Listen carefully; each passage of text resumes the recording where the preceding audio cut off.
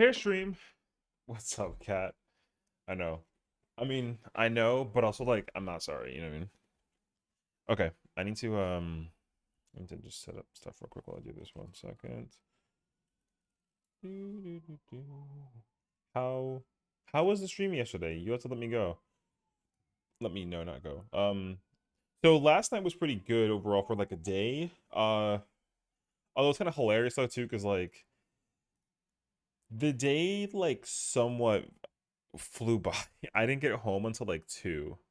So, how am I doing? I'm doing good. What people are going to get really mad about it and learn very quickly that I like I don't really get like um I can drink basically. Like I can contain myself and I can drink well, but like I um I don't drink to the point where like you know, I'm in shambles basically. You know what I mean? Like I'm chilling. So, I don't well no, like everyone, you know what it is. Here's the thing about here's how my like college friends. So last night I was out with a bunch of my college friends. Um they all were like, "Oh my god, it's been so long, something blah blah blah blah blah whatever." And it's just like sometimes like time flies by and you don't realize it. So they were just mad that like it was already like 1 a.m. They're like, "Oh my god, we're so old," and I'm like, I mean, whatever. Sometimes you gotta just like live life and like do what you gotta do. So I just was trying to enjoy what I can, how I can, and last night was a lot of fun. It was nice to like go out with friends and we chilled, we had fun. We went to like a nice restaurant, and then yeah, we went to a place called La Pecora de Bianca. It was really good. I ordered a like lavender spritz from there, which is good. Is this normal or rerun? This is normal. What's up, Alvi? No, we're here for sure. We're actually here. So we're not gonna be oh, does this still say rerun on the YouTube side? I hope not. I can check that though. But we are actually like here in the moment. The number is 3, now 2, now 1. Boom. No. Um rerun R yeah. Okay, good. It doesn't actually like say what okay, cool. Hold on, let me just okay.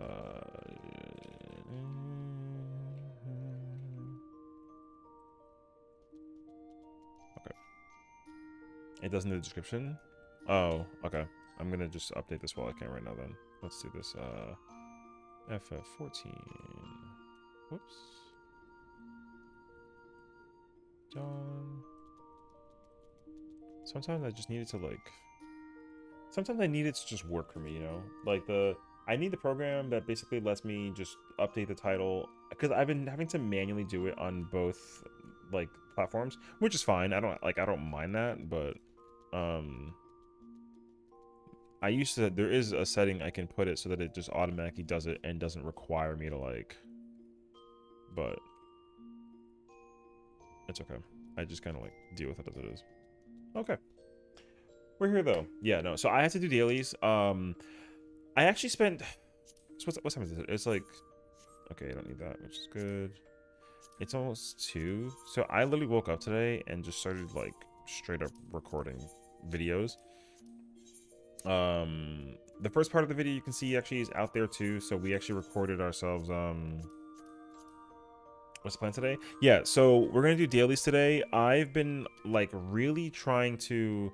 So part of the reason I went out last night was to also kind of hang out with friends and then figure out how everyone else is doing like life-wise. And the good thing is that people are doing great. The not the bad thing per se, but there are some people that are just kind of like, man, my life is like whatever. So I've come to the realization that I really want to hone down and work on what I want to work on, like in terms of everything. I want to do like the content creating, I want to do the streaming, the Twitch, all that stuff. So we're starting stream now. I do not know how long I'll be streaming for today. I definitely, however, want to crack at what I can crack at character wise. So we'll see. What if you get on the call in like in 2 minutes? Oh my gosh, imagine actually. So we'll see. But I'm ooh, we're officially there though. Hold on. Yep. So mini spoilers. Oh, I can't because my gear sucks. Oh, actually, I lied. I can go fix that. I have to go to Tuliyola. It's okay. I'm actually gonna be okay with like not spoilers per se. So I want to get the 89 or the 99 gear basically. So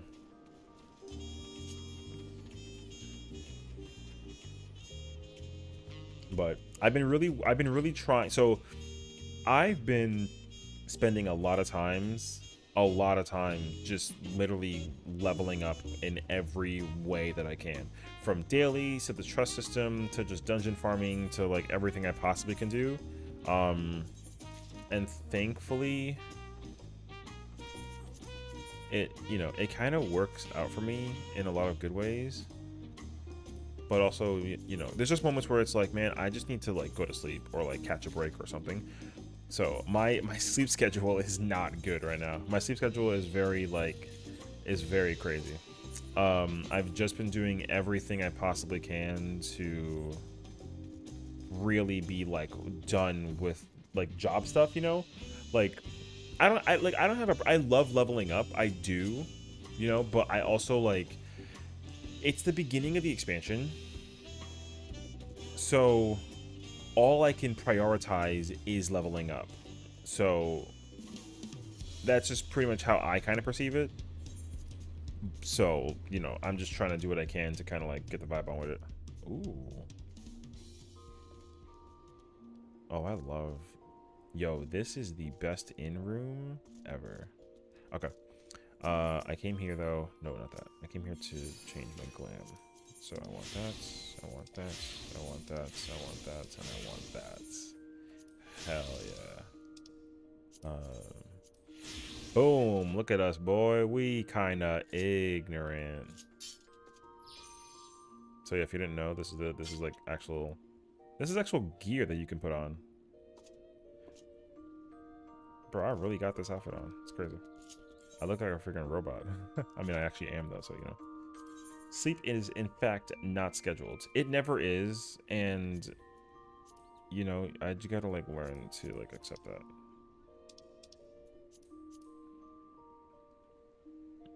Wait, what is guess what? Hit me. What's up? Can I?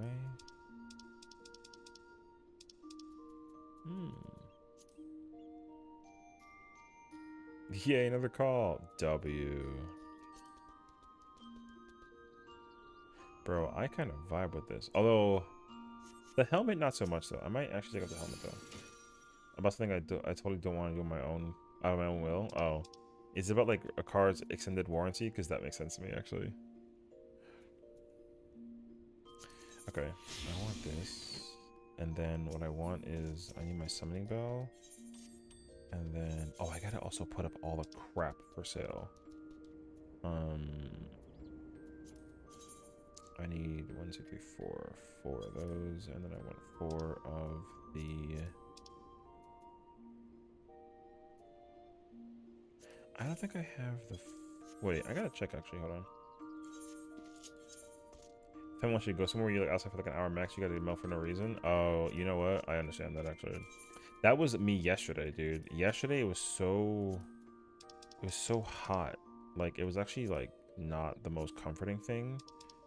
So I actually completely understand that. Okay. But then thankfully the weather kind of like cooled itself down like a little bit because of the, because of the like the sun going down and that sort of thing. It was crazy last night actually. Purple pink low-key works. Thank you. Yeah, so another real reason why too, like, the glam is such a huge ordeal right now, or sorry, the whole like early expansion, it's literally to figure out like glam, dude. You got to go through these dungeons and farm this content and do this stuff, you know what I mean? So bro, this is fire actually. So that's kind of also where I'm at. Yeah. Thanks to the change in the die system, I can make a decent glam with inspiration taken from Azula from Avatar: The Last Airbender. Ooh. You'll have to put it in the glam page section for the on the Discord, because you know what my current problem is also?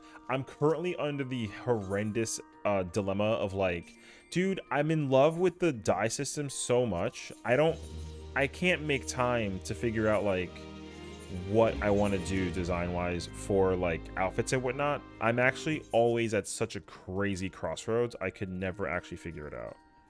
So like I really try hard to. The thing is, like, there's so much that I like. It's hard for me to like want one. The shoulder's weird. No, shoulder's fine. Don't worry about the shoulder. We don't care about the shoulder. It's fine. So yeah, I'm running into the issue right now where like there's so much that I like about the design of the die system now, how it's incorporated.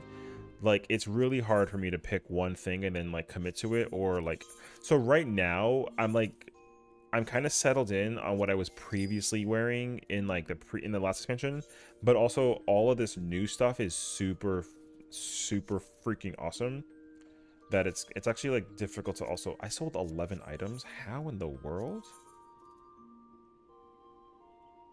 Oh shoot. I sold streaming early. Hi Al. Yeah, I'm streaming early. There's a moderately high likelihood that I'm going to spend the evening tonight working on recording stuff. I actually did some recording like just before I went live like today, and I'm actually paying attention to what people are asking me to record as well. So ew, oh, that's worth nothing right now. That's crazy actually. Okay, so I gotta stop using that gem. Owl, hello, how's it going, friend? So yeah, I was kind of I was like really in the interest of like I wanted to get reacquainted with downloading and playing other games that like. I gotta make sure that EQ Keontae is like no longer a thing anymore. Post some screenshots. W. Okay. Okay, that's good. Let me just quickly check out the Sev. How's it going? Good to see you. Why the face? Okay, I can keep working at Monster for a minute. I'm cool with that actually. Zoe site. Maybe let me go to the Discord real quick and check out this. Let me check the glam.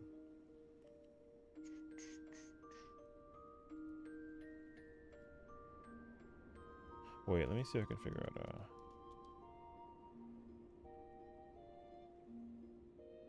Wait, am I dumb? Where is it? Kitty, kitty. Cup noodles. Oh, it's in screenshots. Oh, this is fire. Oh, that's sick, actually. Dude, I like it. That's actually so sick. Crazy. Yo, that gland goes hard. I like it. I like it. Yo, solid. Very solid. Metal Gear Solid, if anything. So, I literally need to play something new or I'm rotting soon. Oh my god. Slept like 2 hours all week. Oh, I'm sorry about that. That sucks. Well, definitely take care of yourself and, you know, just do what you can to just, you know, make your life just as, like, you know what I mean? Like, just try to just take it easy, I would say. And, you know, open arms. We're here for you, if anything. Okay. So, yeah. But yeah, I plan to... Oh, there we go. I plan to... I mean, I'm going to stream and do dailies with 3 characters. I'm very close to, like... This character needs to do with, like, a singular thing. And, like, I got the Dragoon 100. That's what my plan is. And then I'm probably going to work on Reaper afterwards, too. I might do MSQ and I might, like, go in as, like, a tank or something, though. But, like, I'm going to wait and see, so... But I'm trying to get tank. So I didn't realize, like, dude, normal raid comes out on Tuesday. That's actually crazy. I did not realize that it was already Tuesday. So it's really crazy to think about, actually. It starts on Tuesday. That's crazy. So with the whole raiding coming out on Tuesday, like, bro, there's no time. there's actually like no time. I was actually like kind of dicking around with leveling up and jobs and whatnot, and now I actually got to like figure it out. Oh God, good fight. Good fight. It's one of the best fights. Rest eternal in the dark depths of this prison. Please hold. I'm about to start cooking.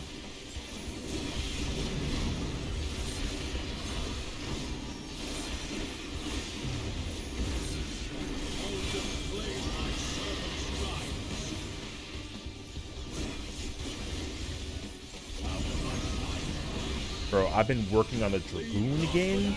I'm bringing back the main. Now, I don't actually plan on playing this job at all during like the raids here, but like in a situation, case in point, if I'm able to like I said this myself before, but like if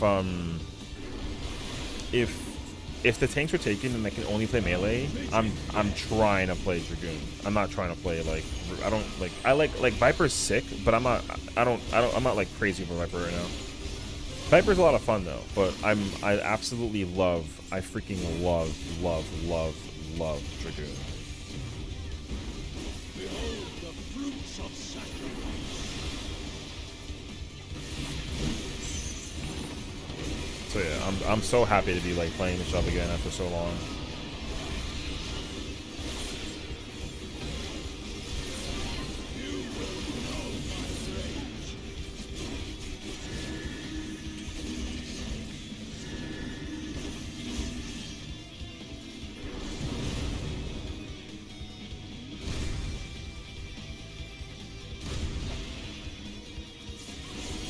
Yo, you saw the freaking brother. That's crazy, actually. Oh, I already used my finger. He's back. To be fair, last time has taken Destiny's assets. Did it really? Oh, I mean, yeah, but that's every. I mean, the thing is, like, every game is kind of sort of doing that right now. You know what I mean? It's like not the worst thing ever. It could be so much worse, actually.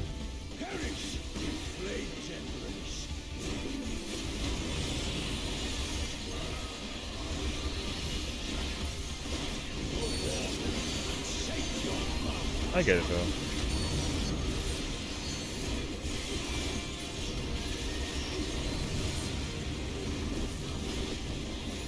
Oh, that person's disconnected. Oh, hey.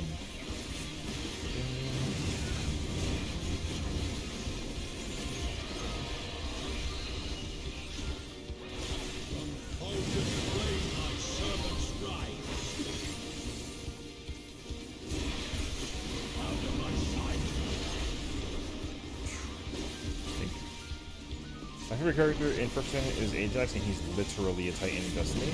Oh, that's sick. Ajax is the GOAT. I like that. That's sick. Yo, look at my character's freaking plan. Yo, I'm over here kind of gaming.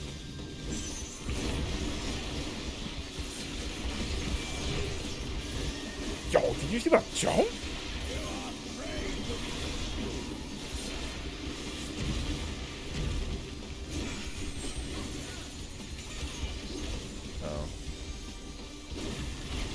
Dead. Oh my god.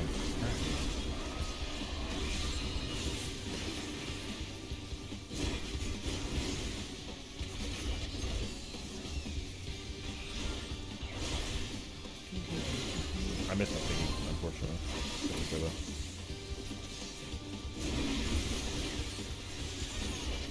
Okay, I gotta hold that temporarily.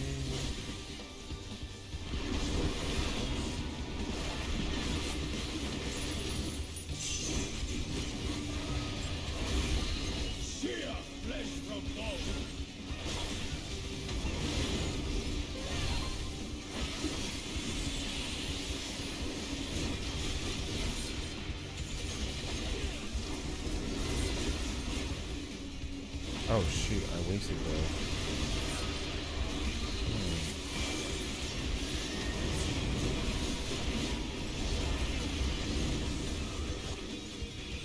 It's actually, it's very inconsistent. I'm realizing that now as I keep on playing this stuff. The rotation is very inconsistent. But that's very deliberate though. Ajax or Blair? Okay.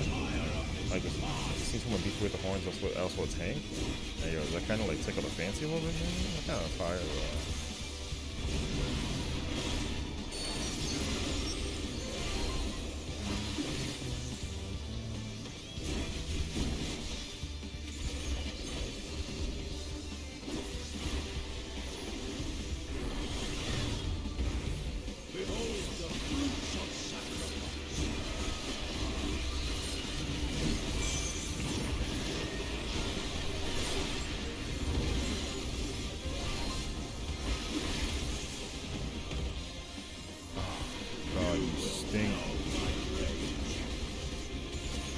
Oh, right, there's no LB3 because of the missing person.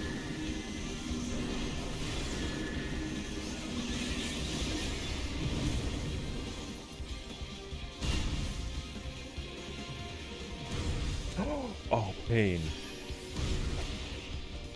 Okay. We're safe.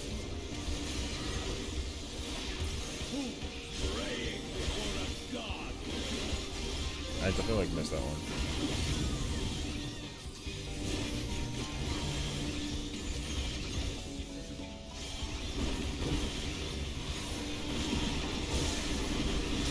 I gotta figure if it's a skill speed thing. It's gotta be a skill speed thing.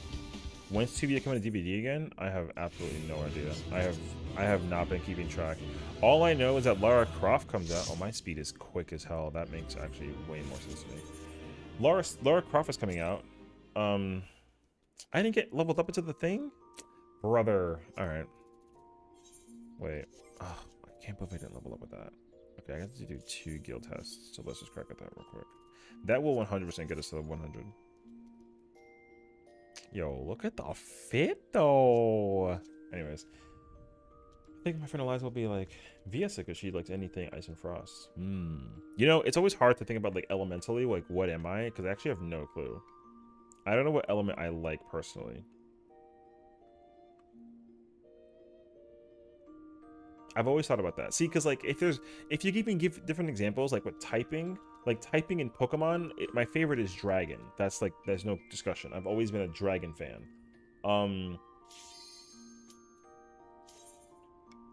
But, like, in a Final Fantasy universe, you know, we got the freaking Umbral and the Astral flows of elements, and I actually don't know which one I like the most. So... Oh, no, yeah. Lightning in your name makes total sense, so I totally get that. If chaos was an element, I'd go with that. But what kind of... Okay, but what kind of, like, elemental imbuement would chaos be? Like, dark? Maybe dark. I don't know what... But, I mean, chaos isn't really, like a Hades type of chaos? Okay, that sounds like it could be more, like, necromancy, if anything. So... Yeah, I don't know. Like, I don't really have a... Dark Side Shadow, or I mean, yeah, not far off of an assumption. So, yeah, I don't know. Like for me, you have like a lot of options to choose from, honestly, but like it's so difficult because I don't pick what's like I do pick what I like the most. I don't pick what's like the strongest, you know. So that's actually like a tough question.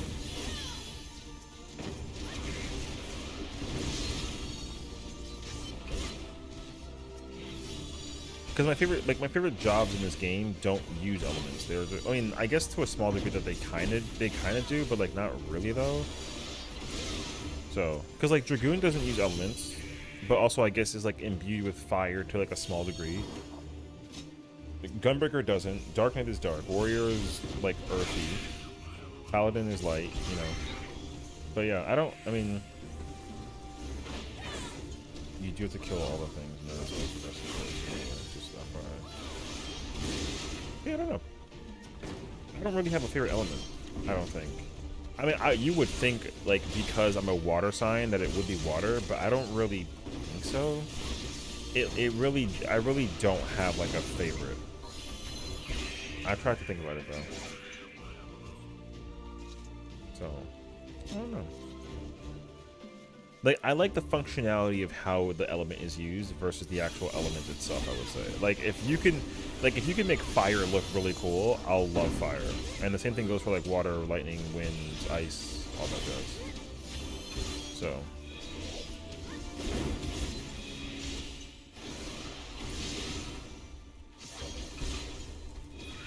But yeah, it's kind of like mixed up. You don't really have like a all these cat girls. Jesus Christ. It's like water, earth, fire, and air in order and chaos. Oh, I see. I don't know. I don't really have like a really immediate idea to it. Because like I said, there's no job in this game that I dislike, and the elemental that they are tied to has nothing to do with me personally. So if you get the basic 4 of water, earth, fire, and air,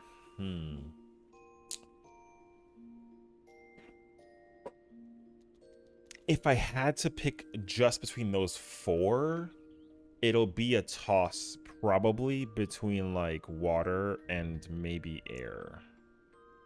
Maybe. Water might be number 1, but like sometimes water looks like, you know, like it looks like whack.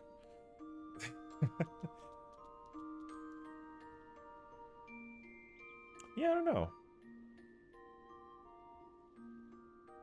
Because even like with like Yu-Gi-Oh, I'm thinking about like Yu-Gi-Oh. Like I like the same thing. I like dragons and spellcasters in Yu-Gi-Oh.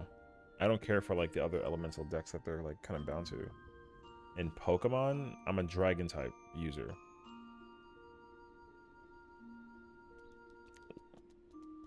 With the fact that you can element and bind, I mean, yeah, but even still though, I need to pick an element that I would just be like, yo, I like this one, period, and then that's it, you know. So if you can only pick one element that was like your primary, like what would that be? Because like same thing with like Naruto, if you have like a Kekkei Genkai and it's like a specific element like tied to it, and you got what? You got similar things, right? You got like earth, fire, air, and water amongst like other ones, and like you can kind of combine those to create like specific styles like particle or like, you know, magma or whatever. Like I don't know. I don't really have an element that immediately like appeals to me. But I think I also play a lot of games that switch up the ones that I end up liking. So that's also kind of like my wow, I haven't seen this one in very, very long. Yeah, I don't know.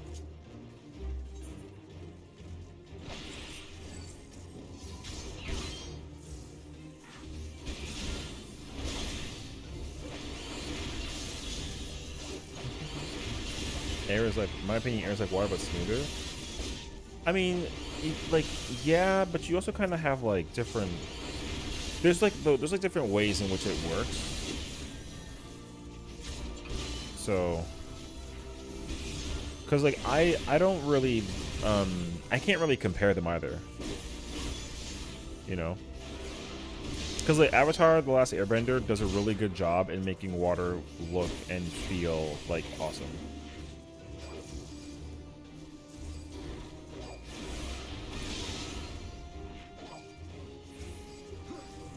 I kind of forget how this one works.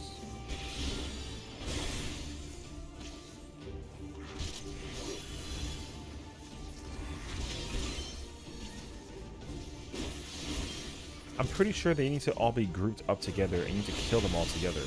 Pretty sure. I don't know what this darkness doing though. Yeah, this whole entire guild test is solely based off of like a tank doing their job of pulling them together. So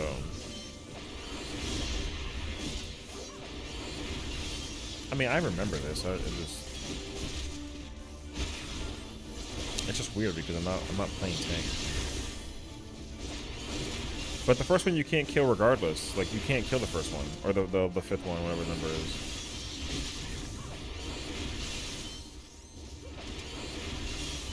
There we go. 2,000 experience? Not even. I'm like 1,300 away. I can breathe on something and win. Oh, there we go. There we go. Profound, hello, welcome on in. Yo, I got robbed. That 1,300 did me horrendous justice. But we're officially there. Okay, wait, I wanna go look at what Starcross looks like. Hold on a second. I gotta put my headphones on and I gotta go feel this button. Let me go feel this button real quick. Thank you, thank you. We're progging through, you know. We got 2 melees, a caster, 2 healers, and 3 tanks done. So, I'm gonna work on Reaper next in terms of leveling, and then I'll probably spend tomorrow doing Warrior, because I do need to finish Warrior. So, okay, let me check this out real quick.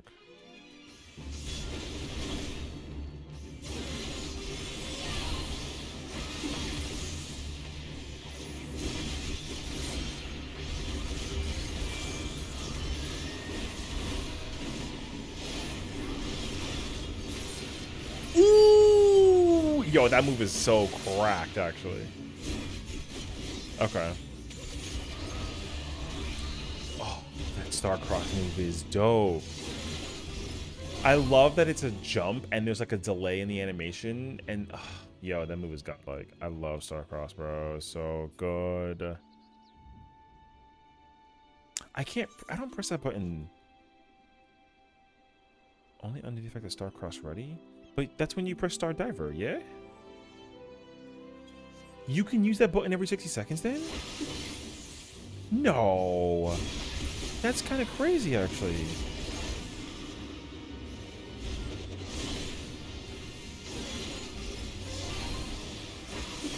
Yo, you press that button every 60 seconds. Interesting. Yo, how is Dragoon not like the strongest? What the Yo, I press Starcross every 60 seconds?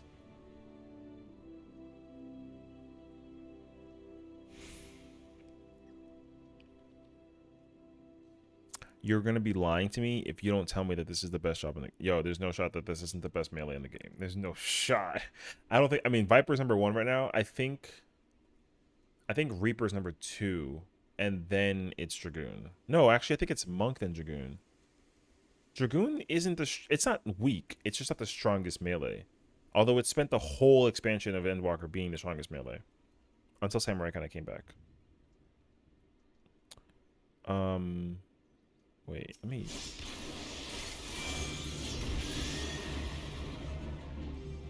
Oh, it's not even like a range attack.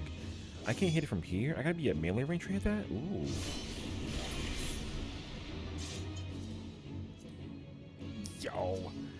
Yo, Starcross Fox, bro. This move is godlike.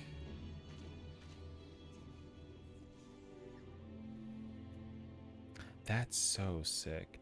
Yo, Dragoon is pumping, dude. Training to me in combat looks better than WoW. What are we up to today? We're gonna do some dailies. Right now I just finished getting Dragoon to 100. So my goal next is to work on Reaper. So I'm gonna work on Reaper now. I'm gonna do dailies with Reaper on this character, and then I don't know where I am on my other character. I'm also very close to Dragoon maxing on that character too. So the plan is pretty simple when it comes to the rating. 90% of the time I'm playing tank. The other 10% is when people like don't have tank available for me to play, or I'm with friends and same scenario. Otherwise though, like I'm playing tank. However, I do I want to get my I know that it like doesn't matter to people, but it matters to me. I like need the mentor crown, so I can get that. I just got to complete the role quests for these jobs. And I haven't technically done that yet, but like I'll get to it eventually. But for right now though, yeah, I'm just working on leveling up my jobs. I do want to prioritize the crap out of Reaper and Dragoon, because you know the way how it works for me simply is like, since Dragoon and Reaper share the same gear, I can at least like not worry about over encumbering myself with the gear from both jobs. You know, I can just kind of have one. So like with Viper, I should work on Ninja, because then I don't like, you know, the gear is shared between those jobs right now currently. So that's my plan is to do in order. It was supposed to be Dragoon, Reaper, Viper, Ninja, but now it turned into Viper, Dragoon, Reaper, and then Ninja. And then I'm gonna save Monk for last.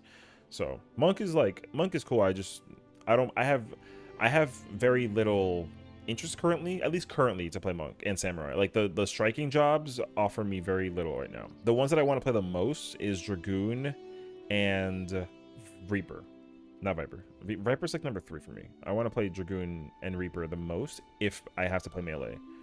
But if I'm playing tank, I'm 100% playing gunbreaker and then warrior and then dark knight and then paladin. Healer wise, it's astro. Period. I don't want to play anything else.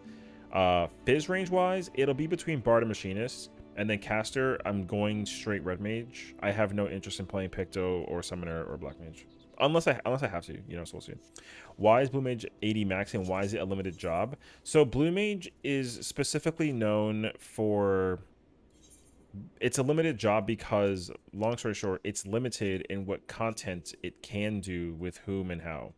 So for example, I cannot go blue mage. I can't go blue mage, and then I can't do anything that's here. I can't do any dailies. I can do stuff level 80 and prior with blue mage, but I can only do it with other blue mages, technically. So, like, you can't do ultimates. Blue mage is forbidden in ultimates and high level content. You can't do any of that. So the reason why, it's just because like they've kind of, the way how you play blue mage is very unique in the sense of like, you don't level up the job and learn spells. You level up the job and you just get stronger. You learn spells by fighting enemies in the wild. So all these buttons I've acquired from fighting the stuff that's out here, but also everywhere. Like certain bosses will drop abilities, certain you know what I mean? You look like the dress. It's a good dress, bro. I like this dress. This dress is also fire now that like I've effectively like double dyed it basically. So because it used to have a different. I mean, I used to like it would look like, what is it, like this. And I don't like. I mean, I don't mind that one, but I like this one so much more. So yeah, we're talking about blue mage. So blue mage is currently in a position job wise where like it's very it's actually stronger.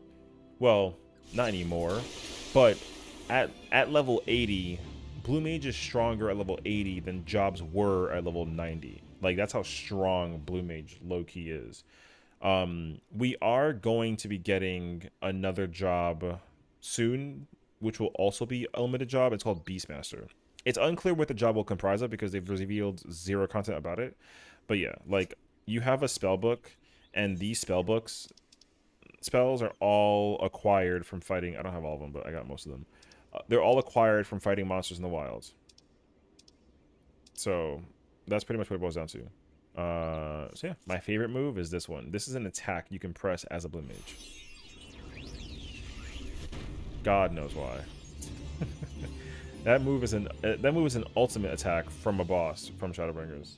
It just is what it is. So blue mage is cracked, but so yeah, blue mage cannot naturally partake in content with other jobs. It's forbidden, but there are things you can do content wise based on the level you are with blue mage when you play with other blue mages. And there are achievements and limited, and there's like mounts and stuff you can get specifically if you do it with 8 blue mages. So like that's just the simplest way I can explain to you. So blue mage is a limited job because it and also it has its own, I would say it has its own raid tier thing that it has too, because should I call it spell hunter instead of blue mage? No, that's stupid. Blue mages are naturally known for like, sorry, I didn't mean to like say it was stupid, but like the reason why you can't call it a spell hunter is because blue mage has been a job in in Final Fantasy's like lore since like Final Fantasy V or Final Fantasy VI. So they've always naturally been about like doing, they acquire their spells from other monsters. That's the whole purpose of like what they do. Every single ability that a blue mage uses comes from monsters. They never use their own spells for themselves, basically. Now the other thing that's important to keep in mind of when you're playing blue mage content, where is it? Is it? Oh no, it's over here. Is they have their own thing called the Masked Carnival, and basically it's their raid, and you can only do it as a blue mage. Now the difference between blue mage content versus like regular content. Like if you're playing Black Mage, you have 3 spells, right? You got fire, ice, and thunder.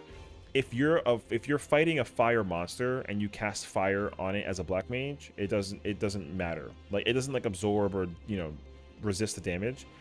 But in Blue Mage content, the element that you have actually does matter. So if you're fighting like a like an earth creature and its weakness is water, you have to hit it with water spells to do a lot of damage. You cannot do more damage if you just use whatever you want. Like you can't hit it with earth damage, it does no damage. So you got to actually like pay attention to what spells you use in the Masked Carnival, because every ability has some type of damage, whether it's physical or magical, elemental, slashing versus piercing versus blunt, all that. So you got to actually like pay attention to the aspect of the magic, and then what kind of like spell does it do. So yeah, and I can't go in and like as like a paladin. I can't do this as a paladin. You can only do this specifically as Blue Mage. So Beastmaster is expected to get their own version of this too in the future, so we'll see. But yeah, that's why it's limited, because it's limited in terms of what content you can do as a Blue Mage, and it restricts other jobs from doing Blue Mage content also. I do not want to wear this. So yeah, Blue Mage is Blue Mage is sick. Blue Mage is a lot of fun also. The content, despite it being like, despite the damage you can do as a Blue Mage, actually executing the content is hard still. Like it's still tough to do the content, because you actually have to like pay attention to, since you do so much damage, there's a lot of things you can do to like cheese bosses. Like you can easily just use you know, like an invuln and then just completely ignore an attack that a boss uses and like not give a crap. It's not always like that though, but like it definitely depends on like what it is. So I was trying to figure out what that was from. I got you. Overwatch on things like a gig. They like collaborated with Transformers or something. I know that much. I saw that they were doing, so like Call of Duty recently collaborated with Fallout, and now they're collaborating with the WWE. Like Hulk Hogan is going to be like a character you can play in Call of Duty. Overwatch is doing a collaboration with Transformers. That's what I know. They're level up fishing. Yeah, fishing was mad easy. The only jobs I'm missing to level up is the left side. Okay. So I've already leveled all my crafters, all my gatherers are max. I'm already done. I've been done since like a week ago. The only thing that's left to do is all these jobs. So, and I don't really have like a particular order in what I press and what I do, but yeah. Why'd you cap on me about fishing? You think I don't do fishing? Bro, no one like, hold on, I understand how loud the game is. No one actually like adheres to my like methods of fishing. People think my method of fishing is like not whack, but bro, it's boring, but it's mad easy. So, is it the fastest method? I don't think so, but it's, for me it works. I sit there and just turn my brain off. You got Botany 92 earlier? Hey, W. Botany and Minor are the ones that take the longest for me. They're not hard, but you gotta actually like travel and do a lot of stuff to like actually like work on the thing, and I don't like. Sometimes doing that, I'm just kind of like, man, I don't want to do that. But I had to do it just to like get out of the way. So. Yeah, Kat, you were there, brother. That's when we were like watching DVD and shit. I was like crafting, and then there was like a stream where we were like talking about other stuff, and then I was literally fishing in the background. Hey, yo. So yeah. Now I have not worked on my other. I've worked on I have not worked on my all my crafters on my other character. I plan to, but it's like such a low priority for me currently, so I'll crack it when I can though.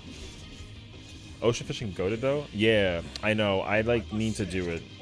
I like don't ever do ocean fishing. I should really figure that out, honestly. Because all I did was do collectibles for all 3. I mean, all my jobs, all 11 jobs. Yeah, I only do collectibles when I want to level up really quickly. For me, it works. I can do all 3 jobs in like in like a day maybe. Not seeing a picture of a Viper? Yeah, the hype is kind of already like done with. I mean, my friend confirmed to me that like they changed from a Dark Knight main to a, you know, they play Pictomancer now. Like they don't care about playing tank anymore. They want to play Picto. Because, you know, the job is cute and like it does damage.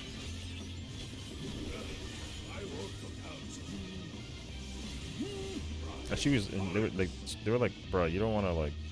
I was like, I'll play Dark Knight for you, and they're like, what? Why for me? I was like, what do you mean? You play Dark Knight? But you know, similar to me, I guess they switch between jobs when it comes to like playing like a main. But they've been a Dark main for a really long time, and then they recently just switched back to playing. Now they're playing caster, so which is like whatever. I'm hard striking to playing tank. I'm not overly oh, I don't want to like do this actually. I kind of want to burn through dailies. I don't want to just send it for the sake of the thing, so I'm going to just go warrior. I got to work on warrior a little bit, so I have no interest in playing it. Like I do not plan on playing caster or range unless it's like strictly necessary. So yeah, my priority is going to be warrior and reaper. And then I'll work on the jobs when I level up, but like it's just so much effort because like obviously with how easy it's been leveling up, like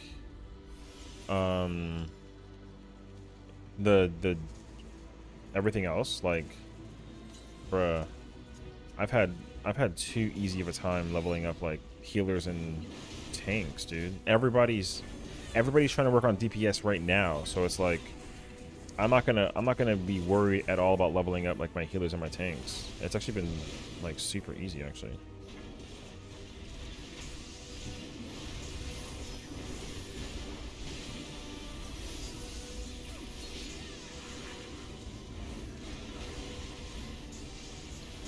What about an Astro? Oh.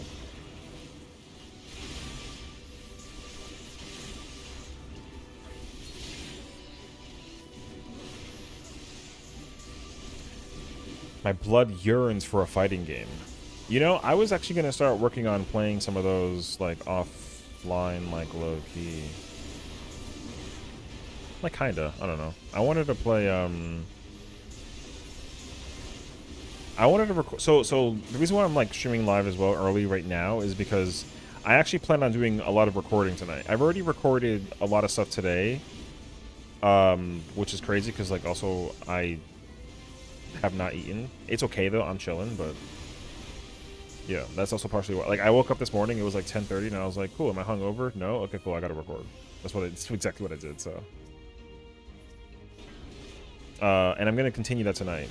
I actually have plans on playing a new game today, and I have to finish there's 2 games I plan to finish tonight. One, I plan to finish Yu-Gi-Oh! And I plan to finish Zelda if I can.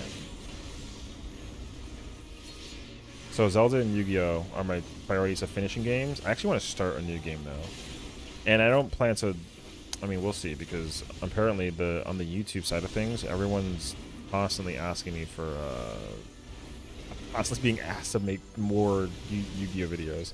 There's just like not a lot of people that are playing that game apparently on the internet, and like apparently I'm like one of the few, which is like insane actually. So, like, I don't want to play it, but I don't want to not play it. Like, I like it. I just, you know.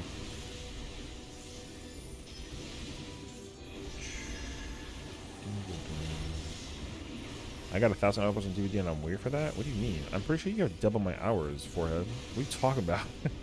Trials, I got Shiva, I'm warrior, and Shiva stepped on you? AOW. Get on, like, Pokemon? I mean, that's on the list also. I have to work on Pokemon eventually. So there's a lot of games. Okay, so I was asked, there was 3 games I was asked to play on YouTube. I was requested to play Subnautica. Owl asked me to play Detroit Become Human, which I actually always wanted to play that game. I don't know why I never actually like committed to playing it. So here we are. And then someone wants me to play modded versions of Zelda. You have 2.5 don't talk to you. Exactly my point though. Like, Cat, you literally have more than double my hours. Brother, that doesn't do anything for me. I don't want more hours in DVD. If I can actually delete my hours and start over again, I'm freaking in.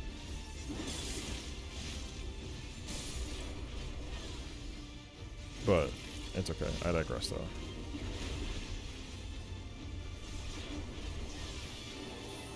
Is that bad? I mean, it is what it is.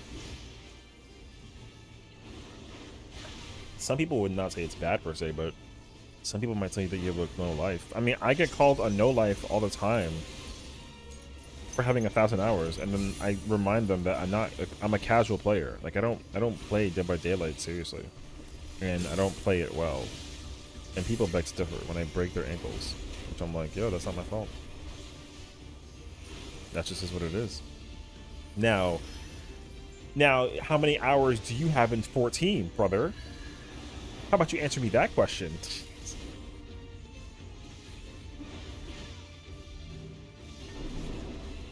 I think I can weave that. I gotta practice it.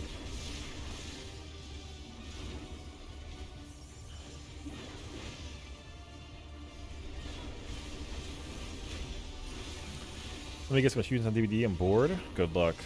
I hope the killer likes something, bro.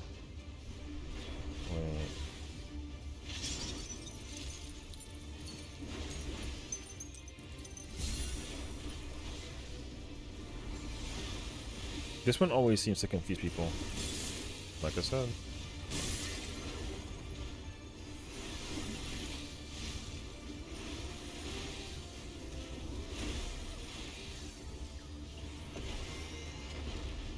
The game I have the most hours in is definitely 14. It was not 14 for me until recently. The most hours I had, top 3, like timer wise, that I would say was do I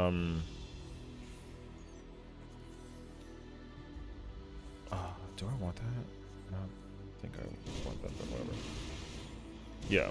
I wanna it was Pokemon X and Y and Final Fantasy X. It was like a near close tie between those two games. So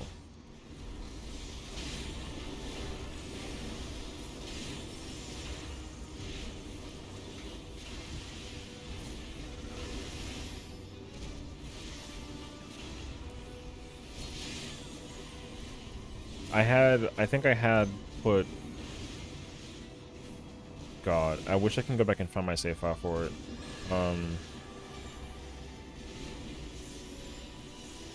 My save file for Final Fantasy X is stupid. I mean, it's only, the reason why though is not because I play that game every day. It's just that like I play that game, I have moments where I want to play that game like crazy, and what ends up happening is like I've had the same save file since 2001 or 2, whatever that it was. I've had the same save file for forever. So that's why. And those hours over the course of just like a decade plus or 2 decades have just like been skyrocketing, I would say. Yeah, and the other game is Pokemon X and Y. So I think with Final Fantasy X, I don't exactly know what the hours are. It doesn't record it beyond like 2,000, I think, or 1,000. I think I have like 12, 15,000 hours in FF10, specifically FF10, across like a bunch of save files. It's crazy, actually. If I can go find my old PS2 memory card, if I was able to like hack the time for that, it would say I have like 700 or 600 days spent playing FF10. Yo, I spend a lot of time playing 10. So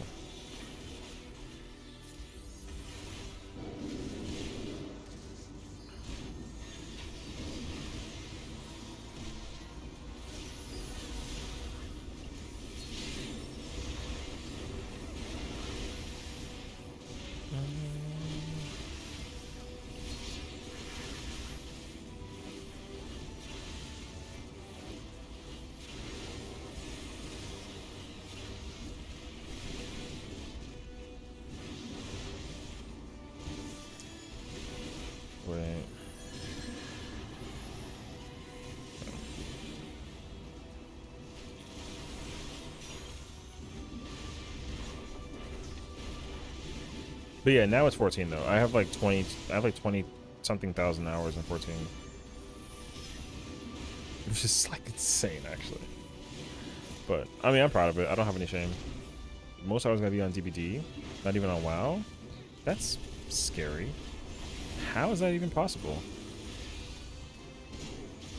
You would have sold me as somebody who has spent like thousands and thousands of hours playing DBD, but even more of that playing WoW. So the fact that it's not that is like actually kind of nuts.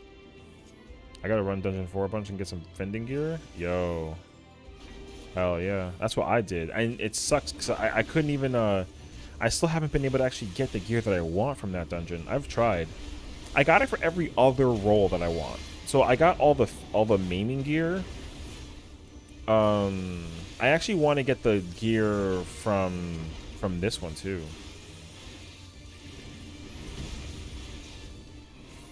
I actually like this one a lot. I like this.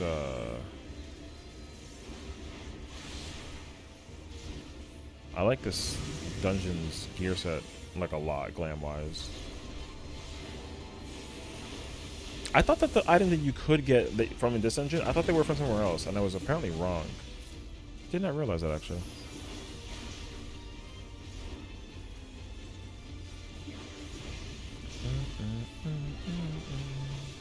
Dungeon 1 is not, it's okay, but you know, it doesn't like immediately appeal to me.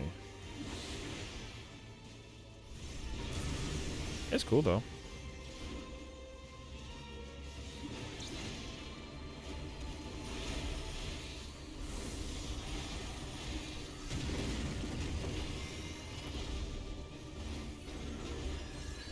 Yeah, the river guard stuff, yeah. Like, some of it's cool. It's very, like, barbaric. And I think that, like, the maiming and the fending set is really cool because it's very, like, berserker-esque, which is sick, and I like that.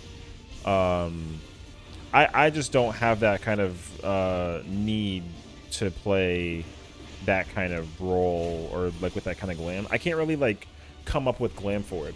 The weapons I'll go for, though. I like the weapons a lot. With that set.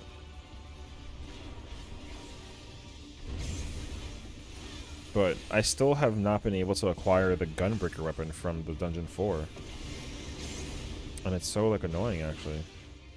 I've been running that dungeon like crazy. Like, I can't even count how many times I've done that dungeon. I've lost track. I've done it, like, 30 times at this point. I'll literally grind that dungeon in a party of like a leveling roulette party thing. Like, you know, people put like party finder up and like, yeah, we're gonna farm this dungeon and get gear. Yo, I will join 5 different parties and just grind out whatever I can get gear wise for it. Yo, I've never gotten the gunbreaker weapon. I don't think I have the Dark Knight one either. I have Paladin and I have Warrior. I don't have gunbreaker or Dark Knight. And it's just kind of like, so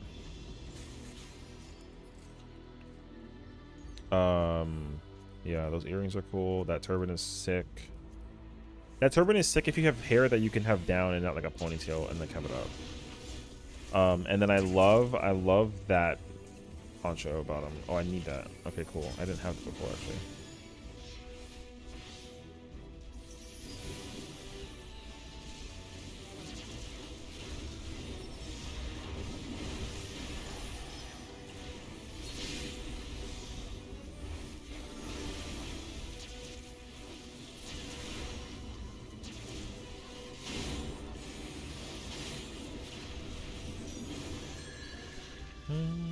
Real question, does Warrior only have Primal Rend as gap close? No. Warrior has 2, technically. You have Primal Rend, but you also have the Onslaught. The little, like, dash attack. So, Warrior... The thing is, like, Primal Rend can be used as a gap closer. And sometimes it actually works well if you can actually figure out how to, like, use it, basically. But you should rarely be using... Because your Onslaught is like your gap close. That move is also like your... It's like a real gap closer you can use, So Onslaught is the more superior gap closer.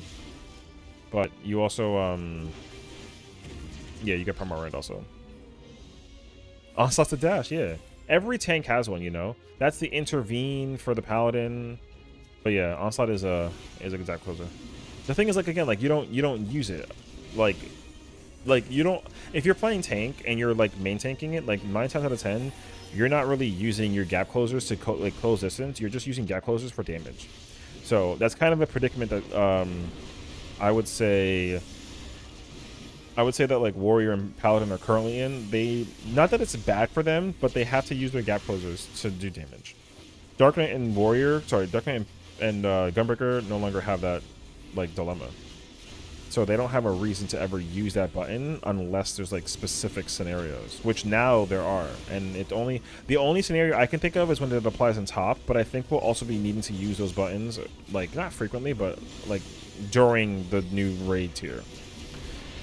Because the hitbox for the bosses are going to be, you know, smaller. So I actually expect you to have to like run out of the boss's hitbox and also like bring the boss to certain positions in places where like it's gonna actually make a difference. So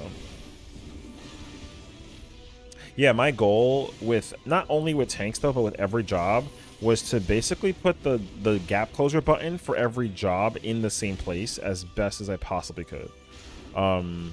I'm actually not entirely done doing that. There's still some jobs I still have to kind of like work the kinks out for. Like I don't have Monk there. Monk I have to figure out because I have it. So if I'm using triggers and buttons, like if I press left trigger cross, that's how I use my gap closer for everybody except for Monk. Monk's is right trigger cross because it was like that in Shadowbringers, and it's been that way since Stormblood also. So that's just like a muscle memory thing I got to deal with basically.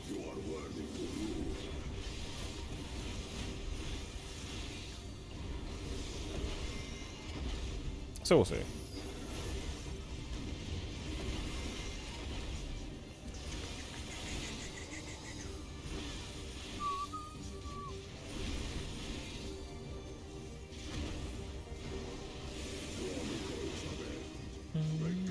But yeah, I mean, I didn't realize it either, but I actually like unconsciously made all my hotbars the exact same for all the tanks, which is actually super nice because I didn't know that I could do that, and then when I did do it, I was kind of like, oh snap, because like, you know, if you have like Heart of Corundum or Nascent Flash for Warrior and Gunbreaker, or and then like I have Ablation for Dark Knight, and I had Intervention with Paladin, and I had the buttons actually in different places. I didn't realize it. So, but now they're actually all in the same place. So if I press left trigger and then left on the D-pad, that's going to be my like give person buff button. And I had that button in a different place for Paladin because intervene used to be up here in the second hotbar. And I put it now on the first. Because over here used to be expiation. So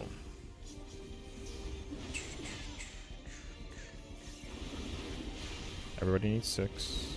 6 is the correct number. Thank you.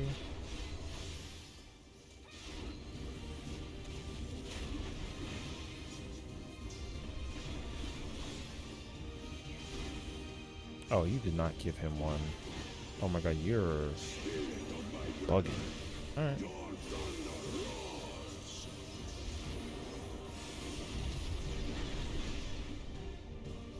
I got 7. I mean, I wasn't trying to take 7, but...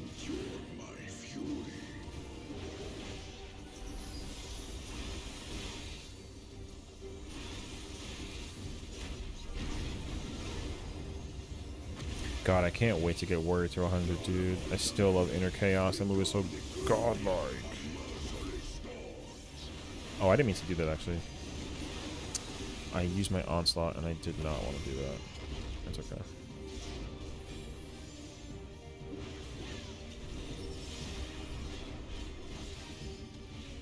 Okay, this one I save. There we go.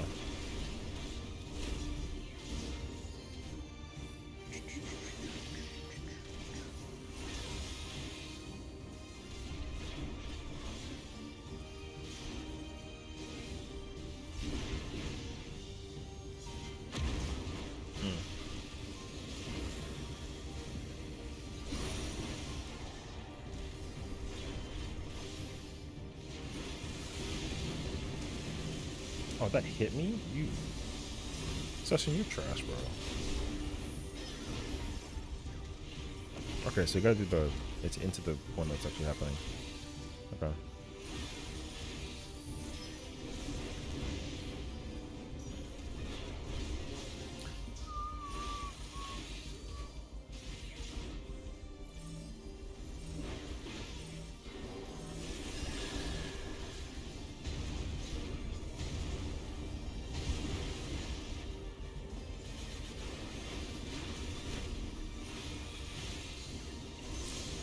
From the heart of a mountain I rise.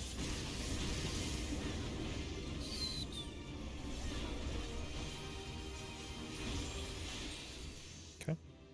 94. Chess piece? Sucks. I need that poncho, dude. GG's.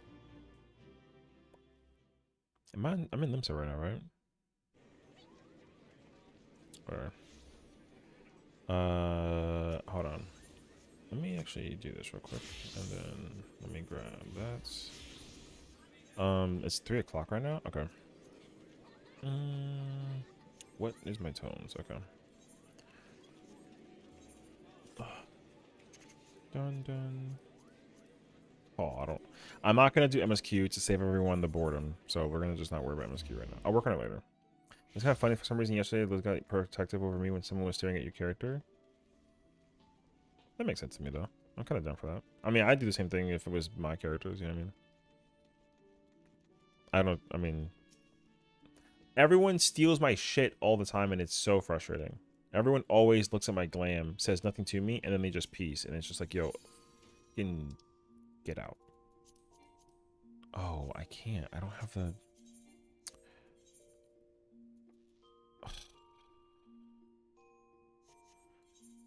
I don't have 94 chess piece at all? You're lying. I gotta have it somewhere. No? No? Alright. Pain. My play working though? Fuck yeah, bro. Alright. I want to wear the poncho, but it's a level 93 item, and I have to be level 94, and I forget that. But yeah, like I said, dude, everyone steals my outfits all the goddamn time. It's like annoying.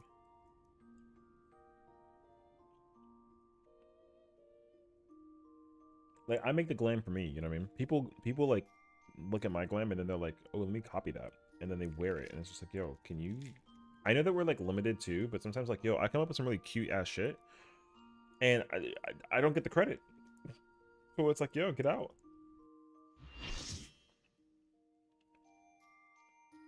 Please be like Circus Tower.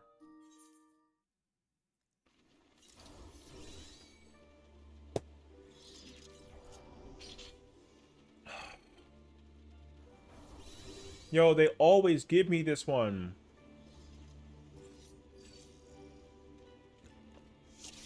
I'm not even tanking.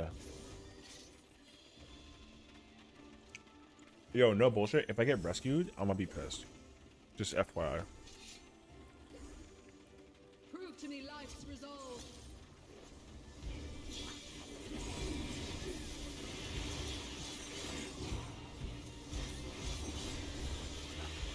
Look, I love Nafika, but brother, I'm not trying to do this alliance raid.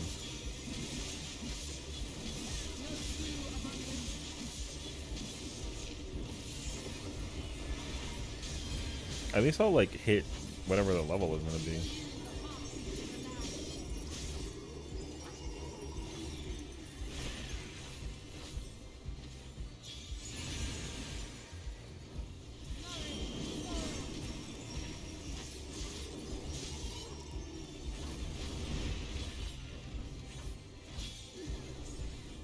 Okay, see, you already got people being weird, blowing kisses at Nofika. God.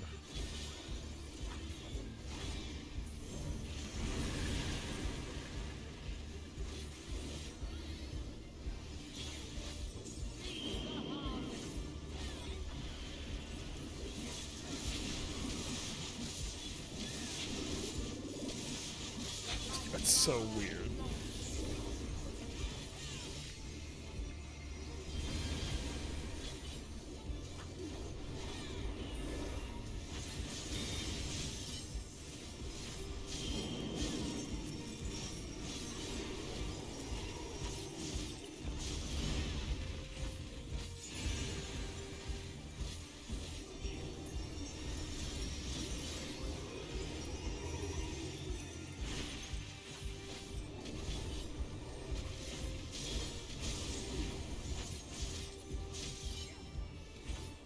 Is Monk good suspension? People not liking it? It's Monk is good. Monk is just in a position that's complicated because Monk. Okay, so here's the problem with Monk. From what I've understood, I'm not saying this as somebody who plays Monk. I have not touched the job, but from what I understood from a friend who is like the number 5 Monk player in the world, he doesn't like Monk because the buttons that you used to press during specific moments of like your rotation and your burst window, whatever, that apparently is dramatically different. But also, I guess the potencies that you should be pressing button wise are just different buttons. Like, that's what I understood. I don't know exactly if that's what it is, but from what that's what I was explained, is that like you press, you like basically monk is like a job system that you have it's like a priority combo. So you have 2 3s, you have 2 different 3-hit combos. So what you used to do is you would press like your 1 to then press your second one and then go back to pressing your first one to activate a specific button that does damage. And then you press your perfect balance again, and then you basically do it again. But then you press a different button this time, and then you press like your 2, then like your 2, then like your 1, and then like your 3, and then you get like your other thing. That's what I understood. They changed that entirely for Monk apparently, and not like dramatically, but they changed it to the point that people are like, bruh, where is the usual? Because again, people when new jobs come out, people want to feel familiarity, I guess, to what the jobs were currently. So like Monk as a job, I guess since that changed, it hasn't changed since like, I want to technically say Stormblood, but they enhanced it further when they remade the job in Endwalker. So the job has just gone through some crazy change that, because the reason why too is like Monk, in the description listing of like all the jobs for the game, like the only jobs that we're like expecting to get reworked, even though they're mini reworks, and I still agree they're not massive reworks, they're very miniature, but they still kind of keep the same composure, was Astro and Dragoon. Dragoon plays, it does not change different. It plays the same, despite the dramatic change of Grisgogel. Monk, however, the Monk's change with how you use the perfect balance button, it's such a change that it almost feels like a rework, and that's why Monks don't like it, is what I understood. And like Monk has always been a very confusing job for me to pick up and understand, not because of its complexity, but because here's the biggest issue that Monk has had since Shadowbringers, and it's still to this day not been addressed. In Shadowbringers, they got an attack called Six-Sided Star. That move animation wise is fire, right? But whenever they introduce a new ability in the game, there's kind of like this expectation that like the button is used in some way, shape, and form. But the thing is, like with Six-Sided Star, you never press that button except for either the very, very, very end of the fight or when the boss is about to like teleport away and do something. Otherwise, you never press Six-Sided Star. So that's been an untouched button since Shadowbringers.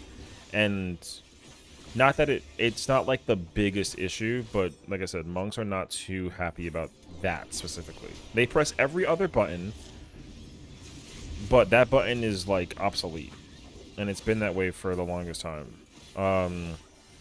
They also had another ability called Anatman, and that button used to be high tech if you knew how to press it, where it basically gave you well, this was also before the rework. There was like a way you can get a thing called Grease Lightning with Monk, and you used Anatman and it gave you a stack of Grease Lightning. Grease Lightning increases the speed in which you can like attack.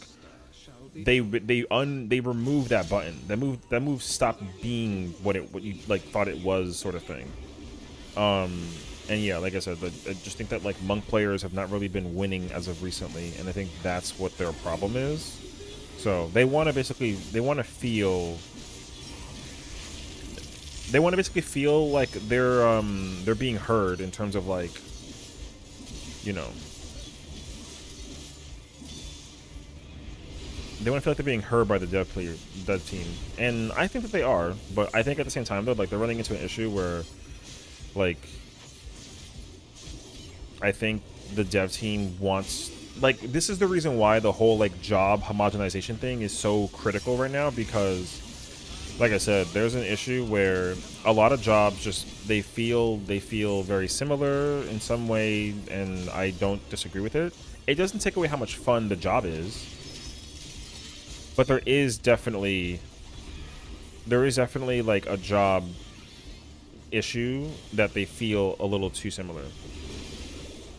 So everyone now is just comparing everything to Monk, because Monk is the same as every job, and every job is the same as Monk, you know what I mean? So that's why, like, I'm hoping that the thing is, like, I don't really feel that way the most with the melee though. The melee are not my problem when it comes to that job homogenization. My problem is actually much more so with the tanks. The tanks have too much similarity to each other, and I actually feel that.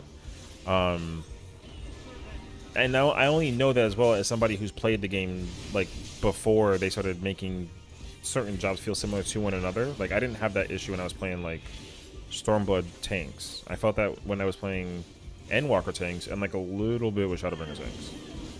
But again, it like entirely depends as well. Because like, even though Reaper is like a really easy job to pick up and play, like the job is mad fun. Like I have no gripes at all about Reaper. I think Reaper is still one of the best designed jobs to play. And everyone kind of like was like, oh, this job is mad easy. But you also kind of realized as well that like Reaper fun as shit. So I love Reaper like a lot. It's a very under-deserved job. This job is so effing good. So, and like people had the same kind of grip about Viper too, you know? Everyone was like, oh, because Viper has the same thing where like you press a button and it gives you 50 meters to activate the burst mode or whatever. Everyone was like, oh, Viper is the same thing, you know? But then once people started actually playing Viper though, they were kind of like, oh, I actually fuck with this like a lot. People fell in love with the job afterwards, which I think was awesome actually. Now everyone loves Viper. And the craziest part is too, is like, despite the thing with Viper having the 50 gauge cost, the job plays nothing like Reaper. Nothing. Thankfully, that's where that difference kind of kicks into gear.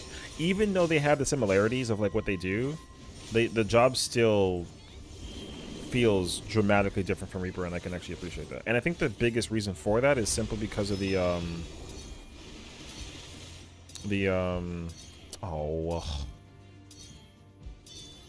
fine.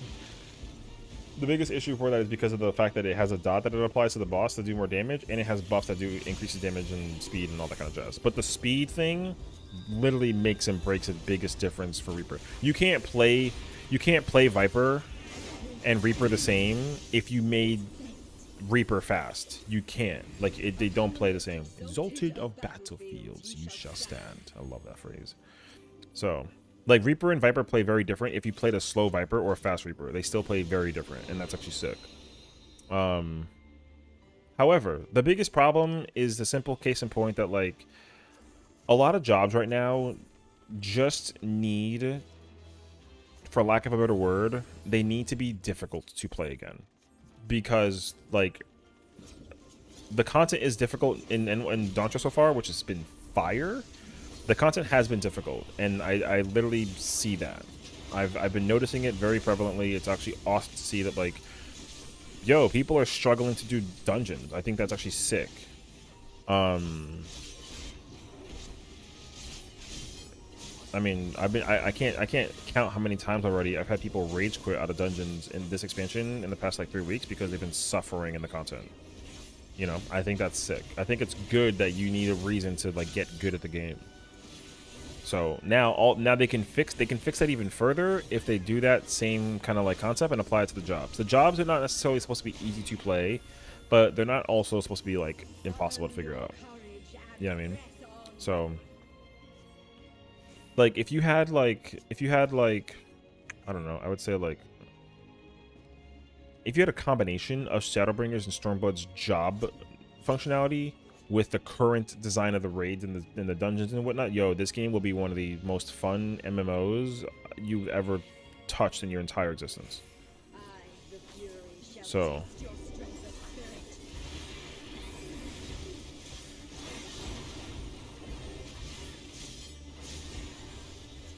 and like I said, fingers crossed that we get exactly that, so we'll see. I don't know.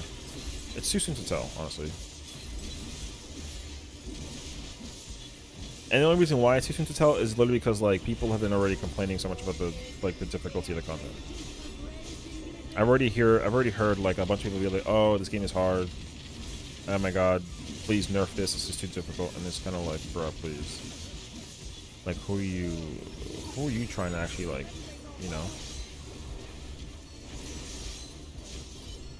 And here's the thing too, listen, it's not even that the dungeons in this current expansion are hard. Yo, there's content from even today, dude. I've seen people just die to Alexander stuff, which is crazy to me actually. And you're gonna be like, how is that even possible? Yo, guess what? It's possible, dude. Oh wait, I meant to do this into this. There we go. Oh, I'm playing my trash right now. Totally. Okay, I mean, I don't care. I'm not going for it, so.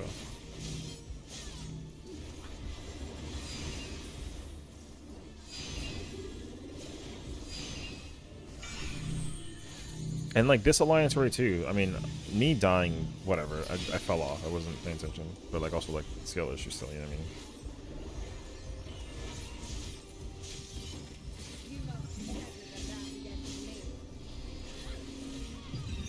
But like, yo, there's people that are actually just like doing this content right now, and let me tell you, man, yo, they are struggling.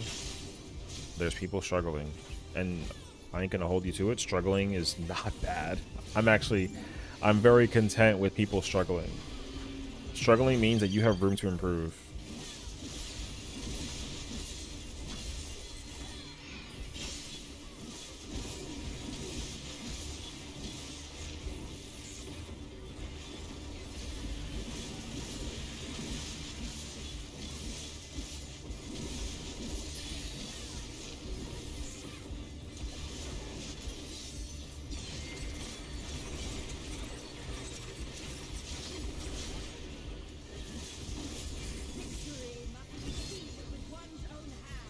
Wait, is she already going into the transition? Hey, yo, we're busting right now. The image is actually kind of nuts. Like, we didn't even get to do the ring mechanic.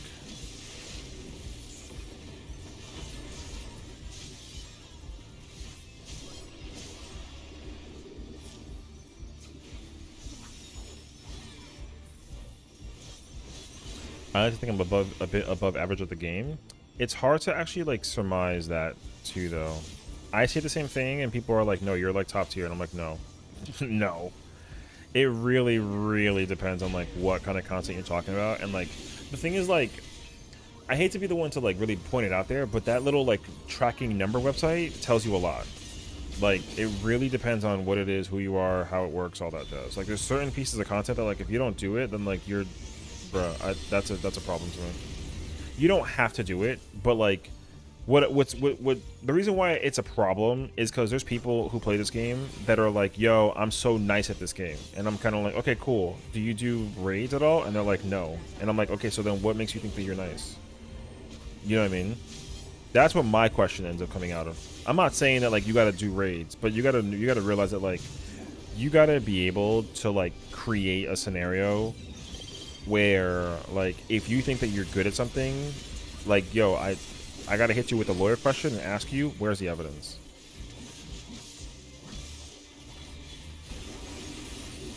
You know, the evidence will tell me what I gotta know. Oh.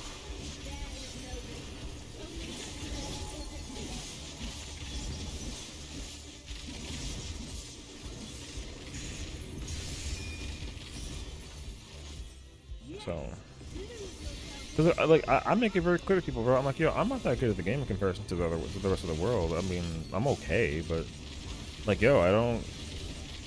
But I don't like the real truth scenario behind the whole thing is like, yo, we do not care about how good people are if you just humbly accept that, like, you know, people are not humble in this game, unfortunately.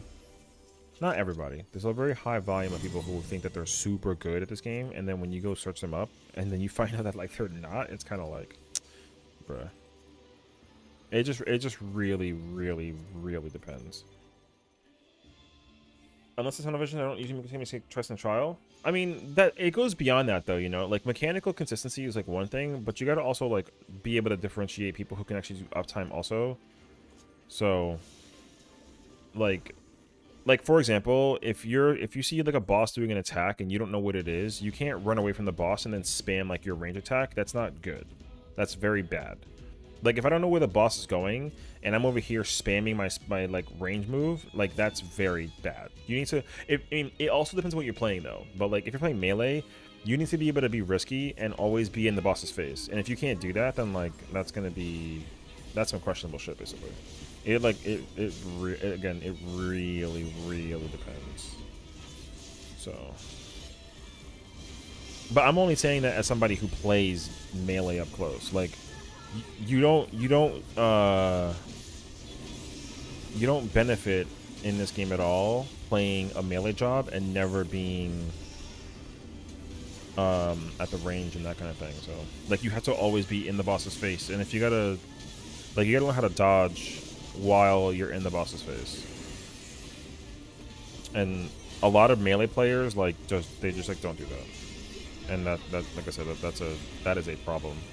That's like very bad. So, like, there is a fundamental way to play every job in the game. It's not hard at all, but you just gotta know how to like be smart. And again, like, people will say that they're good at the game, and then don't, like I said, if you don't do content, but you think you're above average, that's not a problem. Just don't brag to the world that like you're nice at the you know, like don't be like, yeah, I played this job well, but like you don't do content. Like if you don't say anything like that, then like you can only do dungeons, and we like, yo, people won't get mad at you for that. People get mad at other players for hearing them have like an ego, you know. That's all that it boils down to. Just don't have an ego in this game, and like you're fine. You can be the #1 player in the world or the 3,248,112 player in the world, and like if you don't have an ego, yo, nobody cares. Not like in a negative way either. Like we're like generally gonna just be like, oh yeah, that, you know, that's cool. I had fun. GG's. Simple. So, oh, I'm gonna get hit by this, I think. Oh no, move. I should have gotten hit for that. Yeah. So that's what I feel. That's how I feel. Because I can only tell you this from experience. The number of people who'll be like, yo, Adele, this fucking healer sucks. And I'm like, why? Yo, there's talking so much shit. And I'm like, about what? Yo, they think that like because they, you know, they have a warrior, they can just, you know, something, blah blah blah blah blah blah. And I'm like, all right, well, that's unfortunate, but also like, damn, bro. You know what I mean? So, and like, yo, you know how many people are looking at my DSR weapon and being like, oh my god, that DSR weapon looks so sick on a Reaper. Like, yo, that person must be good. They cleared DSR. That doesn't mean shit, dog. It doesn't mean anything. So, but again, I'm also humble to the fact that I had the opportunity and experience of doing DSR. I don't run around with. I mean, do I put the weapon on my character to run around with it? Like, yeah, but I don't like use the title. I've never used the Alpha Legend or the Heaven's Legend title ever. Like, never. I don't use those titles. They don't really offer me a lot of like things.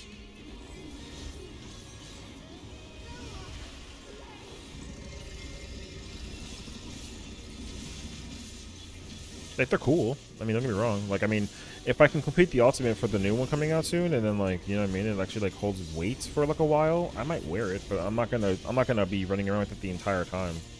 There's just a there's a negative stigmatism about like how you what you put on basically title wise. I put on the title that like indicates my character's hair color. That's all that I do. That's why she's Adele the White, because her hair is white. It's literally that simple.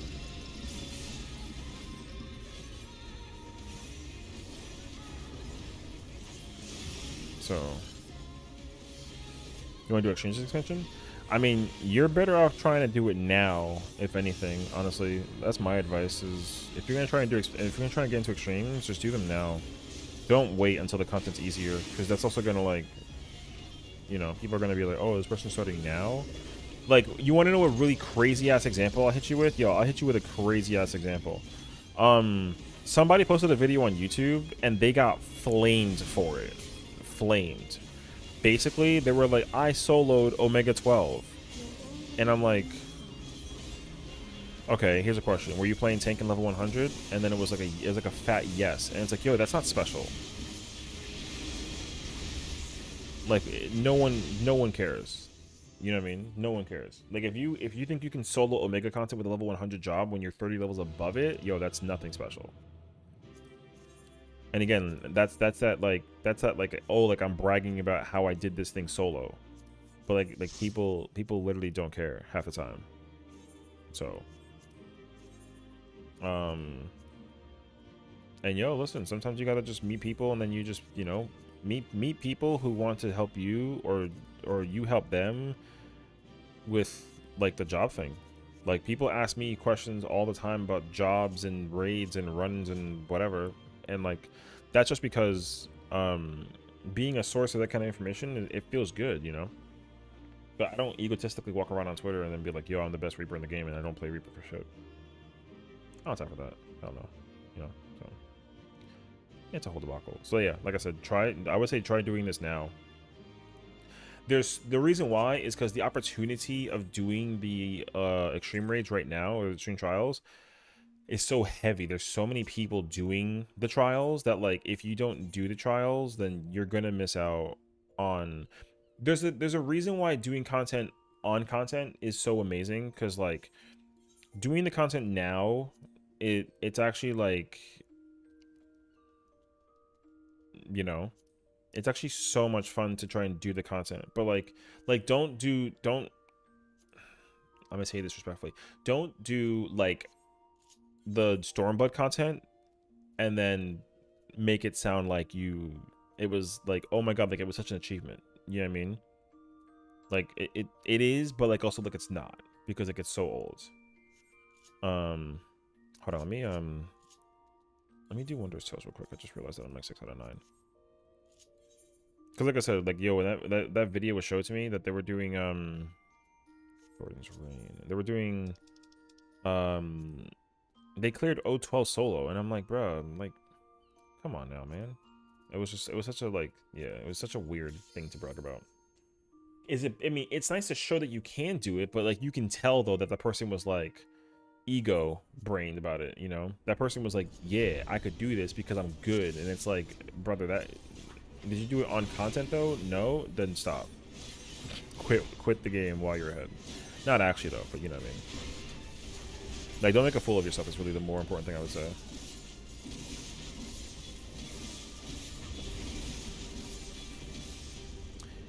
Gosh.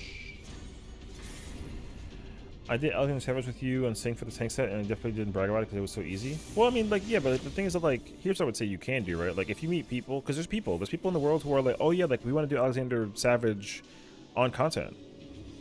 Or do it fully synced mid eye level, no echo. Like, if you can do that, that's sick.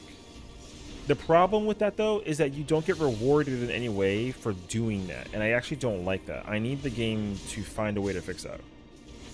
I already proposed a way that they can do that, but they gotta basically fix it. If they can actually incorporate a way for players of all skill levels to benefit significantly from doing old content synced min eye level without echo, that would be goated. And like I said, there's a way to do it. It's just they gotta figure it out. The method is in fact very easy.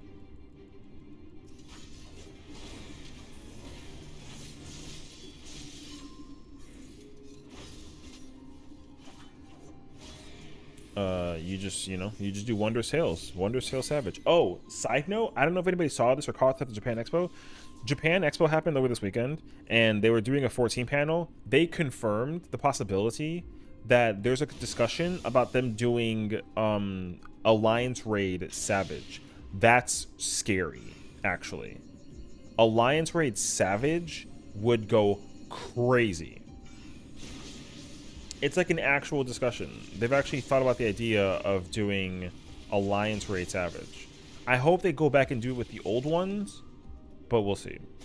It's kind of hard to really like take a picture and figure out if they're gonna do that with like new or old, but God, I would go nuts if there was Alliance Raid Savage.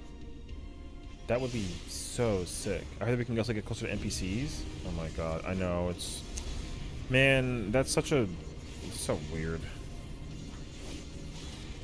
It's fine. I don't want to be close to a person romantically because the game has never really dictated that as like a function, but now it is because like Yoshi P and his team was dumbfounded by people going nuts over freaking the two-headed Mulja. I can't tell you what the name is because spoilers, but people went nuts over that character for no reason. I thought I was just like, why? But yo, people are weird like that, or into the, I mean, yo, that's weird. I won't hold you. Two-headed lizard man, that's like the most random thing I would have ever expected to have them be like, oh my God, like step on me or some shit. Crazy, actually. If you're into it, you're into it. I don't have any shade, or I'm not throwing any shade either. You know, no shade, no shame. It's, you do what you gotta do. But you know, like,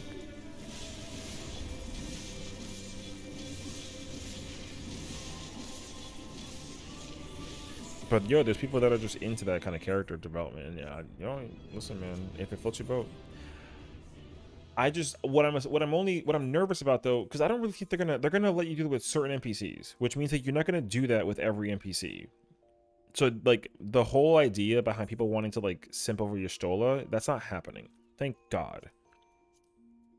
It's already bad enough that people simp over her no matter what. I'm not trying to see people go like, oh my God, like marry me, Y'shtola, because what, I mean, she's a gorgeously designed character. But the whole idea of like the fantastical like arrangement people want with that character is like crazy to me. But again, it's not, you know, it's not my cup of tea. It's what they're into. You know, you go ahead and cook regardless. But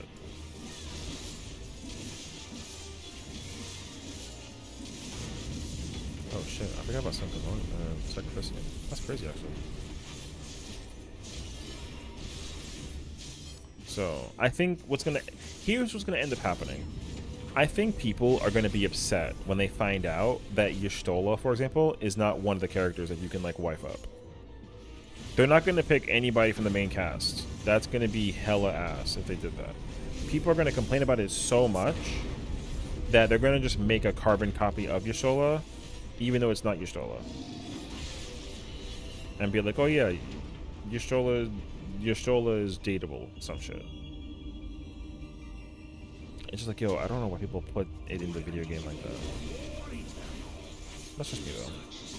So, headcanon wise, Sadu is Severin's wife. I mean, you do what you gotta do, bro. Oh, I got the whistle. Sick. Oh yeah, I got the bird. Duh.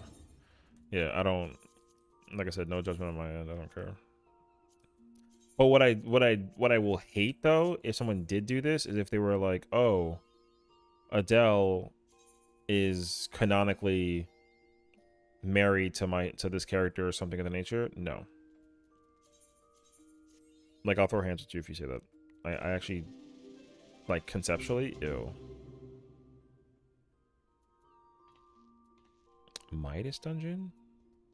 I wonder if I can actually do a Midas raid solo without like it being too much of a hassle. I just don't partake in the whole thing. I'm just chilling. Which one do I want to do? I don't want to do BJ. What is this one? Oh, I can do this one. Oh. Click. Yeah, people play this game in like such a fascinating way. But I mean, you know, people get attached to video game characters on a constant basis, you know. I just don't like when they canonically change the character to make it seem as if like it's like a thing or not a thing. Like what's the who am I thinking about? I don't even remember at this point. All right, yeah.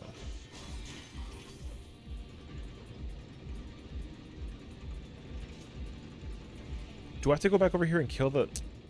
Oh, okay. I remember. Okay, that's okay. I do have to actually kill the thing.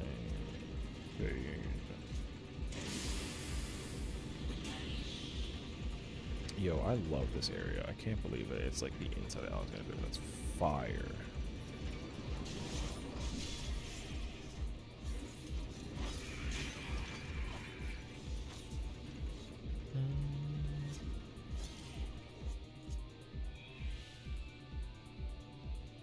I gotta go back? Okay, doing A7 was definitely like not what I'd... Okay.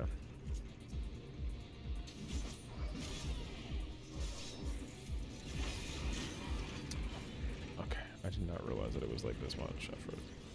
It's fine.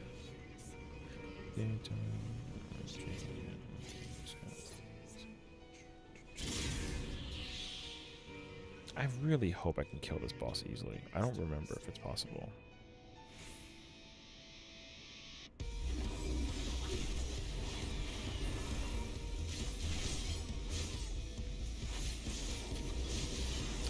No! Can't do it. Bane, take me.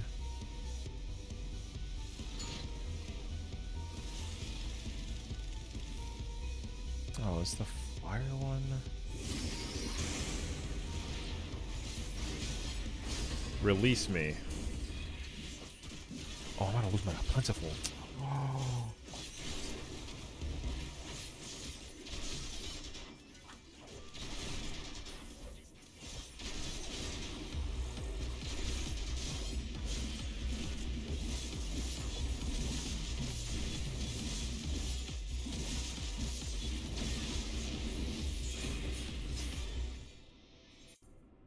How does that work again?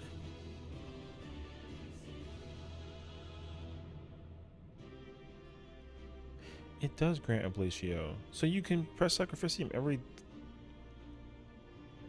you press it every minute. Yo, what? Alright. These jobs are kind of crazy, actually. Today's Sunday? Okay. I'll crack at that later. Because I'll probably do it tomorrow and see what I can turn in like hardcore. Alright. All that is left is that good old-fashioned PvP.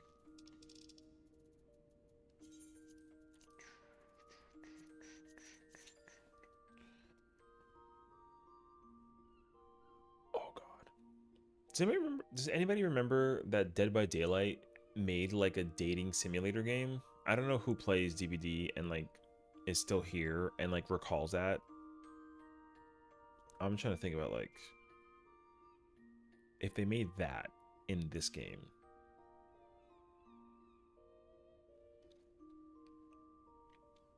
I don't know how to feel about it, so.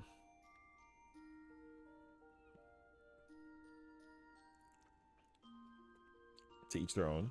I'm definitely going to have to obsess over it. We haven't had any options to date any NPCs, and I've been fine with it. I mean, like, yeah, but like, it was never a thing. Like, yo, there was never... I don't know who it was. It's got to be like a specific community or like a specific style of player. Yo, that's never... We've never had that. In all the days of me playing... Even though I'm obsessed, not obsessed, that's the wrong word. Even though I love Minfilia as a character by design, yo, I've never actually gone through this game in like the 10 years that I've been playing it, where like people were just romantically obsessed with the characters in this game. I've only experienced it through the eyes of other players when Shadowbringers came out. That was not a thing in my eyes with Heaven's Ward and Stormblood. And now it's like magnified tenfold. So much that now they're like allowing this to be like a functionality in the game. Yo, it's just crazy to me that that's what it is. So we've never ever had that until after people started playing Shadowbringers. I know this for sure. So but again, I don't. It is what it is. I mean, I don't care. They'll probably add some really sick mount to it, or like a title. You already kind of had like a engagement with NPCs based on completing objectives, which is cool. But the idea of like deliberately picking like a character to Riz in this game, ugh, I hate that word, but whatever. It like the fact that they're actually just incorporating it flat out, it's just mind blowing to me. I never had the desire to because I've been thinking about the story and content only. I don't deal with backstory and headcanon at all. I mean, whatever. That's like me saying I like Minfilia as a character, whatever. It's not like a, like, it's not cringe or weird that you have a, you know, like the idea of like, that's waifu. I have that with Minfilia. But like, do I ever fantasize about Minfilia? Like, no. I just like her design.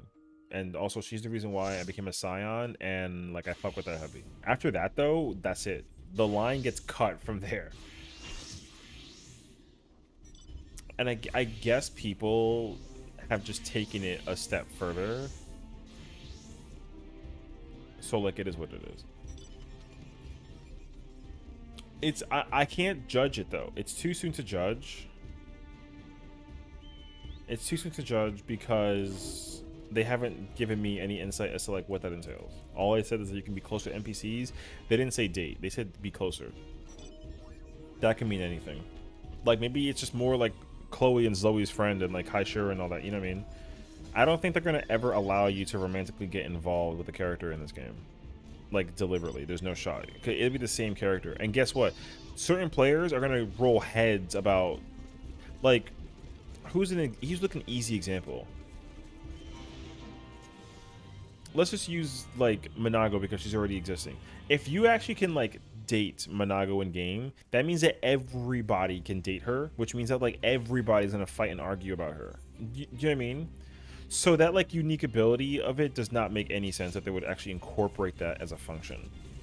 If everyone has access to the same people to like get close with NPC wise. And you're right. The ceremony of like the marriage ceremony thing has been a thing in the game since like, I don't even know how long it's been around for. It must have been around for, I want to say ARR, but I actually have no idea. It's been around for forever. Because I remember being dumbfounded about the whole like, when I was first playing this game, I saw someone with like a dress and I was like, did you get married in real life? And they're like, no, I got married in game. I was like, you can do that? And yo, I was like a baby when I was playing this game, so I was very intrigued by it conceptually. So I know you were able to get married for like forever.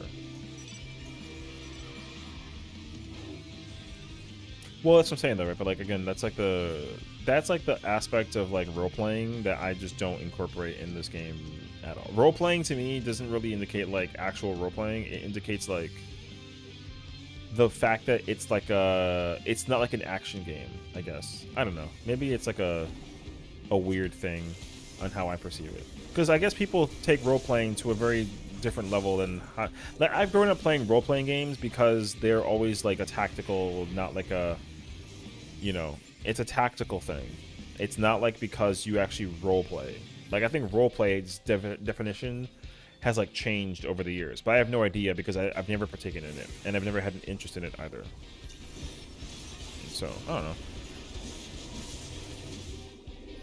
I think marriage in game was able to be done post ARMSQ because one of the places you get the blessings to is the Toys and Purpose.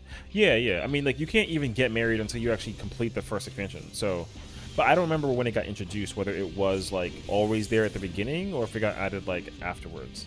I don't know. I don't remember. Because I never got I got invited to marriages and weddings and whatnot when I was like, whatchamacallit, when I was like a Stormblood content runner. Googles. True, I could do that, but I'm also in the middle of like slamming people in PvP mode right now. So let me know. I want to say it was a thing that they introduced post ARR, meaning that it's been there before Heavensward came out. I'm pretty sure. If not, then you know it'd be cool. 2.45. Yeah, that's exactly what I thought it was. Not exactly, but I knew it was like. I knew it wasn't after ARR. Or like post. I knew it was like. Yeah, I'm chilling. Thank you for the insight. December 8th, 2014. Yo, that's so long ago.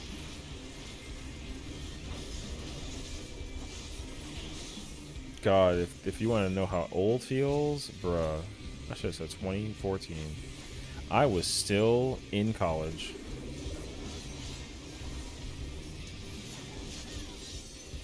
Actually in college, still. So insane. I gotta transform just to kind of get the gauge going back in repair.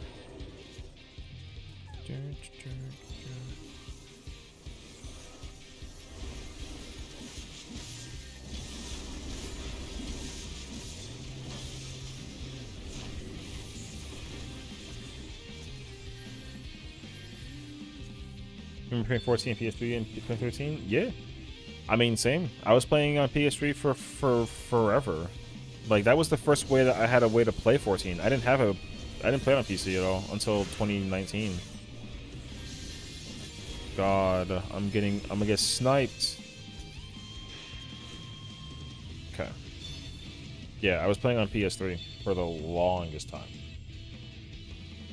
It's crazy too, because back then, yo, 14 ran so well, and now it doesn't even run well on a PS4, and to me, that's like hilarious, actually. I went on today in PvP Daily and I queued in a Samurai, and I had Kaiten on my hotbar. But you couldn't press the button. That was like because it was just there from before. That was like way before the rework, I'm sure. PS3 in a box TV? No. It's crossed? Yeah. So, but still it was there. I know. There's some character that I have somewhere in like my repertoire of characters who still has all the old abilities like registered. Kaiten is without a question still on that list somewhere.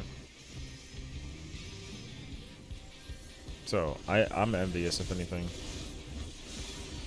You did not just snipe me, bro.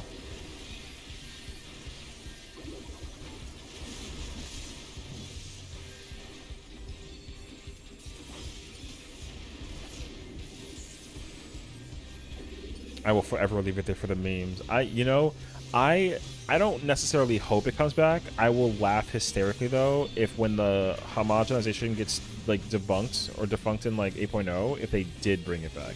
That would actually be sick.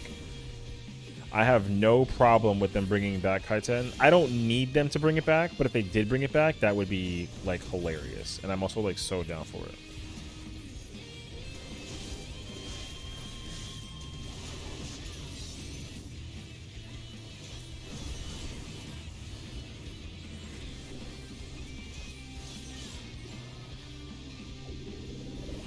Bro, we forced him out of here. Get out of here. But no, I loved Kaiten. Although I do like Samurai how it looks now. It looks really cool, but to actually like put the time into playing it is a whole different vibe.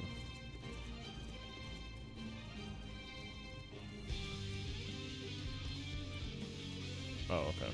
I thought I saw somebody that I knew. I didn't know them. Never mind.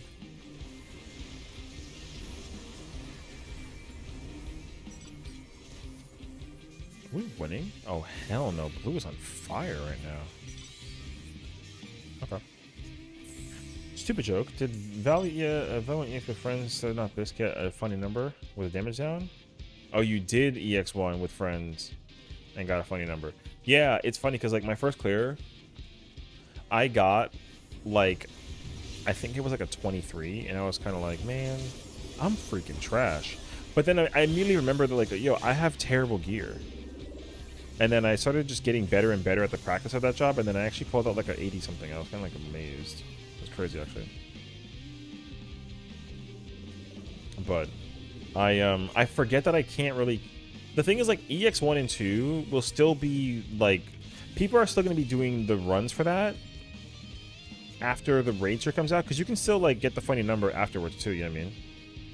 Oh, rest in peace to this ninja, bro. This man is not making it out alive. On my life. Get out of here, boy.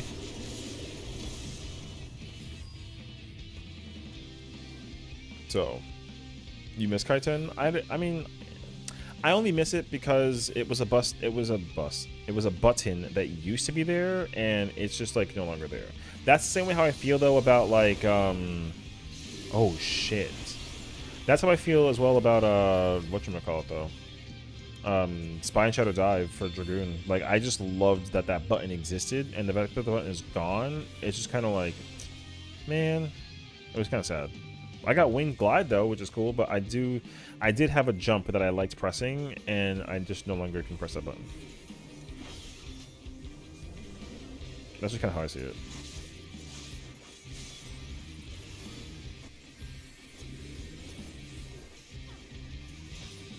Brother, are you good?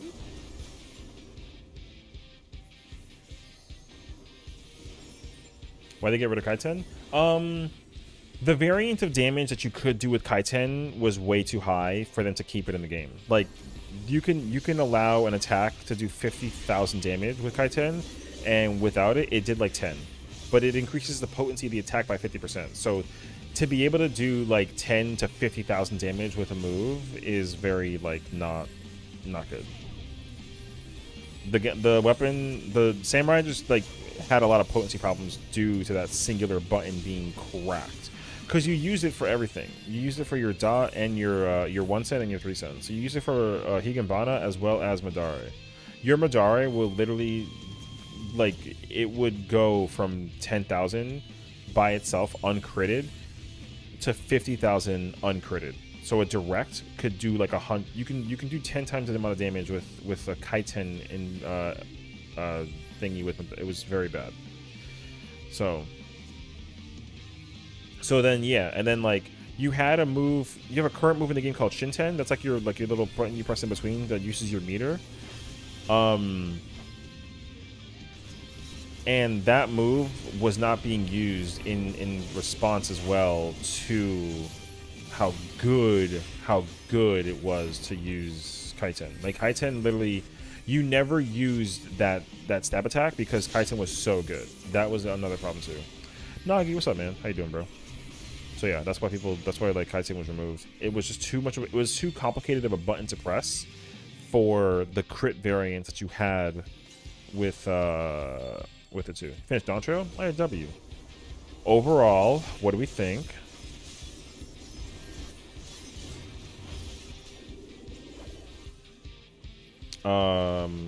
Yeah.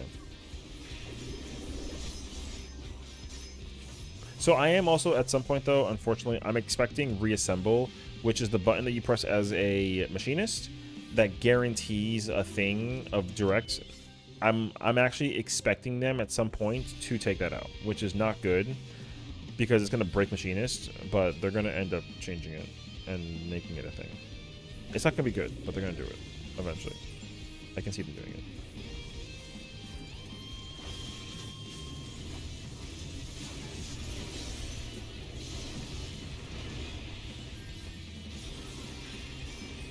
Nice try.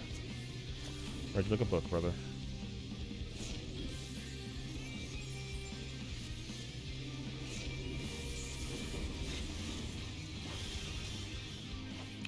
Not gonna lie, I didn't like it. The fights were cool, but the story didn't catch my eye like Shadow and Embarker. I mean, okay. That's understandable. That's what a lot of people are saying, and I understand why they're saying it, and I'm going to disagree with that, but it is what it is.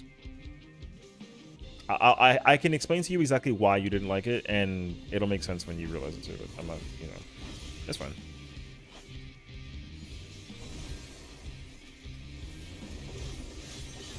Because a lot of people have had very unique takes about when they say that they didn't like it. So if you didn't like it because the story didn't catch your eye, then it makes sense.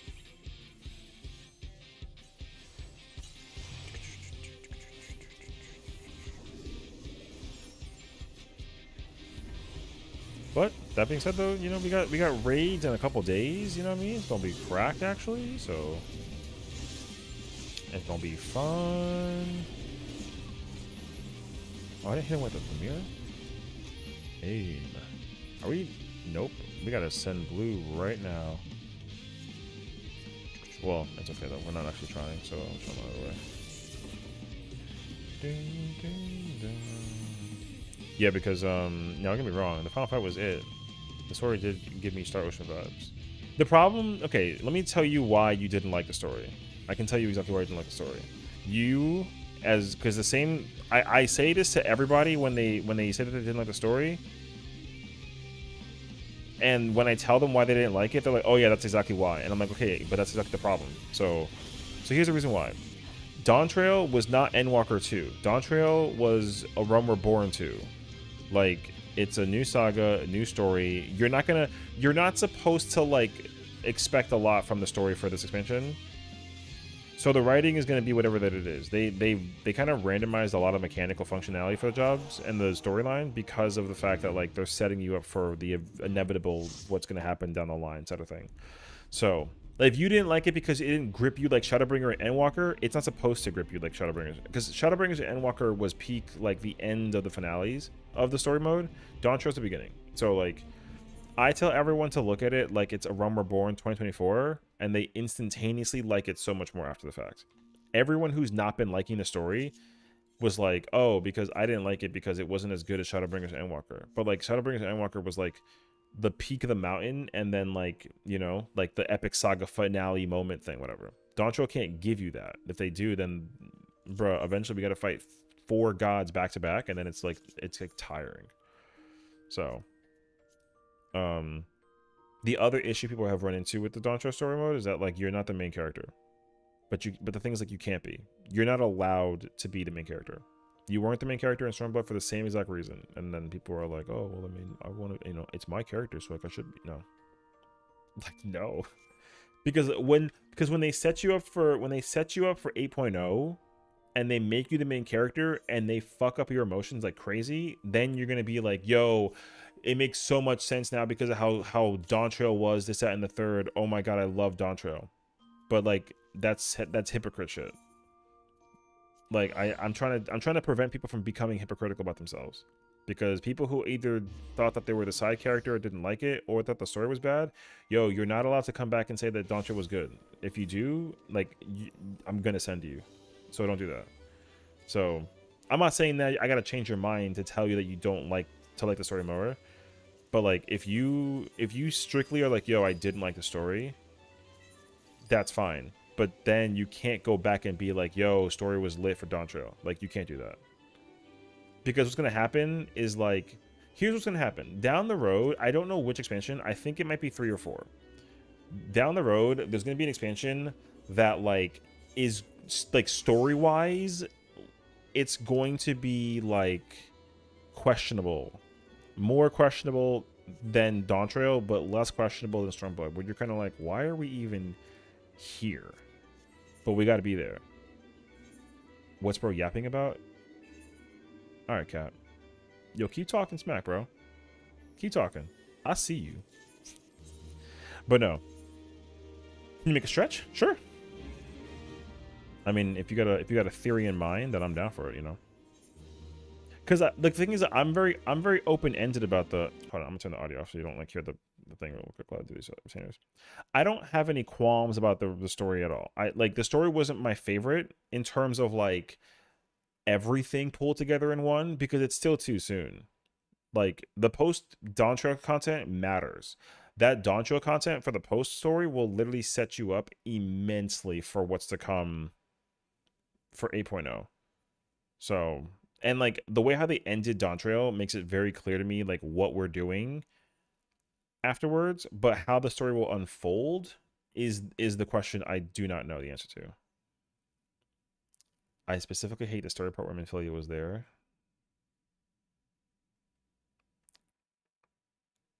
All right. Yo, count your days, bro. Yo, you better count your days. Get a calendar, start counting. Yo, I'm gonna find you. No. So yeah.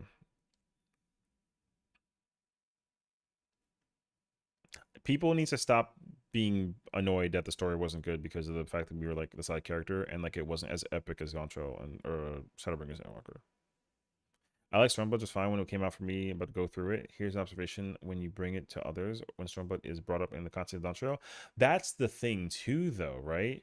Is like, yo, when when we actually get to Stormblood, the Stormblood ladder of story mode for this saga, if it's worse than original Stormblood, again, everyone's gonna be like, yo, Stormblood was so good.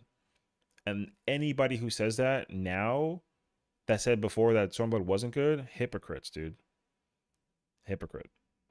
Yo, you're not allowed to be hypocritical about something like that. Because like I said, the problem is like, yo, there's mad people being hypocritical about it. So Stormblood has two main characters, Lise and Hien. We supported two, not just one. I think it's possible that this is a bit bleh to we only supported one and it felt too heavy-handed for just one character.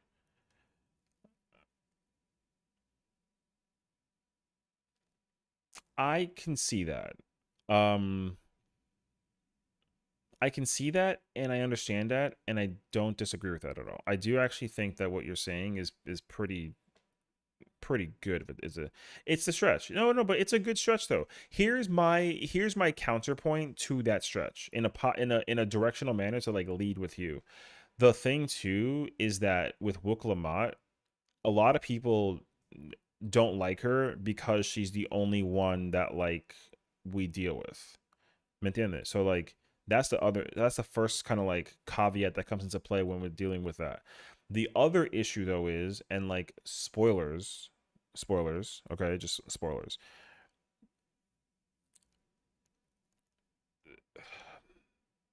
The game trailers and the game keynotes, the keynote spent a lot of time painting a specific character, and they were like, yo, this character is going to be a problem. That's what they said. They made it very clear to us in the keynote and the trailer. They were like, yo, this character will be a problem, so be ready. And then you did the story mode, and then you found out that was wrong. And personally, I didn't like it, but that was like the twist. The twist was like who the actual problem was. You didn't know who that was. No one actually. I think I've asked people who completed the storyline, yo, everyone told me that they did not expect it to be that person of all people. And I was like, yeah, I know. But that's why I was kind of like, huh? So I think that's why too. Like the problem with Stormblood, at least at the time, that people felt that they didn't like was that you're dealing with two heroes that you either like or don't like. You like one because he's a samurai and you don't like the other one because she's annoying, which is like both of those are false.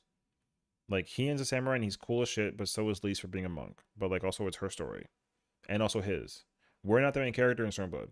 However, post Stormblood, we take that card back and we become the main again. And it preps us up perfectly for Shadowbringers. So, and again, like the preparation from Endwalker to Dawntrail, yo, you can't. I tell everybody, you can't compare the two. You're not allowed to compare the two and make it seem as if like it's not like a big ordeal. I told that to everybody. Like, yo, stop comparing Endwalker and Shadowbringers to Dawntrail. You're not allowed to do that. The storytelling is by the same writers, so clearly the setup is very specific. You know, if it was different writers, then you can hit me with a thing. But it's the same writing team. They clearly have had this shit set up since like the beginning of time. So yeah, I mean, unfortunately, you got to keep an open mind, but you also got to be realizing that like the writer that they had for A Realm Reborn originally is not the same writer that we've had since Heavensward. We've had the same writing team since Heavensward. So they're actually like they're correcting the wrong and mistakes of what we had with Dawntrail that we would have gotten in an ARR if we had the same writer, but we don't. So, like I said, personally, in my opinion, you know, this is my stretch. But if I can make a request, I would like for them to actually go back and rewrite the story for ARR and Heavensward, not because they're bad, but because the story's so old, and the way how the story was told graphically in the budget that they had to tell you the story is not like, it's not at the same pacing and leveling that it is with every expansion after Heavensward. The storytelling from Stormblood to now is incredible by differentiation. The storytelling in ARR and Heavensward is not like the best after their experience was kind of gained from it. You can tell that they gained hella experience in the writing style and figuring out the whole thing. And now they're cooking. Like, they've been cooking with the story since Heavensward, after they got Ishikawa-san into it, and also they started figuring out how to put that into the game design-wise. They actually figured it out, and it's been incredible since then. So, hey man, like I said, that's my hope. I'm just hoping that they actually like give us content that we can actually like work with moving forward. Because again, like you don't. Oh. Okay, I'm gonna do. Do I have a Wondrous? I have to do it. Okay. Okay, let's do Alliance. Right? We'll do Alliance instead for now. Wild theory about without current spoilers. I think why. I'm down. I already have my. The thing is, like, personally, let me just make it very clear to you that, like, after completing deletes, no, after completing Dawntrail, I have no idea what they're doing with the storyline. After doing the theories that people were coming up with, no, I know. Yeah, I figured. After doing some of the specific expansions completion-wise, like when I completed Heavensward, it wasn't immediately clear to me, but the hint was pretty much there, what they were going to be doing in preparation for Stormblood. When I finished Stormblood, the preparation set up for Shadowbringers was also there. Endwalker, same thing, right? Dawntrail going into 8.0, I literally have no idea. You know what I mean? I have not a clue. You can't even make me guess what I think they might do. I literally have no idea. I have no clue. So, I'm close to be Dawntrail. I'm on level 99 quest. I do like the story, and it's kept my interest for the most part. I also didn't mind being the side character in the first half, but was annoyed after helping the first half. I still feel like a side person in the second half. I also get that it's 2 AR2, so it has to be slower than Transformation. Yeah, I mean, like I said, that's exactly what they're gonna. Here's the thing. Since you now understand that there's two halves of the story and how it's projected, you now understand that if they made the entire expansion specifically about the about the okay, dude, the story If you found out that the entire expansion was sent solely on her, it would have not been good, because setting that up would have been complicated for the next expansion. And if what we dealt with in the second half was the post Dawntrail content, that would have been very, very weird. So the setup for how they did it now is, it's not perfect, but it's very, very, very, very good.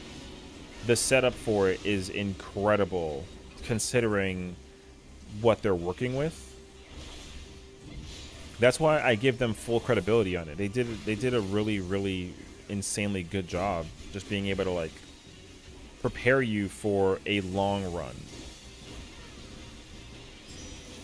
Like, yo, there's a lot of stuff that we got to look forward to and keep an eye out for and be prepared for. And like, we're not gonna have a choice. We're gonna have to figure it out, and figuring that part out, yo, that's gonna be rough, because there's gonna be things that are just not within our, like, you're not gonna be able to handle what they prepare you for later on. Because here's the thing, here's what they did with Dawntrail that they did not do with ARR or Heavensward, and this is why it's such a better expansion by comparison.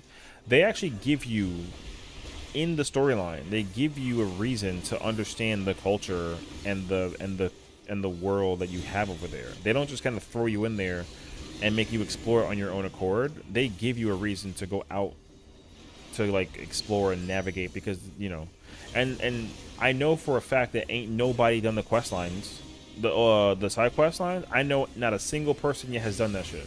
I can tell you that there's a lot of storyline they should have cracked at, but they couldn't because it would make the game too long. There is a lot of storyline that y'all have to do to really come to that realization, like, oh shit. So only true heads who actually want to like go figure out the story, they're gonna be able to explain to you what it is through those side quests. The side quests matter. They actually matter, but the problem is that they're side quests. Do you need to do them though? No. But a lot of people who also don't like the storyline haven't done the side quests. And I can't emphasize how much you need to do the side quests. The emphasis on that is actually insane. And I'm not talking about like 1 or 2. You got to do like a bulk of most of them. And a lot of them are tedious. Oh, like go over here and press this button, go over here, press that button, whatever. But the point is that like they're doing that though to set you up. Because they did the same exact thing with every expansion prior. There's certain characters that you don't ever see and you're like, who the fuck is that? And you know what I mean? And you're like, I don't know where that character's from. And then you find out, like, oh, that character was there since Heaven's Ward, but you didn't do that quest line that had them involved. And it's like, oh, okay, well, here we go. You know what I mean? So, while it's fine, valid, but I use this to power level later on, as you should. The thing is, like, the problem with the... Okay, so here's the reason why they're side quests as well, is because it's not really easy to figure out exactly when you should do those quests, because you don't do them when as soon as they're available. Like you don't. There's actually a certain time frame when you should do them, and yes, there is an inn in Tuliyola because it is a main city. So yep. Like the quest line never really makes sense to do as soon as it comes out, because like certain things don't happen until later on, or it's like too soon for you to like look at the storyline. I've realized that. I've actually realized that pretty big. Like there's like a certain plot point that happens in Shadowbringers that you can't do that quest line technically until you actually start doing Endwalker. During a very specific moment in Endwalker, there's a quest that makes no sense in Shadowbringers that you don't do it until you actually get to Endwalker. Then it makes so much sense. It's like, oh shit, yeah. Yeah, it's by the water on the, like the, I forget, I don't know the name of the teleporter, but yeah.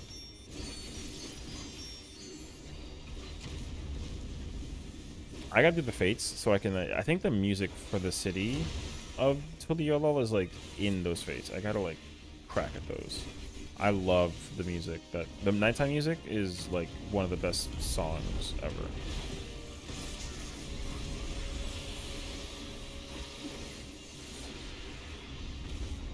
Damn it, I'm in the middle of my effing burst.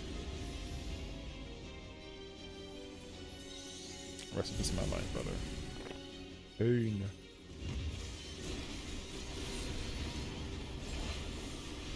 You love 99 Warrior job gear? I haven't gotten there yet, but I'm sure it's like barbaric and looks cool. They kind of always do the barbaric look with Warrior, but I'm not really a fan of that look. I mean, it's not entirely true. I had a phase where I was enjoying it, because my I used the 89 Endwalker gear for a while, back when I was doing my whole like, oh, I'm gonna use the gear for the job to like make it look like the job, and then I kind of just threw that out and I stopped doing that. I was like, thank God, because the amount of glam you can come up with outside of that is actually like so cracked. Because like my red mage always wore red, like flat out red everything, and I actually loved it back then. But then after I like changed that a little bit, I was like, oh my god, I freaking love this outfit, even though it only has like a little bit of red on it. So, and like Warrior and Gunbreaker and like Dark Knight, same thing. I liked wearing edgy, like dark clothes as a Dark Knight. Now I turn that shit off. Oh, it's actually unfortunate. I gotta walk around the other way. You want a Nordic themed sometime? Hey, fingers crossed. Who knows? I would like for them to find a way to like give us unique worlds and places to navigate, but still kind of add themes that just make like a lot of sense. I'm always down for something like that. Like if you go through the themes, like Final Fantasy, like ARR is very Final Fantasy-esque. Heaven's Ward is very wintry. Stormblood is very like, you know, war-esque. And then Shadowbringers, they kind of threw a random ass curveball. I don't even know how to describe it. And then Endwalker, you know, is very like epic finale space. And then we got Dawntrail, and Dawntrail is like summertime. I'd like to. I mean, I don't know. I'd like to see what they do with the. I'd like to see what they do with the whole like future of expansions. I kind of want them to do like a Kingdom Hearts, like versus 13 style, or like Renatus. I think that'd be like a really cool one too, where like it's actually like cities and not just like a modern, like a literally like a modern future take. Now you would be like, oh, but like that's Solution 9, but like it's not, because Solution 9 is very. It's very different than what you might expect, so it's kind of hard to actually say that we want like a, you know, getting a Kingdom Hearts styled theme would be very, or like a future modern, you know, future like city take kind of thing. Cyberpunk is the word I'm looking for, but like, I don't think that Solution 9 is cyberpunky though. I just think that it's very future tech looking, which is sick though. It's still my favorite city that they've ever designed after actually like going over there. I love Solution 9 and everything that it stands for. So I'm really happy that they actually like turned it into what they turned it into. But I do want there to be like an actual cyberpunk, like the whole thing is like that though, instead of just like one area. Like the whole world is like that. So, you know, Tuliyola is very like Brazil traditional, you know, as people have kind of described it, and it's not like I want to be able to like spend an entire expansion in what would be like space. You know, I want to be like on some like, oh, we're going, I mean, not going to the moon, but you know, like I got to wear like a spacesuit. I want the moon theme, but for an entire expansion. That's what I want. The perfect time to do a KH collab is now, though. It's, you know, the problem is. The problem, unfortunately, is literally licensing. Yoshi P already said 100 times, he's like, yo, I would love to do a Kingdom Hearts collaboration, but like we can't do that without Disney's approval. Like Square has a partnership with Disney for Kingdom Hearts, even if it's just Sora, Riku, and Kairi. Yes, they still got that collaboration set with Disney. It's in the contract. Because when Sakurai had to bring Sora into Smash Bros, he didn't just talk to Square, he had to talk to Disney also. And they were like, yeah, sure, after like a long ass time of trying. So with 14, they gotta do the exact same thing. Oh no, yeah, like it's possible. Like it's possible. But, you know, the amount of hoops that Yoshi P and his team has to jump through to be like, hey, we're a Square Enix game who designed Kingdom Hearts using Disney assets, and we want to put that in our game that we literally designed. And they're like, yeah, no. I mean, maybe. Who knows? We'll see. It's a big ass like who knows situation. But yeah, if they were able to put it in Smash, the problem is that like Sakurai wanted to put Sora in Brawl, and couldn't do it because of licensing.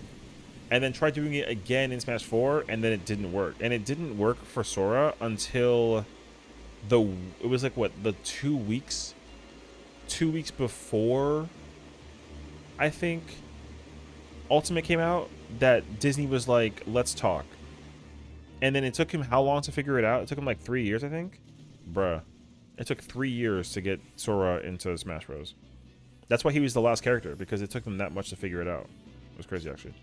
I don't care about Mickey or yeah. I don't want Mickey, Donald, or Goofy stuff. I don't want Disney stuff in the game. I just want it has to just be Kingdom Hearts stuff. Yeah, like I want a Kingdom Hearts Keyblade, Gunbreaker weapon, whatever. You know, I don't want Disney crap inside of. I mean, we love Disney. Don't get me wrong. I'm a Disney fan, but I don't want Disney stuff in 14 at all. That has absolutely no appeal to me whatsoever. I mean, of course, like a lot of people are gonna go nuts over it if they did, but that's not. They should never do that shit. So, would love it if they were able to collab with Star Ocean. Not gonna lie, would be dope. I mean, they could if they wanted to like promote it in some kind of way, shape, and form. But the thing is, like, Star Ocean is a game that like it's like a game like if you know, you know. So a lot of people that are Square Enix fans are gonna be like, oh my god, Star Ocean is awesome. Other people are gonna be like, what the fuck is this? Star Ocean would be a great collaboration though with the current function of Dawntrail. So could you imagine having weapons of say Organization 13? Would be nice. I agree. Hell no, I'd be annoyed if Mickey or Goofy were in 14. Like I said, people would not enjoy that. People who like Kingdom Hearts and Disney will enjoy it, but Square Enix fans are not gonna enjoy that shit. I am a Square Enix fan and a Disney fan, and I would not enjoy that. I don't want Disney at all touching this game at all. I just want them to be able to give Square the approval to put their own characters, like outfit in the game as like design. That's it. Give me the Kingdom Hearts Keyblade. Give me like, you know, the Donald Duck staff. Let me get a Paladin shield from Goofy. Without the logo for Mickey Mouse on it, I'm chilling. That would be fire. Anything else beyond that though is too much. Now here's the thing though, we gotta keep in mind, because this was already confirmed as well in the European keynote. This has been confirmed. I no bullshit. This has been confirmed. They already have collaborations on the way. With whom and what, of course, like we have no idea. But they're already working on collaborating with various things. They're taking a page out of like, you know, Fortnite and freaking COD and all those games where like, you know, you can collaborate with like Transformers or Gundam, etc. Like we're going to be seeing collaborations a lot with this game over the course of time. We will be. It's not a question. The answer is that we are going to 100% see some collaboration enter this world of games. What games, of course, you know, like it's unclear. You know how you know this is the case scenario? Because they did that with Among Us. So, or not Among Us, sorry, Fall Guys. How the hell I get Among Us from? Among Us is a rumored collaboration that I heard of. They want to actually bring Among Us into they want to create like an imposter. They want to make a Manderville themed Among Us thing, something of the nature is what I heard. So, you know, it's still something to look forward to. I like the idea. Wait, let me. We don't need the mouse in our game. We already have levels already. Facts. True. I like the idea of Kingdom Hearts, but I hate the Disney part of it. I just want SC aspect. Yeah, 13 stuff would be sick. Yeah, I mean the robe would be fire. Everyone's already kind of glamming it with the idea with the Sessiion robe. You know, they're trying to make it very like Kingdom Hearts-esque, which I think is really cool. But it's kind of hard though, you know, because you technically can't make it. Like you kind of sort of can make the glam for it already. I'm gonna hold on to my. Actually, no, I lied. I didn't realize what like health was and where my timer was from my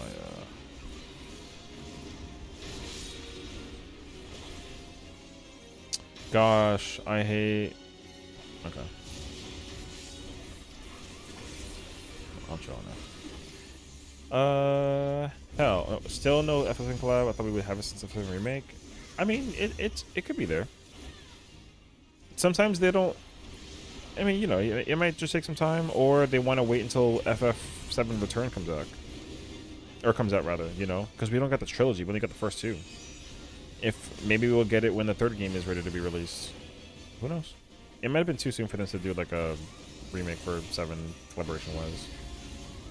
Or they're setting us up for the future, where like the Alliance raid or something is gonna do it. You know, because that's also been a discussion as well. Like the alliance raid actually will be same way how like FF11 is gonna be doing it. It would be possible to see that FF11 remake gets the achievement. So we'll see.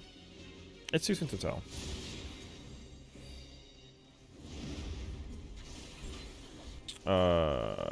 Yeah, but that doesn't count though, because like everybody already made a joke about it when they found out that he was involved, because he's already been collaborating the event for this like before 16 even came out, because he knew that they were gonna ask about that. Like he's a smart businessman. So Hell Hoel did look to be made even to work ready. There's a new game for mobile coming up for Kingdom Hearts. It's one of those threads that could be counted 14. Hey, that'd be sick. I have no idea. I haven't really tapped into Kingdom Hearts since like the 3rd game. I'm waiting for Kingdom Hearts 4, but I'm not desperate about it though. Like I can't tell you how many people are on the internet mad that there's nothing about there's nothing at all in like information wise about Kingdom Hearts 4. I tell everybody to just like wait. It ain't, brother, like it's not that big of a deal. Kingdom Hearts 4 waits another 13 years. No, they're not doing that. Everyone's memeing about it. They're not gonna do that, because the reason why it feels like that is because they give you like a trailer and then they give you no information. Square has been doing a better job of doing that though, because if there's one thing that I don't like is when it's when they do like a trailer thing and then I gotta wait a decade. Remember how long ago that trailer came out for Kingdom Hearts 4? Remember how long ago that came out? Brother, that's not good. But we haven't gotten anything since then. All they told us was that it's just being worked on. That's better information than like a lot of other things. I'm gonna die to that. Bitch. Alright. Like, yo, we have not gotten information about Kingdom Hearts like in a long ass time, and we're not going to. They're gonna try and play it very, very like chill. They know how desperately we want Kingdom Hearts, but you gotta remember what this game is currently going through. Kingdom Hearts is going through the exact same thing, so you gotta wait.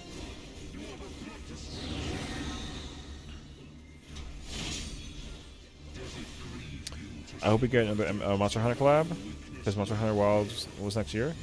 Maybe. It's not out of the running. I mean, there hasn't really been an opportunity yet since like 14, where they like repeatedly gave us a multiplicative collaboration. You know, like we get the one and then it's like permanent and like that's cool. But if we were to get like another Monster Hunter collaboration, it'd be cool if they can like make it like, you know, be appealing. So, yeah, who knows? I mean, it'd be kind of cool.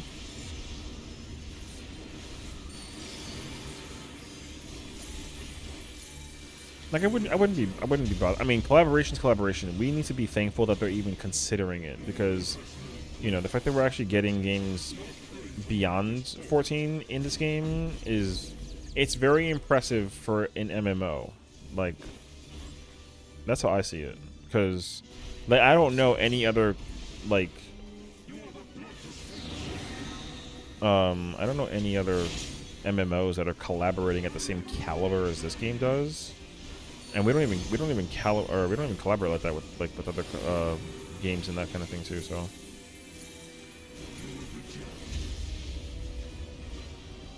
Devil May Cry, give me Virgil outfit. I did hear that Capcom wants to do like a Capcom collaboration. So it's not just like Street Fighter, you know. They won't do Marvel. They can't do Marvel because that's different licensing. But like they were thinking like, oh, like maybe we can do like Resident Evil and Street Fighter, and then we can probably do like DMC could be in there too to a small degree. Who knows? Oh, did you freaking? Okay, bro. Not true. My buff.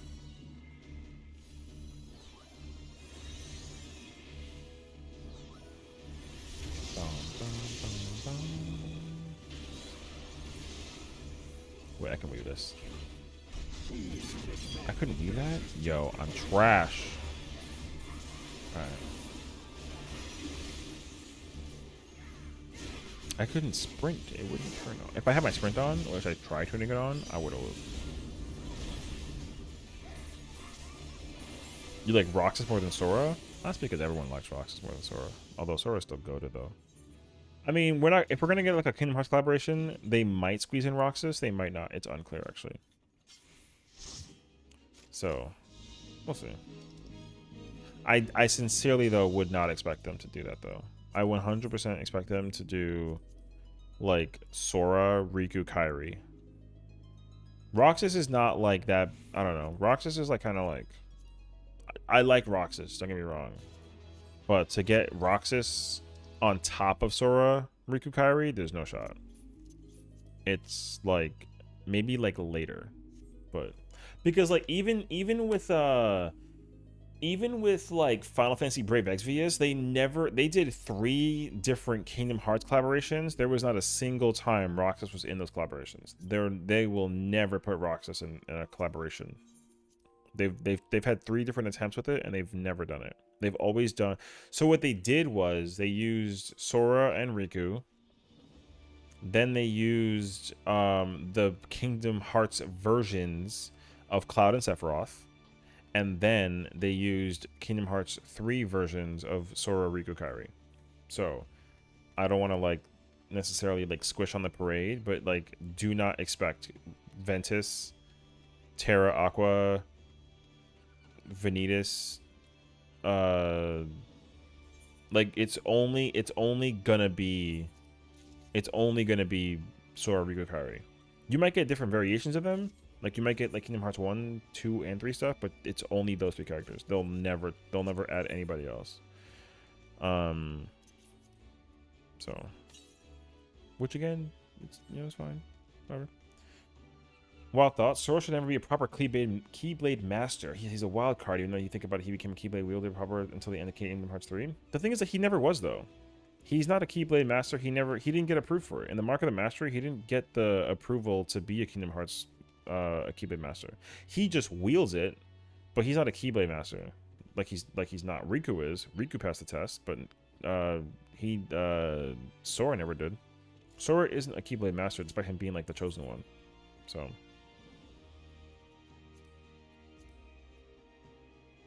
it is what it is. I do frontline. I'm 99. Okay. I'm not saying that he never was. I'm saying that he never should be. I don't know. Is Sora like Anakin? Anakin was on the council but not a master, basically. I mean, that's an easy way to compare the two, I guess. But yeah, I don't know if he should never be. I don't know. I don't like. It is what it is, honestly. If he becomes one down the road, cool. Because people are very quick to compare Sora to like Ash Ketchum, where like Ash Ketchum is like the main character and is like godlike at being like a Pokemon trainer, but he's not a Pokemon master. So I compare Sora to Pokemon Ash Ketchum all the time. And like after how long was it? 20-something years? Ash finally became a Pokemon champion? Bruh. So if they were to find some way to give that kind of thing to Sora, that'd be cool. But like I don't like if he becomes one, cool. If he doesn't, cool. They just can't kill off Sora. Sora is a character who can like never die. If they kill Sora, that would be trash. Because I was equally nervous about them. I mean, I can't say nothing because it's spoilers, but like, there's just a whole like slew of questions I had for like the storyline for Kingdom Hearts 4. Things like Kingdom Hearts 4 storyline is very like, it's such a what the f is that? What is it? They did kill Sora once. I mean, yeah, but like no. And also like again to like a small degree, they kind of weren't expecting to go beyond Kingdom Hearts 1. So, you know, it is what it is. the secret ending was not even like they had the same mentality with Kingdom Hearts that they did with Final Fantasy, bro. There was only supposed to be one game, and now Final Fantasy 87 games later, here we are. Kingdom Hearts is at what? They're at double digits now, I'm pretty sure. So I honestly want Terra Ventus and Aqua. They're more interesting. I don't agree with that, but I like them regardless, character-wise. My favorite character growing up was Riku. I didn't like Sora more than Riku. I liked Riku a lot more than Sora, but like the importance of playing Riku wasn't prevalent until 3D, which I was just kind of like, all right. But like, yo, everyone knows when you went up against Riku in Kingdom Hearts 1 and you were just like, yo, this motherfucking guy, dude. And then they hit you with the thing in Kingdom Hearts 2, and then his Keyblade was called Way to the Dawn. Yo, I was like, this man is God. Yo, Riku is God. Like, I freaking love Riku, bro. I love Sora now, though, because I spent so much time playing as Sora. At first, I was like ready to play as Riku at some point in my life, and then they made me play Sora the entire time. I wasn't sure how to feel about it, but then as I started playing more Sora, especially in Kingdom Hearts 2, Kingdom Hearts 2 made me realize that I freaking love Sora. Sora is goated as a character. So, he's a main character. He's a main good guy. Even Riku had more character development. Yeah, because like the whole thing is not. I mean, man, storyline like functionality wise, like I gotta go.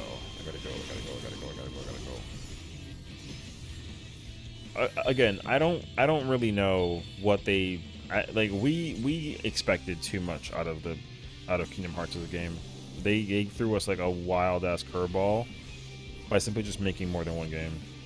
That's my honest thoughts on it. There should not have ever been a Kingdom Hearts 2. And again, it's the same thing with like. The thing is, like, Sora can't be a boring character because he doesn't know what the fuck he's doing. All he knows is out of the blue, he was like, I have a Keyblade. What the fuck is this thing? And then everybody was like, because even Riku also was like, oh yeah, it's a Keyblade. Like he already knew what a Keyblade was without actually like knowing his homework. So, like, of course Sora was boring because he seems stupid, but like he's not though. He's very much like the knucklehead, you know, like goated boy wonder. If Kingdom Hearts was a serious game, I would hate Kingdom Hearts. If the main character in Kingdom Hearts was in fact Riku, that would have bothered me like immensely actually. Thank God Riku's not the main character. I would actually hate that.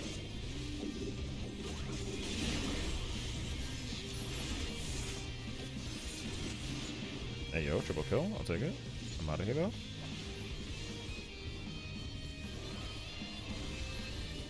Because like yo, you gotta remember too. Like yo, that the whole reason why they pick Sora as a character anyways in Kingdom Hearts is because it's literally Disney. If the game was name a Disney film that's like uber serious, there's not one. There's not a single Disney film in the universe of Disney that's a super like a serious uber serious movie. There's not a single one. They couldn't have made a different character to be the main character besides Sora. It had to be Sora, and he literally is like the best character in the entire game by design functionality. And it's because everybody fucking loves him. His design is the perfect Disney character. He's perfect.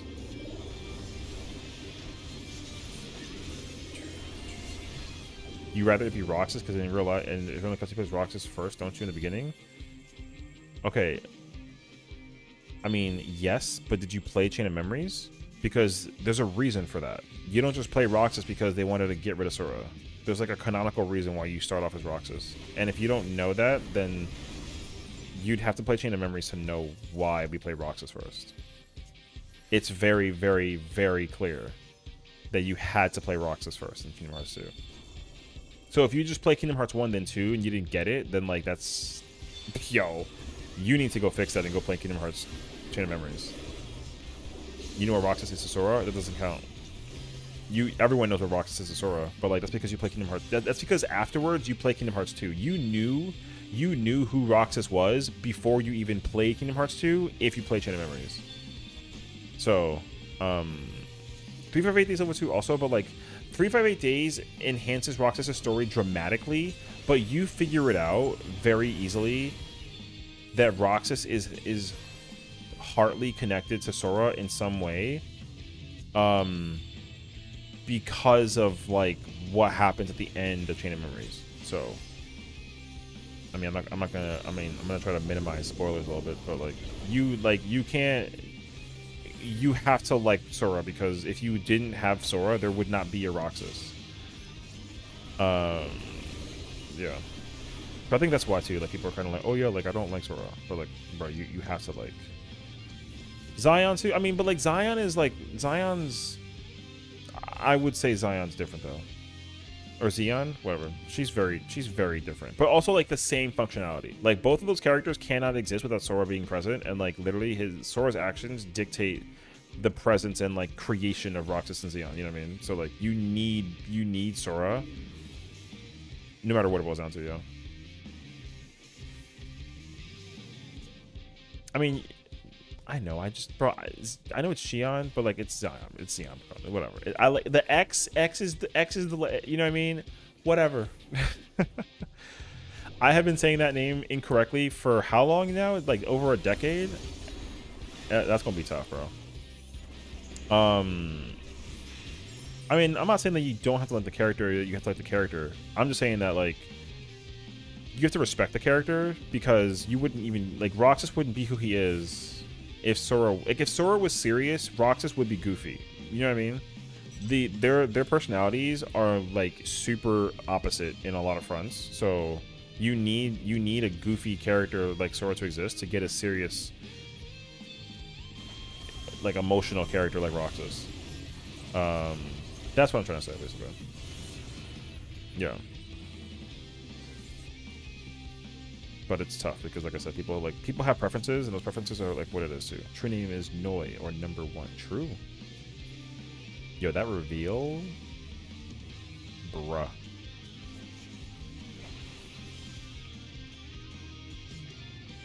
So, you wish other character had a spotlight? I don't think so. I don't think you could do that. They tried doing that with Riku and they succeeded, but that's because everyone loves Riku, because again, similar to 14 and other games, Square Enix appeals to what the masses want. Yo, the masses don't care about Roxas compared to like Riku. That's why Roxas's appearances is so specific in the moment, but like once Roxas has done his job as a character, they put that character to bed. And I'm okay with that. I don't need Roxas to be number one. I need Sora to be number one, because like just it makes sense for him to be number one. And they even, I mean, they to compensate, they literally gave Roxas his own game. They gave Roxas the Sora treatment, and they gave him his own game in the exact same way that, like, if it was Sora instead who was in the as like an organization member during that whole spiel, that's what it would have been in like his case. But you know, it's a Roxas, so. Oh shoot. One game out of how many Sora? I mean, bruh, it's the same thing with Wukalamat and 14. So that's fine though. Again, you gotta remember, the populace loves Sora. The populace doesn't give a crap about Riku. Or not Riku, Roxas. We love Roxas, but we don't care. He's not a main character. I hate to be the breaker of news, but he's not a main character. He's a cool ass character, but he's not the main. El Diablo.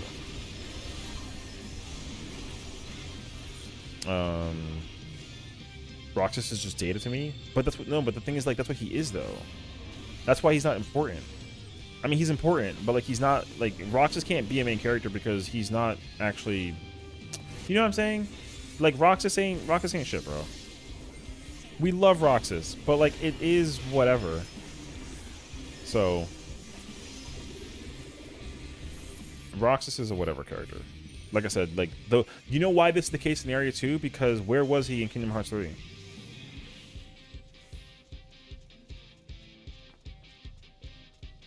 You know what I mean? Yo, it's a complicated thing to put it into perspective for. Yo, I'm telling you, like, that whole game, the whole storyline, just it makes it very clear how the storyline and how it's supposed to function with Kingdom Hearts makes sense if you like pay attention to the story. But no one pays attention to the story, not only because it's confusing as shit, but because like it is literally super heavy, and you have to play the other games in order to actually figure out what's going on. Like, you know how like with what was it? Like, there's things that don't get explained in Final Fantasy 13 until you play 13-2 and vice versa. You know what I mean? Like, yo, they kind of require you to, like, figure that shit out on your own. You're not allowed to just go look it up and be like, oh, yeah, that makes sense. They literally don't let you. So...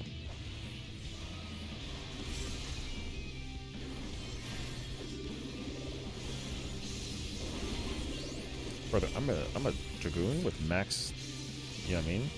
Did you really just try to disappear and then... Huh? Okay, dog.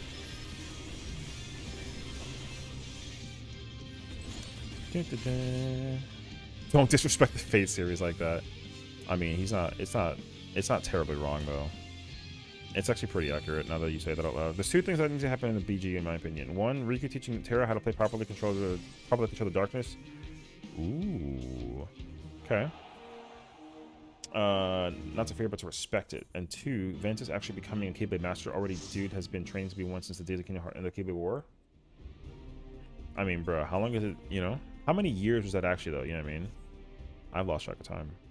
I have no idea actually. I genuinely don't know. So I don't disagree with that sentiment enough, because like Ventus is literally Sora, but like Roxas.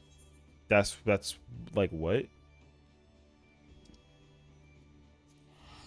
Well, that's the thing too, right? It's all, like I said, you cannot, unfortunately, if you want to be like a real ass Kingdom Hearts fan, you like have to play every single game, including the fucking music one. So yes, Ventus is an old. That's what. Yeah, the way to figure it out is personality. Ventus is goofy, and Sora is goofy. That's the easiest way to make that comparison. So, like, if you like Ventus, you have to like, I mean, you kind of low-key have to like Sora. You can't like Ventus and then not like Sora. That doesn't make sense. They're the same. They're the exact same character. Same thing with Terra and Riku, and then Aqua and Kairi. That whole thing kicks into gear the way that it does. Bro, I can't keep track of it though. Yeah. Only Terra. Yeah. I mean. Right, but the thing is, like, that makes sense though, right? So it makes sense why those pieces came into play together during Birth by Sleep and then during 3. So also, who played Union Cross? Hey yo, the storyline for Union Cross is that, yo, that storyline hurts. Oh wait,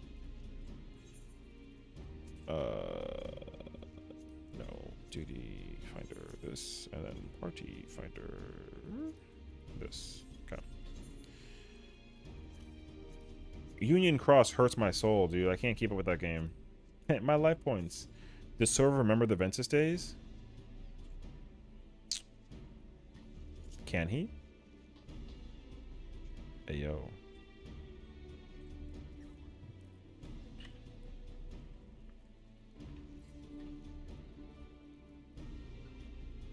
So in the days of Birth by Sleep, Xehanort splits his heart into 2, and Sora gives him refuge in his heart twice.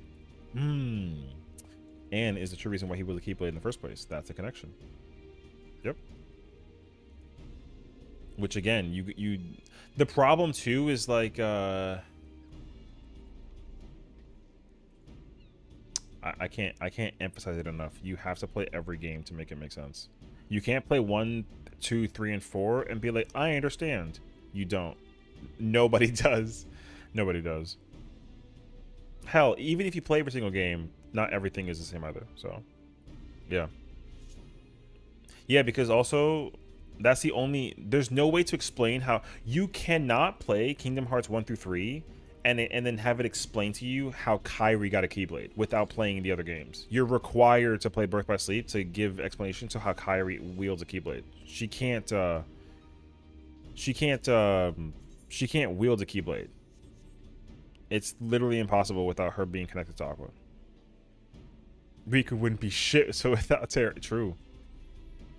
I mean, Sora too, though, you know what I mean? Like, Sora is the same thing. But the funny thing too is like, yo, Aqua, 2.8 Aqua was like crazy, bruh. I gotta go back and replay that entire series. Oh yeah, I know. I gotta go read back. You know what's funny? You know what? I might, now that we're talking about it, I might have to like side note play. I might have to go through Kingdom Hearts on the low, because I was gonna finish. I was gonna try and finish Legend of Zelda: Ocarina of Time, and I wanted to finish the Yu-Gi-Oh playthrough. I might just throw in Kingdom Hearts now. BBS was too goated. Facts. I just find Ventus Terra and Aqua Days more interesting. Yeah, because they're the origin story.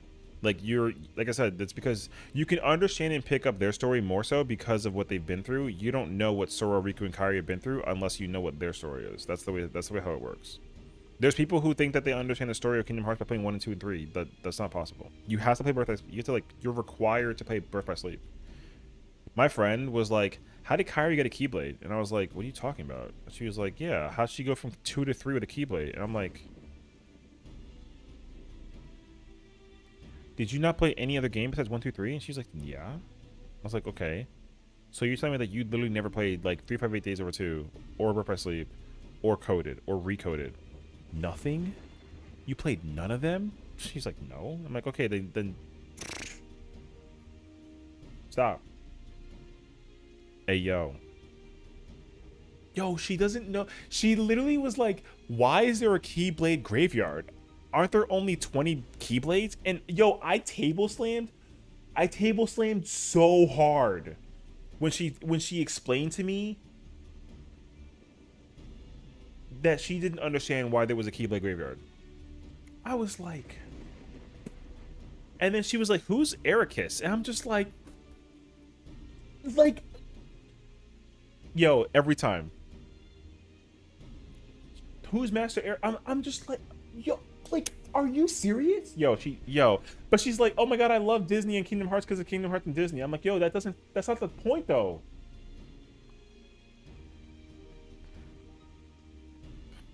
God, dude. To be fair, there are side games and that's not really set to go through except fans of the fan. No, I mean, it's hard to tell someone to play certain games. It depends on what you want to thing. You know what I mean? Like, it's such a specific conversation. Like, here's the thing: if you're talking to nerds who like the thing, and then you tell them that you don't gotta do it, that's like such a stab. You know, like you gotta be careful. That's why people defend dawntrail like crazy. Because you're talking to nerds who actually know the story and give a crap about the story. So, people who are like, "Oh, I like Shadowbringers and Endwalker the most because it was peak." But do you even know what happened in Heaven's Ward and how that connects to Shadowbringers and Endwalker? No. That voice crack was involved with it too. And then I'm like, yo, so then don't talk to me about the storyline. Like, if you can't find the connection, don't talk to me about it.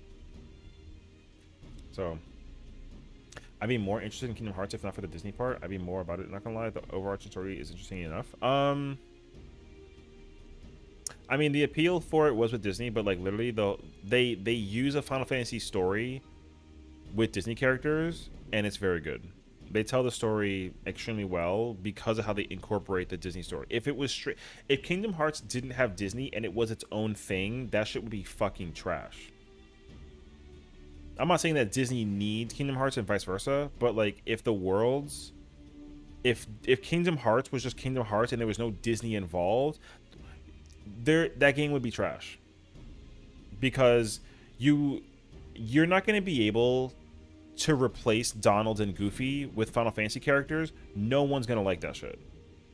And you can't make up random characters either and have them feel relatable, because it's not going to be fun. the way how they set the story up with Riku and Kairi, with Terra and and Aqua, like if you gave me 2 random schmucks to run around with Sora, yo, those characters would be irrelevant after the first game. You might as well have just turned Kingdom Hearts into a Dark Souls game at that point and have you solo run everything content wise. But that shit would not be like, it would be whack as hell though. It wouldn't matter. I'd say that was the way from the start though. But like no though, because if you didn't have the storyline expected with Disney characters, with Sora and Goofy and Donald, like there would be no reason for Sora to go on an adventure. He would just stay on the island and then be succumbed to the darkness, and then we'd never see him again. The whole reason for the Kingdom Hearts storyline centers around Mickey forcing Donald and Goofy to go search for the key. If you made 3 random characters be the key bearer searchers and then have Mickey be like another random person, the appeal would be very different. The game would be very serious. So Disney gives the charm to Kingdom Hearts. Kingdom Hearts would not be the same game that it is if it wasn't for Disney. That's facts. There's no discussion about that. You need Disney in Kingdom Hearts for it to maintain the appeal that it has. For all the worlds, the connection between the worlds, and also the character development as well. Like I said, like Kingdom Hearts would be Devil May Cry, Final Fantasy if they didn't do Disney, and it would be very, very unappealing.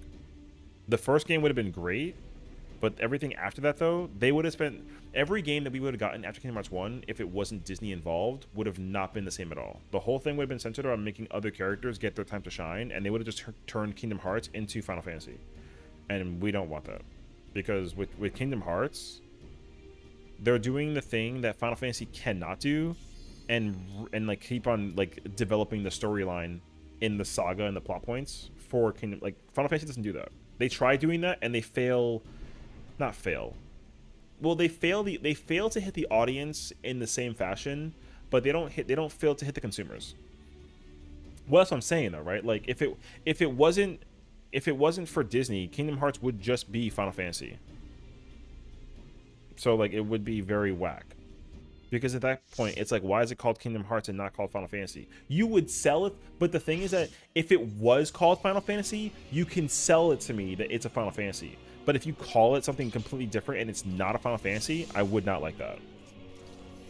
I would need it to be a Final Fantasy game, if that was the case scenario. That's why Disney is like overtly required in. Oh, I don't have the second question. Okay, that's why Final Fantasy is such a requirement in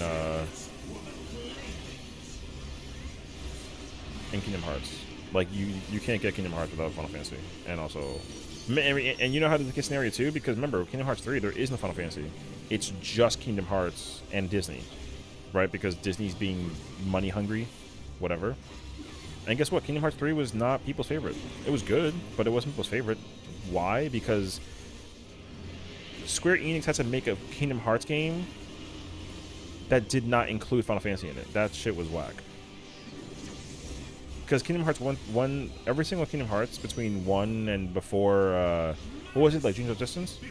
They all had 3 elements. You had Kingdom Hearts, you had Kingdom Hearts, you had Final Fantasy, and you had Disney. Taking out one of those hurts the brand and the franchise. That's why they're paying attention.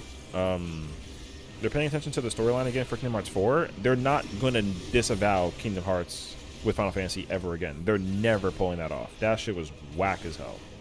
Don't get me wrong, like I said, I liked the Kingdom Hearts storyline plot points like a lot. However, the lack of a Final Fantasy character existing in Kingdom Hearts 3, I want Kingdom Hearts 3 to be my favorite game. It's not my favorite game. It's still Kingdom Hearts 2. Which sucks because like the Toy Story world, the Big Hero 6 world, the Pirates of the Caribbean world, what's the other one? I'm trying to think about. Oh, the Frozen world? What the yo, what? Brother, those worlds were crazy actually. I freaking loved navigating that area.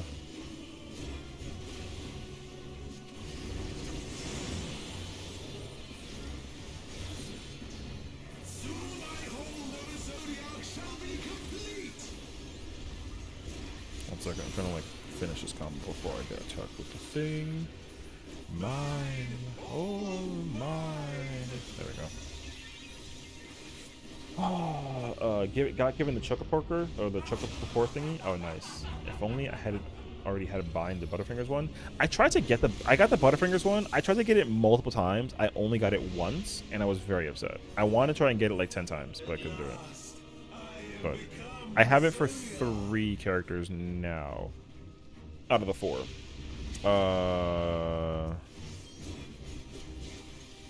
You can only see because Disney was there from the beginning. If it wasn't, no one would be like as bad because of Disney. No. So here's the reason why. Here's the reason why it's problematic. Because the problem with Kingdom Hearts, like I said, it's not that Disney's hand was already in it when it came out. If Disney's hand wasn't in it when Kingdom Hearts came out, it wouldn't make sense why it's not a Final Fantasy. It would make no sense for it to not be a Final Fantasy game if it was called Kingdom Hearts. Like if they called it like Final Fantasy Kingdom Hearts, then like sure, but that's not what it's just called Kingdom Hearts. So, and then again, imagine if like they tried to make a Kingdom Hearts Final Fantasy game, and then there's 0 Final Fantasy in it. That would be very, very, very bad. So the reason why Kingdom Hearts is because of Disney, and it can't be Kingdom Hearts without Disney. You're required to have Disney involved in Kingdom Hearts. That's not a discussion. Because, like I said, if it wasn't, then the game that we would have gotten instead, like I said, would just be Final Fantasy. And I already have played enough Final Fantasies, so like, not that I want something different, but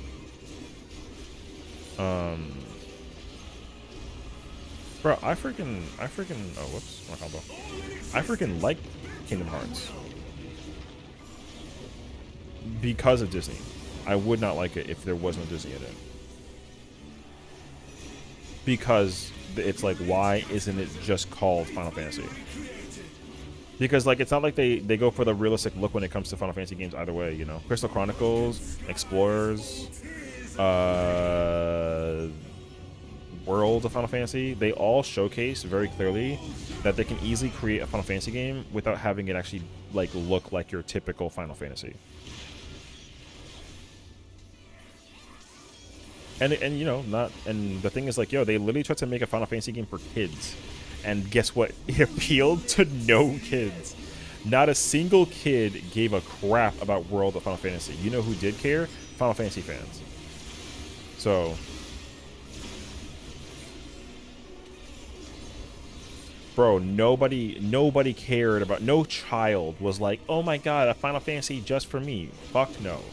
Everybody who enjoys FF was like, yo, chibi Final Fantasy characters, I'm in there, bro. I will play as Lon and Rain the whole way through. Those characters are like rememberable. Yo, that game is extremely underrated. Extremely fucking underrated. And you know what, here's what I'll tell you what it is too. World of Final Fantasy is what Kingdom Hearts would have been if it wasn't Kingdom Hearts. And unfortunately, the problem with that is that it's already a game that people like somewhat forgot about.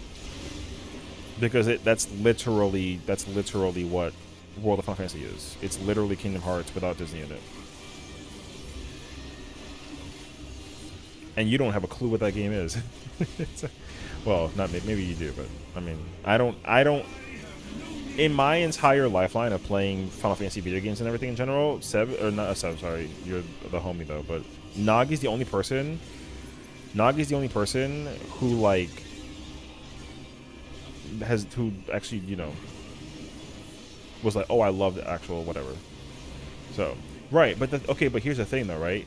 If World of Final Fantasy, if Kingdom Hearts came out as Kingdom Hearts, and it wasn't,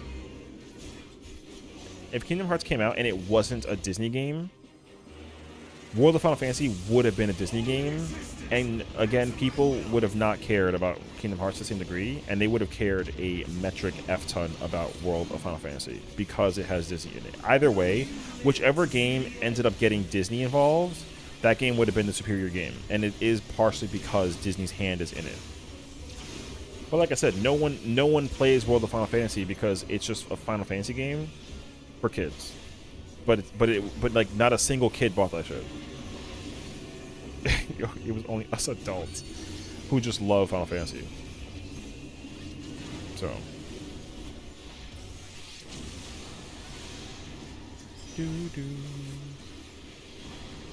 No LB?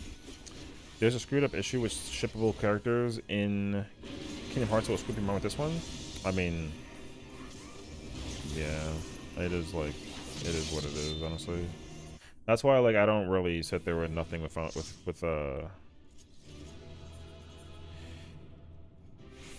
wait, what?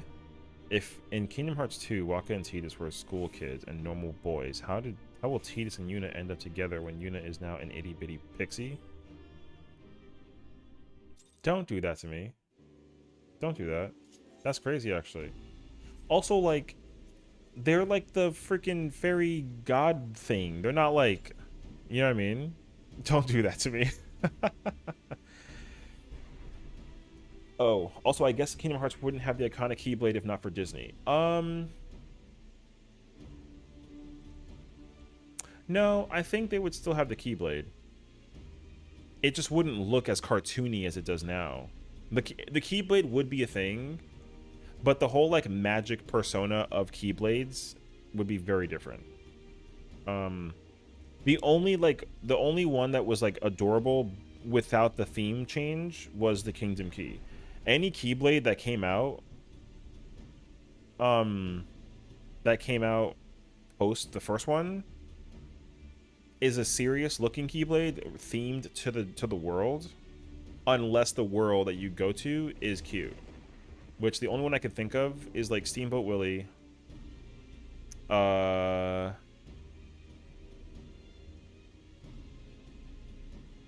damn. Toy Story? I would say Toy Story's up there. You know how you know this? Because the Ultimate Weapon, not a single Ultimate Weapon is like cute by design. That shit is designed to be godlike looking. Every Keyblade would look similar to that like design style if like the game wasn't, you know, Disneyed in any way, shape, and form. There would still be Keyblades, but the game would be more serious than it is storyline. I was like, no.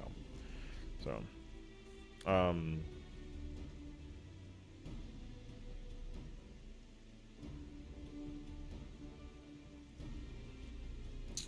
basically.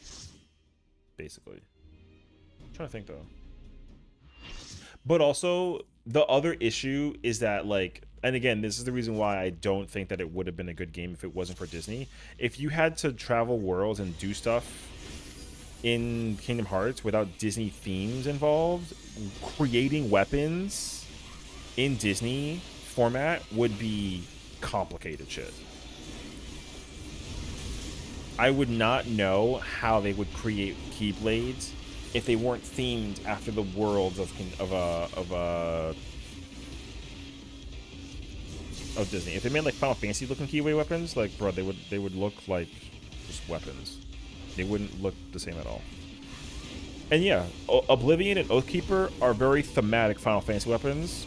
Every single other weapon that came out, including even Auron's Keyblade, is Disney themed. Despite it coming from Auron, because it's based off of like the Hercules design, like to a smidge.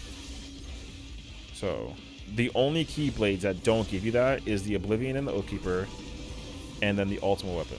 Those are the only weapons that are like Final Fantasy looking weapons. So, oh shit! I pressed the wrong button. Yo, that's complicated.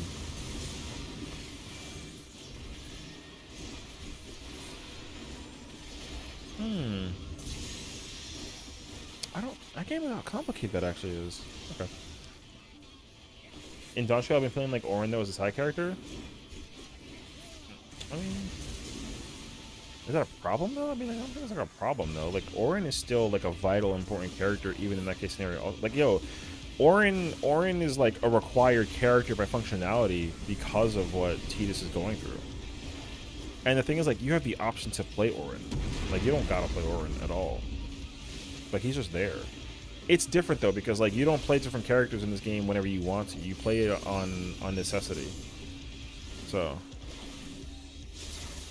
Oh no, yeah, but like, you know, it's just a whole complicated like thing, I would say, honestly. Wait, I'm trying to like. Okay, I'm here now. Because like I feel like the problem that I've felt with 14 is the whole god complexing. I want to be the main character, but I don't want to be god. I don't like being god because you got to fight other gods to do that, and it makes every other character look like chump change. That's why like the storyline for Dawntrail is like so nice, because like I'm not. It reminds me that I'm not god. Even at the very end, I'm like, I beat the game, and I'm like, yo, I'm still not god. I like that, brother. Okay.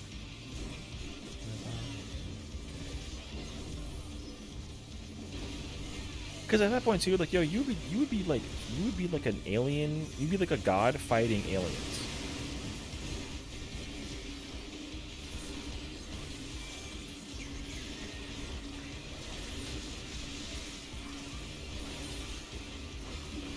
And like, what kind of god wields a paintbrush?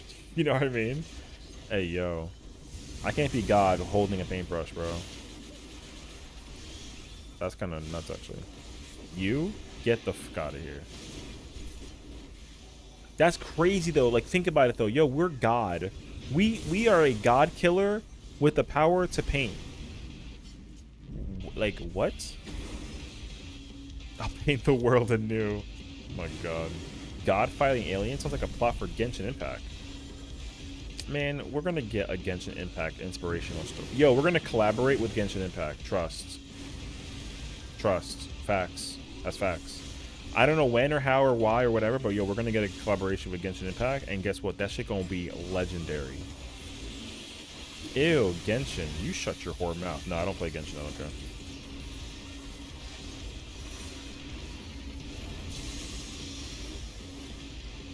I couldn't. Yo, I lost my combo in the middle of that buff listing. Hey, yo, you prefer Star Rail? Star Rail's cool. I looked at some of those trailers. Some of the stuff that they were kind of like showcasing off like storyline wise was actually pretty sick. The problem though is that I feel like with Star Rail, I have to actually like play Star Rail to like understand. Oh no shot! You guys are all about to get hit by this right now. Ooh. Okay, good. I'll take 1 versus 4. However, there's too many of y'all up here. If I knew this case scenario, I would have went to the other side. I'm in this corner. If you don't get out of this corner, I'm throwing hands. Exactly. My corner.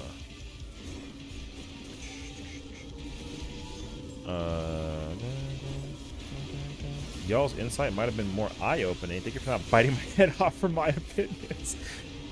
Seb, we don't. You know that you're the homie, bro. We don't really. Yo, look, again, having an opinion is fine. Having an L take though is ass. You can't have an L take. You can have an opinion. Don't have an L take though. Like, you don't have an L take in comparison for nerds to kind of. We're not gonna manhunt you. You know what I mean? I will manhunt somebody if they have an L take.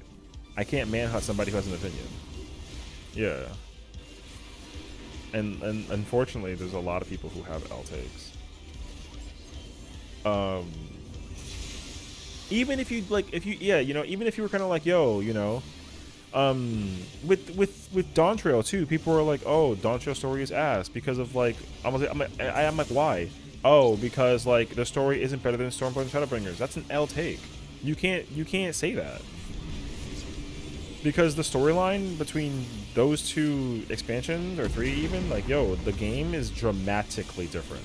It's impossible to recreate the storyline of what is Shadowbringers and Endwalker with Dawntrail. People, you know the reason why, though? The reason why it's a problem is because people don't really know how to have, like, an open mind about those games. And that's the issue that I personally run into. People want everything to be perfect every time. Nothing in this world is perfect. You think Zion's coming to 14? No. I don't think that he needs to. But well, actually I don't know, because I'm trying to think about, like, they've never really like taken a minion and like made it a character. They've taken characters and turned them into minions. The last area though is like, that's the thing though. I don't know the way how they.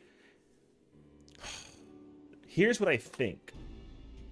The last area tells me that we're dealing with the world that relates to FF9, but the actual character like involvements, I don't think will involve characters from FF9 unless there's some kind of like connection. Because what I will tell you is, like, there's a villain, I would say. There's a villain in FF9 I was waiting to see in that final area or whatever. Yo, that never appeared. So I was like, oh, they're just using the concept of FF9 conceptually, but that's all that it is though. It's just a concept. So it's hard for me to be like, oh yeah, like totally. Like, yo, there's not a single moment where I saw FF9 and I was kind of like, yo, what the fuck is that outfit? Oh, is that the oh, my man painted the freaking coats. Interesting. Okay. Oh, but the red stays. Oh, pain. Okay. Yeah, like, so that's the thing too. Like I said, a lot of characters that are in the FF9 like universe, I can't really say that I ever saw a mention involving any of those characters. So, yo, I ain't got shit on my boy Steiner. Well, yo, that's the thing though. I can't say nothing, but you know, like I said, there's characters I was expecting to see appear in Final Fantasy 9 in 14. We got not a single one. Spoilers. Not a single one. My theory on the final boss was way the hell off. I had 4 different theories. Yo, I was 0 for 4. That's awesome, because that means that whatever they're planning on cooking up in the future gonna be crazy. Actually, wasn't one of the expansions based on FF4 a bit? Yeah, it was Endwalker. Endwalker was the theme of Endwalker had the FF4 theme in lock, because the combination of like going to the moon and also like the battle theme, who you battle post Endwalker was, yeah, a lot of FF4. A lot of FF4 bosses, theme musics, areas, the primary location you go to. So, but yeah, the thing is, like, FF4 character wise, none of the characters from FF4 are in Endwalker, but they make a lot of odes design wise from FF4, and they put that in Endwalker. Yeah, Golbez counts. Golbez is the prime. I mean, there are FF4 characters, but none of the main cast. The only character that was involved was Golbez. Golbez was the primary. I mean, most likely, more or less, the primary villain from FF4. He's the only character that existed, character-wise, in this game. The other characters that were involved from FF4 into this game are villain, like, boss monsters. That's it. I have a theory who the villain is. FF9 characters. I shall be back, friends. I gotta run errands. Sounds good, Seth. Have fun, dude. Appreciate you for hanging out. I have a theory who the villain, a certain girl with a white dress, is in connection to FF9 characters. Ooh, can you tell me? Because, like, I want to know if that's actually in relevance to one of my theories. I had 4 separate theories who the fuck she was and what the fuck it was about. Yo, let me tell you, no spoilers. The theory I have for post Dawntrail is not good.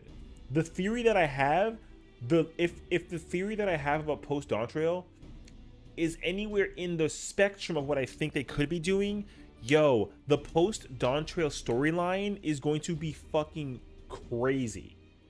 It's crazy. Crazy. But the problem though is that I don't know what they're doing with the lead up of the story. But they have, here's the thing. I don't know what it is because I'm an idiot. But they 100%, they have set us up. They've set us up already for 8.0. We're set up for it. What we're doing and where we're going and how it's functioning isn't there. But like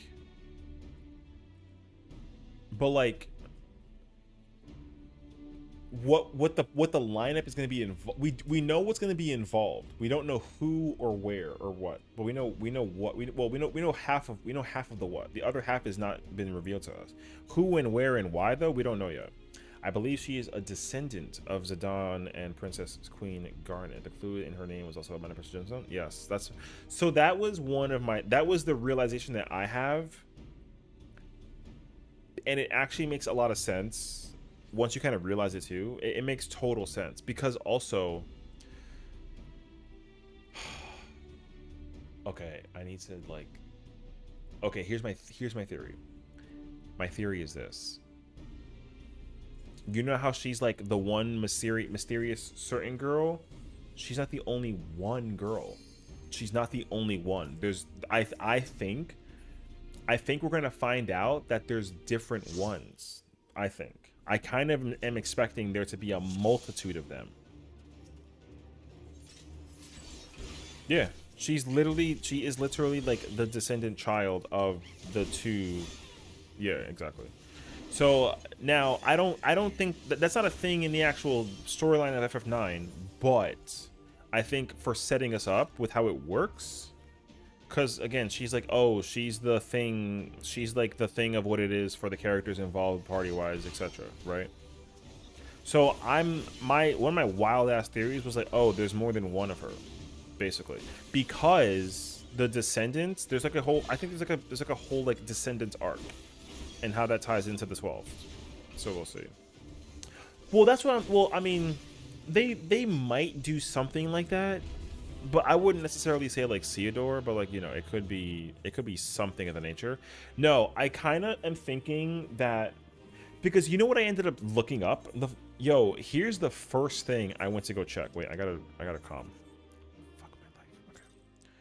The first thing I checked when I found out who she was, the first thing I checked, I did this offline, but I immediately went to Goldsmith. I pulled up the crafting log, and I said, wait, huh?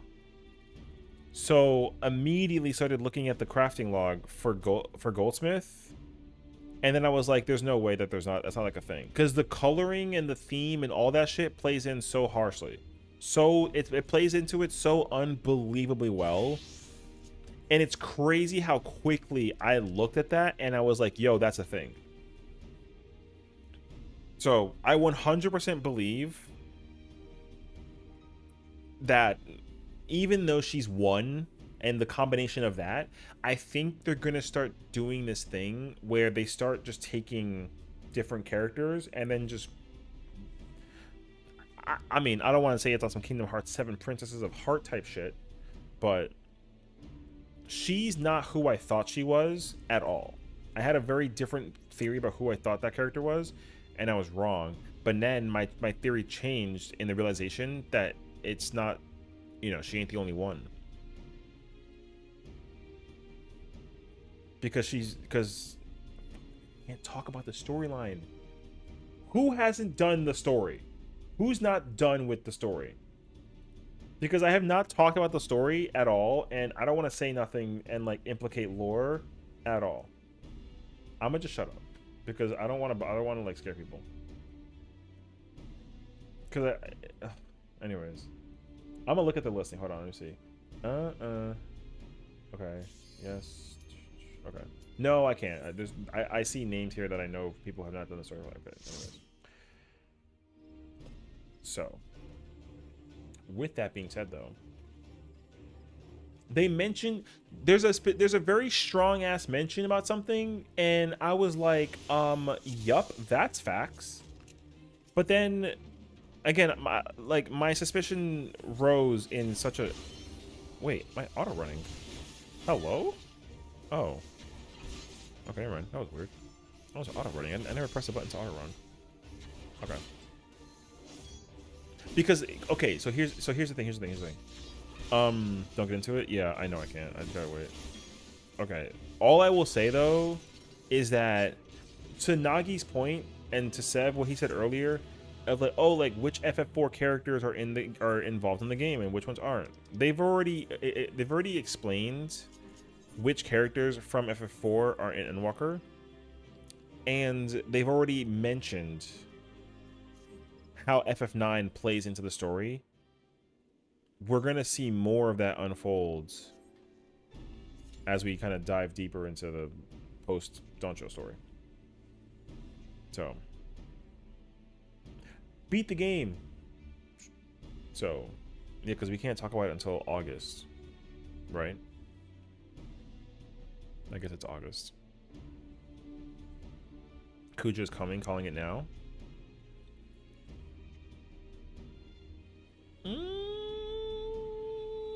I don't know, actually. But like, if he, but like, no, actually he can't. Well,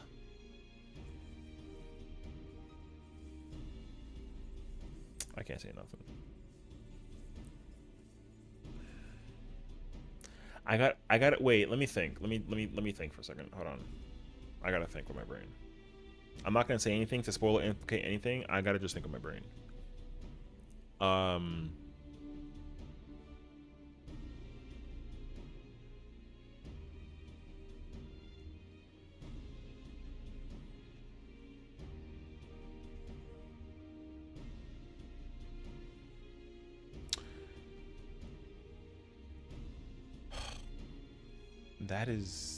That is a tough thought. Okay, all I'm gonna say is, like, if you think that's the case scenario, I haven't a clue in what form. So it is possible. Of the OG villains, we have not seen him in the game. We have had OG Data Golbez, Fake Golbez, Cloud Darkness, a Crazy Clown. It is possible. Because my problem is, not that it's not going to be canonical at all, but if Kuja's not, okay, if Kuja's in the raid tier story, then no.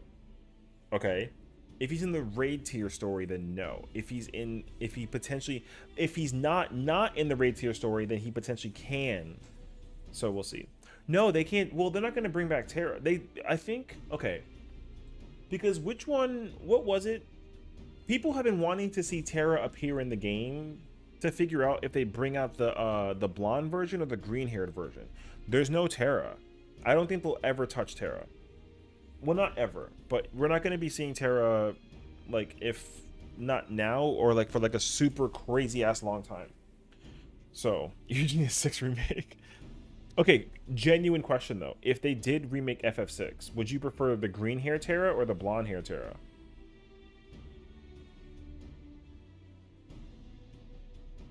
I'm actually curious. I mean, obviously you'll be able to swap between both options. Green? Okay. I ain't gonna lie to you, bro. I want the Dissidia design. I would get the blonde-haired version.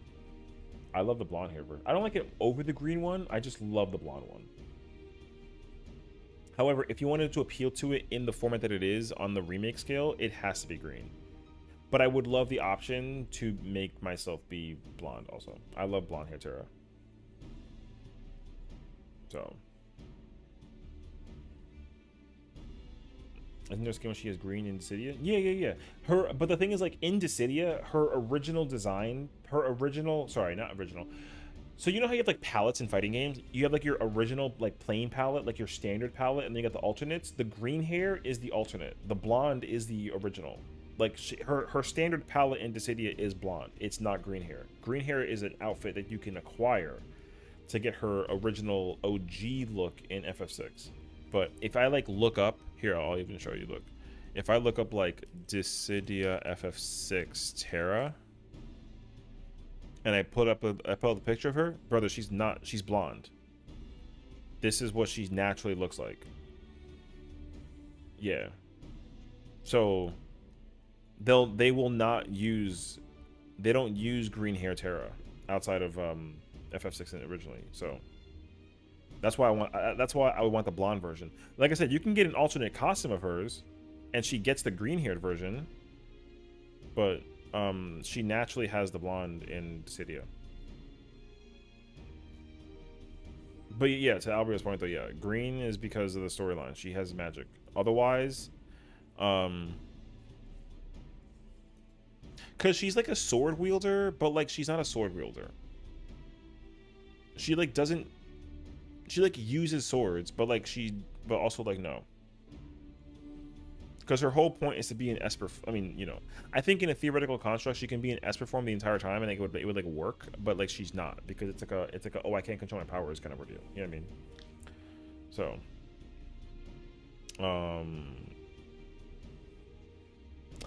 you know what the problem is though? She's a red mage. It's a spell sword. Yeah, I know, but the thing is, like, I don't. The magic doesn't like come from the sword. I mean, I don't feel like it does. I feel like it mostly comes from like her hands, if anything. When she's in Esper form, she like don't use the sword, but like when she's not, though, she, you know what I mean? It's a whole debacle.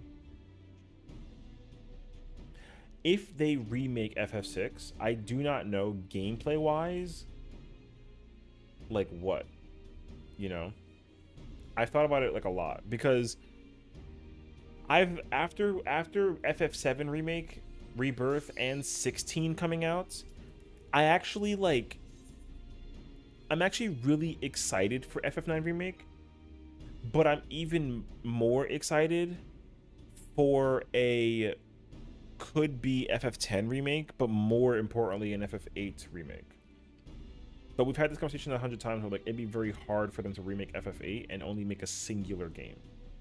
They kind of thrive on the current idea of like trilogying the games storyline wise. So maybe what if the sword, just maybe, what if the sword allows her to dampen her powers to the point of only being able to control it like a limiter?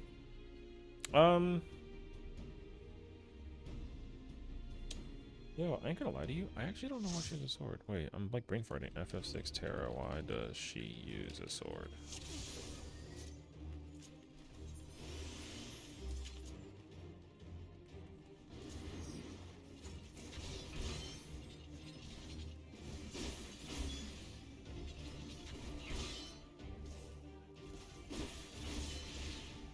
I gotta look this up now. Am I the only one who didn't really care for 8? No. I mean, it depends on what and why you didn't care for 8. Because the thing is, like, people disliked 8 for one of two reasons. You either disliked 8 because of the story, or you disliked 8 because of the battle system. It's one or the other. It's not both. People like the story but didn't like the junction system. People like the junction system but hated the story. It's literally it's like black and white. Or you like both, or you hate both. Like I said, it's very black and white. People genuinely did not like the system that they had established with the junction. I personally really enjoyed it just because it was different. Isn't the battle system like FF2? No. FF2's battle system is like unique in the sense of like you acquire things and you can power them up over the course of using them on a constant basis. Unlike in FF8, when you use the junction system, you can build the character how you want to, but the thing is, like, the resources. Okay, if you had the spell Cure, it would increase your magic and your health, for example. But in order to use that spell Cure, though, you have to use the actual, like, I'm gonna say the word materia for now. If you had a singular materia of Cure, if you put it on your person, you got stronger health and like magic wise. But if you wanted to use Cure, you had to spend it. And then if you did spend it, you don't have a materia for it anymore.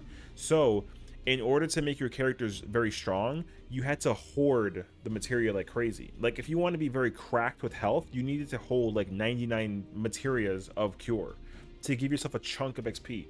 That HP would go down if you used the cure spell. So it was people didn't like it because like in order to stay perma powerful, you couldn't use magic. But magic was the strongest thing in the game. So it was a really weird ass double-edged sword to be wielding.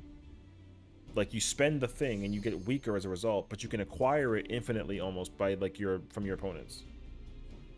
Like it's not like a blue mage. It's a blue mage system. It's a blue mage system with a cost. Normally blue mages don't have that cost, but in FF8 every character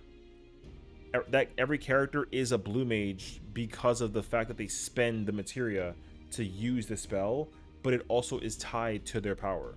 Yeah, that's why. So the game was really hard to play because if it's your first time playing through FF8 and you didn't understand it, that's why people didn't really enjoy it, because it's like, oh, why am I struggling to fight these creatures, whatever? But also like if I'm dying all the time because my health and my defense is so bad, I gotta. So the whole idea behind it is like, if you had like 30 spells to choose from, you had to sift those 30 spells across your party. You couldn't repeat spells across your party. So like if I gave Squall fire, I couldn't give like Quiztis fire. She needed a different spell in order to receive stats. And again, like if I had fire and Fira and Firiga, like Firiga obviously gave you better stats than Fira and fire, but you didn't want to spend the moves on that because obviously like your stats would go down. It's a very complicated system that was very difficult to enjoy, and also like feel powerful. Like it's hard to feel powerful at the same time in that game. That was the biggest gripe I think players had with FF8. The junction system wasn't. Now here's the thing: the reason why I think a remake would benefit significantly for FF8 is simply just because the junction system can be fixed. They can fix the junction system really easily by just not having there be a cost. If you take away the cost, and you know how I know this too, because everybody who played the modded version of FF8 where they didn't give you the cost, if you just acquired the spell, it was perma acquired. It had a baseline of stats it would give you, and that stat didn't go up or down based on how many you had. It was just there. Once you play that version of the game, yo, FF8 is cracked. Game is incredibly good. Everyone hates it because the cost system of the junction. Yeah, but that's the thing. It's like it's all about that risk and it's like that high risk, high reward. But like also, yeah, you gotta, it's all cost. Because you want to learn how to use Ultima, but like you get Ultima once, so you can't spend Ultima and use it. But you get it once, and you're supposed to put it on a character to give them like bonus 10% everything. But if you use the spell, it's gone forever. You know, that's why it was hard to, like I said, the standard version of FF8 is like a very not favorited game by a lot of people. The modded versions, however, cracked. Go play the modded version. And it's not even like a mod that like it just changes how the cost system works with the junction. If you learn fire, everyone learns fire. That's why like if you have each character use junction draw or draw whatever, and they pick up the spell for the character, they just permanently have that spell unlocked and then does it. So yeah, that's it. FF8's a great game. The battle system is just not people's favorite system. I love the lore of FF8. I liked the battle system a lot because it was very different and unique, and it wasn't like your typical regular whatever. But after hearing other people's complaints about it, I understand why they don't like it. But that doesn't deter me from liking it. The system that I don't like the most in like FF everything whatever, like low-key, either it's kind of complicated, honestly. It's a tie, I would say, between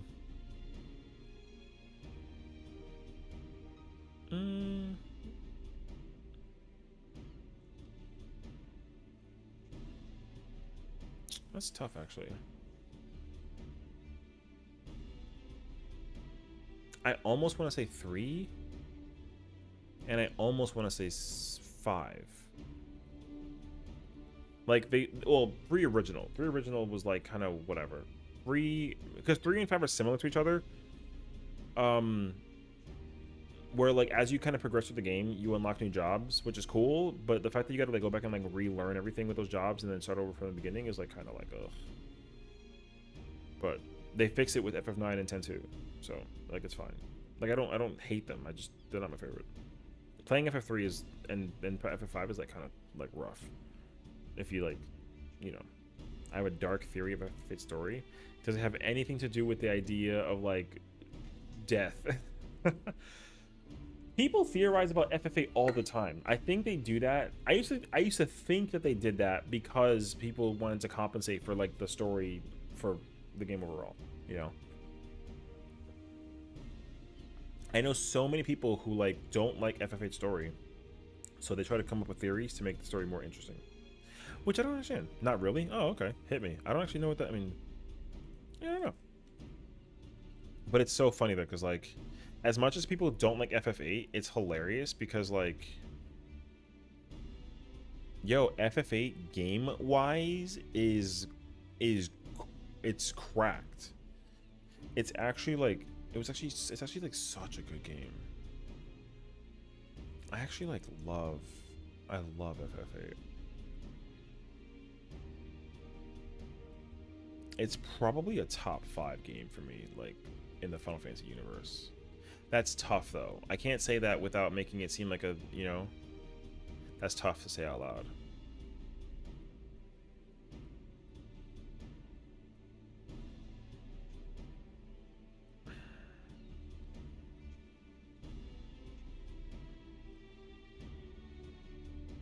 I know. I love FF8 though. I mean, FF8's storyline is cracked. The battle system is mad fun. It's hard, but it's cool.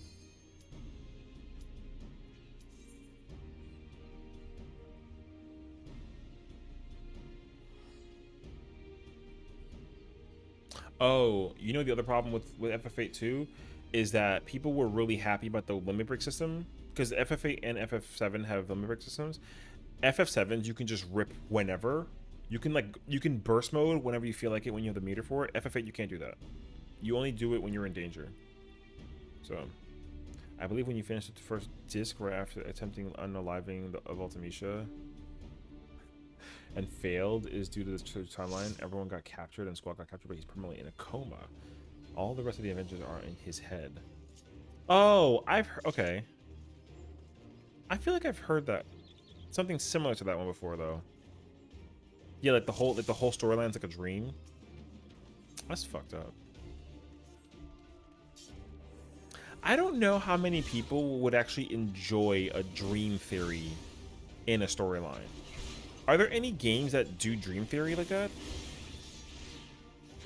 I mean, there's probably like a bunch, but because I know TV shows and like animes do that, but I don't know if like I actually don't know if I would want that in a video game. That's tough to figure out, actually. Does Tidus count as a theory? No, because Tidus is not, he's not actually like a, I mean, it doesn't count, no, because it's not a dream. It's just like, FF10 is like too complicated to talk about dream theory. FF10, it's not, he's not a dream. No, he's not a dream. The problem with okay, FF10's problem is that they did time travel weird as shit. Like, there's no standardized way to like explain time travel. They made him time travel and like it just doesn't make sense. It didn't make sense to me. You think Shuin's yo, I don't think so, bro. I still to this day fight that. I don't think Len and Shuyin are real. Because it's up for the dress spheres. Tidus is real. He's just in somewhere. Something of the nature. I don't freaking know, man. He's not a dream. Dreams of the Faith are Teen and FFXIV. We will dream for you one last time. I don't want to talk about it no more. I hate talking about. Wait, where my clothes at, bruh? I don't want to talk about FF10 storyline. It still confuses me to this day. In 10-2, 10-1, I'm chilling. I'm chilling 10-1. I'm gonna take the L. Yeah, I'm fine with that. I don't care. Take it. Take your little dream W. It's too confusing for me. I don't like. I like 10. 10 storyline is good. It's actually very good. Like 10-2s is fine, but 10-2 does this thing that. Wait, what the oh, right. I mean, okay, duh. I have not played enough of it, though. Anakin, no, Tidus is literally a dream of face. They say it straight up in the story before Tidus versus Anakin. So anyways, you know what's a really great storyline, bro? Is 12. 12's storyline is crack. If there's a game I want them to remake, it's 12. Bruh, I would love a 12 remake. The licensing system is cool, but like, you know. No, I'm kidding. I'm kidding. God. I mean, partially though, but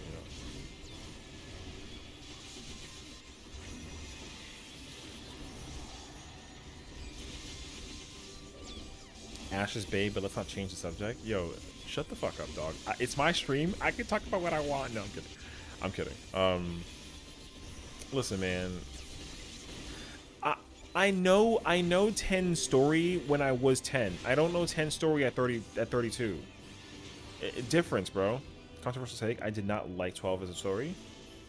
No, that's not too bad of a controversial take. I mean, it's kind of a lot, honestly. You know what my issue is with 12 though? That is I think it's a take also. It's controversial, but like, I don't like that 12-2 was made into a DS game. And like, it was a game that you know what I mean? I just wish that because what they made a business decision of basically giving 12 to the DS because the console was like new and it was gonna sell wonders, etc. But they should not have done that. I actually would have 10 times preferred if they made FF12 just be a double PS2 game. Because the problem with the story in 12, yes, that's the reason why. Everyone forgets that the DS version exists because the DS version, it fixes the plot lines that happen in 12.1. 12.2 exists, but it's a DS game. No one cares about the DS game because it's a DS game. If it was a PS2 game, they didn't remaster it at all into a console game. It's a perma DS game. And I don't personally like that. Because if you actually go look up FF12 Revenant Wings, yo, the storyline for Revenant Wings is actually kind of cracked. It's good. It's just that like it's a DS game, and so nobody, you know, you kind of finish it and you're like, okay, cool, like whatever. But if you go back, like if you actually go play Revenant Wings, yo, Revenant Wings is actually kind of nuts. It like. They basically went down that route of like, oh, we're going to do a mission-based storyline because it's a DS game. If it was a PS2 game, it wouldn't have been mission-based. The battles were more simpler to deal with. The characters that were involved was cool. Like, that was all that it was. And then the problem with the game that they ran into was that...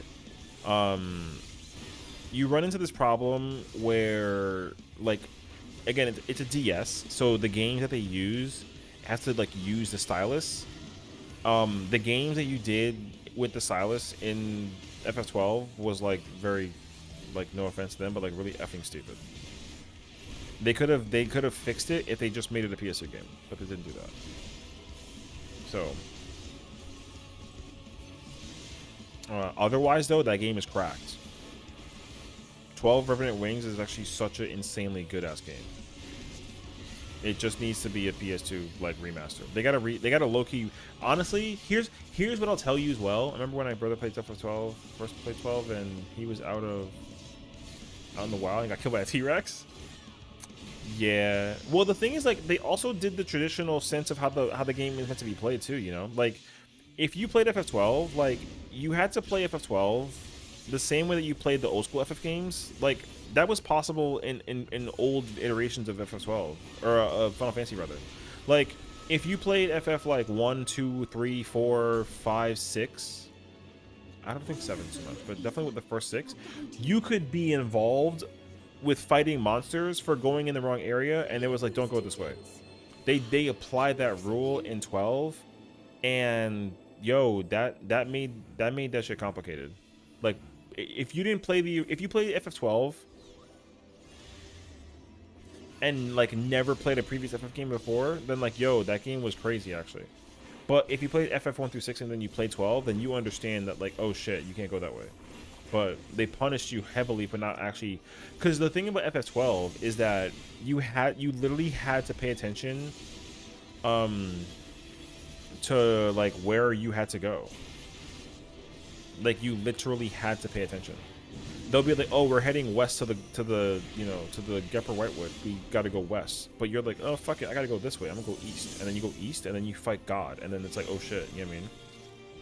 So truth be told, when I went through the 12 story, my English was still mega broken, and even with the Brady strategy guide, yes, kids, there was such a thing back in the day. I freaking love that guide. I still have mine somewhere. I dropped the game for a full year after the events of Ridorando Lighthouse onto the team at Yasma Story. It's been a minute. I forced myself to finish it and at the ending, but the plot's just been in between. Oh, I see what you're saying. Yeah, yeah.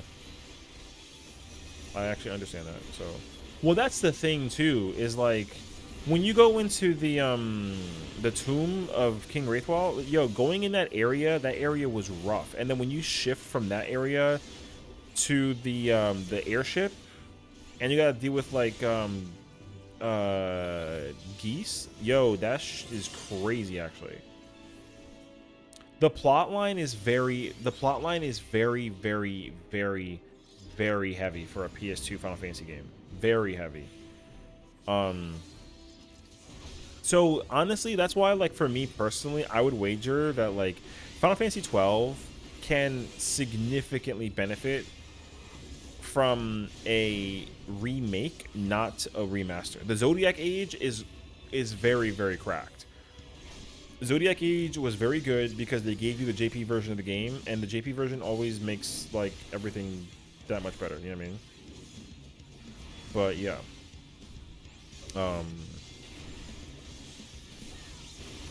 But like, we were kids when we were playing FF12. That game was difficult and complicated as shit. Yeah, that's how I see it, honestly.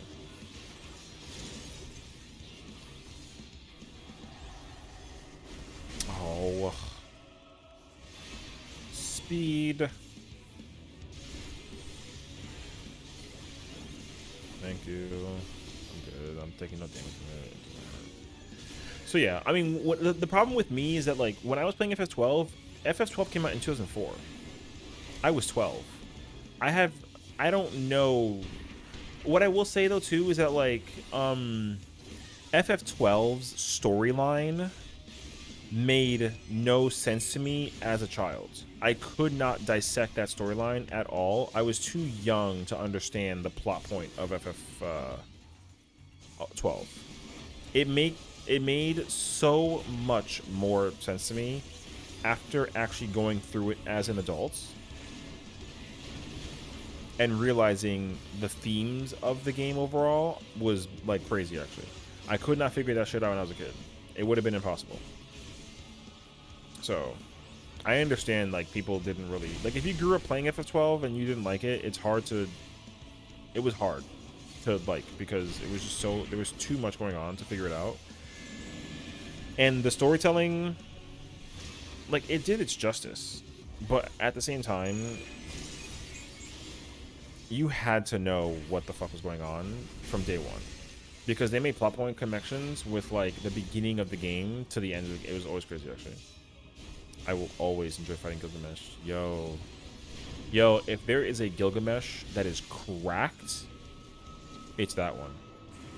There's not a lot of times that honestly, like, you know what I really like personally? I like how frequently they change the functionality of characters of Sid and Gilgamesh.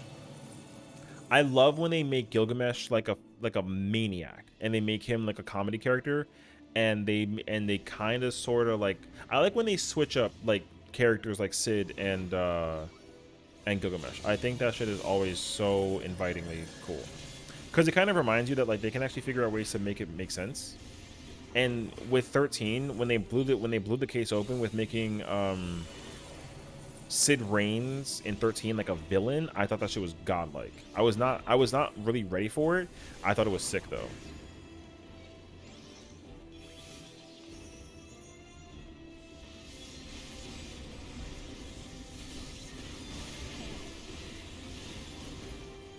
To be honest, wait, sorry, hold on, I'm just gonna like.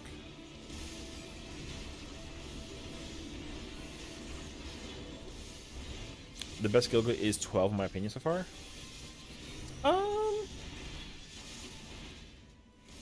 For Gilgamesh, the best one, I can't disagree with that. I can't disagree with that. I love 12 Gilgamesh. The other one that I like is Type 0. I don't know if you know Type 0 Gilgamesh, but that Gilgamesh kind of goes fucking hard. Because he follows the same kind of pathway where like he's like a villain in a sense, and it's actually really cracked actually. Ah yes, 13. The one no one. You know what's so annoying though? People didn't like 13 when it came out, and now everyone magically likes 13. I hate, like, I'm telling you, dude, that hypocrisy drives me crazy. I'm the only person out of everybody that I knew growing up, besides like Al, when I found out about her later on, that was like, yo, 13 was lit. And I was like, yo, thank fucking God somebody else agrees with me about it. Like, finally. Yo, it was hard for me to meet people who played 14, or sorry, who played Final Fantasy games in general, and said that 13 was trash. That was a tough pill for me to swallow for the longest amount of time. I know so many people who were just like, yo, 13's whack. And I'm like, why? And they're like, oh, because like the game is linear. Motherfucker, do you know how many games that we play that are linear that we don't bitch about because of what it is? And they're like, yeah, but like Final Fantasy should be linear. Brother, Final Fantasy is very frequently linear. They don't make Final Fantasy free roaming as much as you think that it is. So everyone just wants Final Fantasy games to be like a linear experience, or sorry, a non-linear experience. And guess what? They did that with 15, and people weren't fans. So it's unfortunate, bro. I was playing Still Wakes Deep, and it's a good horror game. Still Wakes Deep. I feel like I've. Where do I know that from? Also, what's up, bro? I'm trying to think. I do know that game. I'm trying to think about what it's from though. Why do I know that game? I gotta look it up. The rig one in the ocean? Oh, that is what it is. Okay. Okay, I definitely saw a bunch of like people playing it on YouTube and that whole spiel, and it was like enjoyable to kind of watch them kick into it. Although people started asking me to like kick into it, and I was kind of like, maybe. We'll see.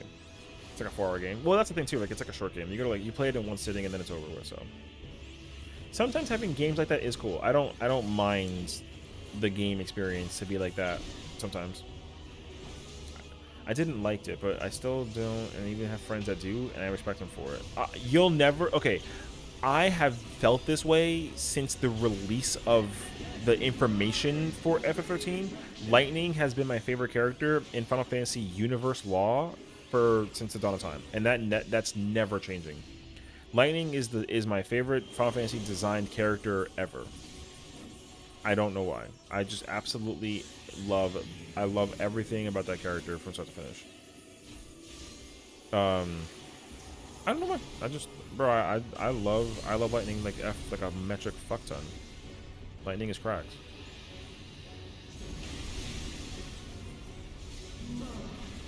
I mean, the thing is also, like, if you ask me, Lightning is just a female version of Cloud, what you mean? That's exactly why I love her. That's exactly why. I've always wanted a female, I always wanted a female Cloud, and they literally gave that to me, and I've had zero complaints. She's exactly what I wanted. People hate her for that reason. Well, guess what? That take is a fucking L. Yo. She's female Cloud. It's goated. The thing is that, like, yo, people love Cloud.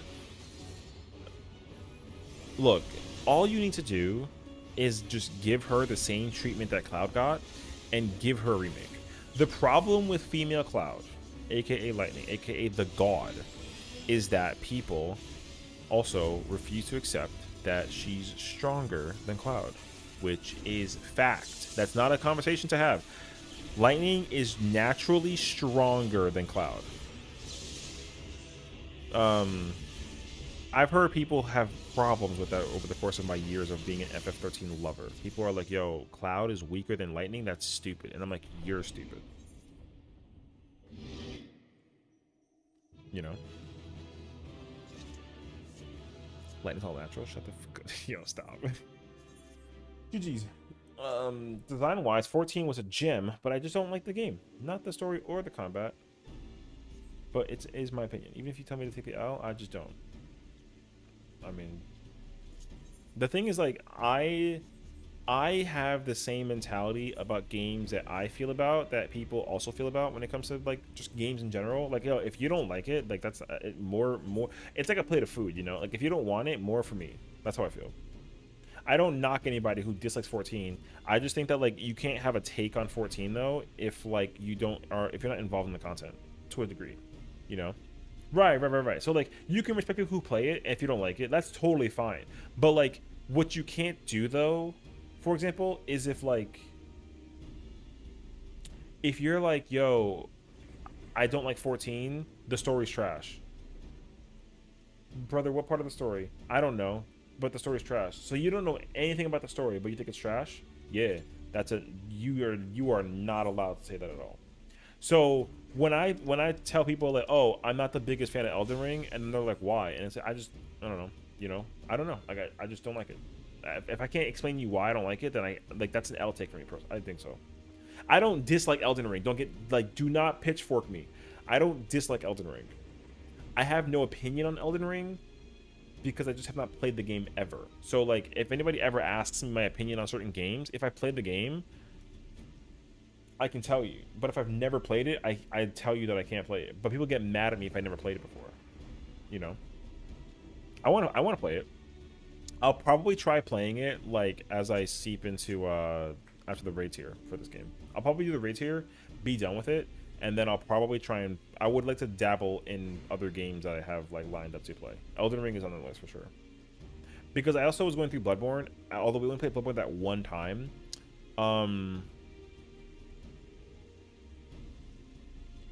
I would be a person to go through From Software games, like, with a guide if I'm like, where the hell do I go? But I'm not gonna, like, look at it and then go and then look back at it. If I'm like going through it naturally and I'm kind of like, where the hell do I go? I'll, like, look it up and be like, oh, okay. I put the book back down and then I keep on playing. Because I've never looked at strategy guides or games in preparation for something. Never. I mean, when I was a kid, at least, right? That's kind of evolved with this game to a small degree, but like, when Zelda came out, Ocarina of Time, I never looked at any of the pages in Ocarina of Time in the Prima guide. I never used the Prima guide beyond what I've, like, seen in the thing, in the like, in the content itself. So, like, when I did all the first 3 dungeons and then didn't do the Force Temple, I never looked at any of the pages that involved the Force Temple until I completed the Force Temple. That's always how I played the game, or every game for that matter. So, Elden Ring is good, but it's still before DS3. Isn't DS3, like, the one that people don't like out of all the Dark Souls games? Isn't DS3, like, the least favorited one, or is it 2? I know people. Okay, I gotta look this up now. Actually, I don't know. I was under the impression people didn't like Dark Souls 3. People like love Dark Souls 2. No, sorry, Dark Souls 1. But from what I understood, people didn't like 2 or 3. I don't have a clue though.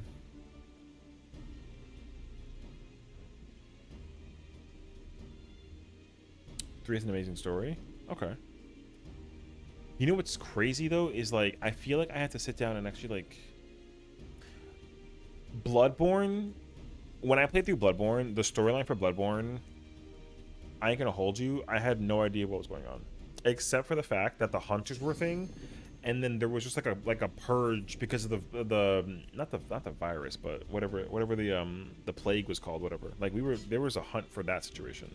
That's what I understood from Bloodborne so far through what I played. He was unfond of 2. Yeah, I don't know. I mean, I don't actually know. You didn't enjoy Bloodborne? Really? Yo, I feel like people would get mad at you for saying that. Like, low key. People think that Bloodborne is like one of the greatest games of all time. I don't think so, but like, I mean, it's definitely up there though. I like it. I just like From Software games are all like gameplay wise, they're very similar to each other. So it's kind of hard to put them all on like the upper pedestal of what it is without having to kind of like be like, oh, it's just like this game. You know what I mean? That's why like Elden Ring looks so familiar to like Bloodborne and Dark Souls to me, because like it is, but also like that doesn't mean that I can automatically put it in like a higher echelon to like some of the games that I've played in my lifetime, you know? Like I don't think that Bloodborne or the I got to the end, didn't care to beat it. Oh, okay.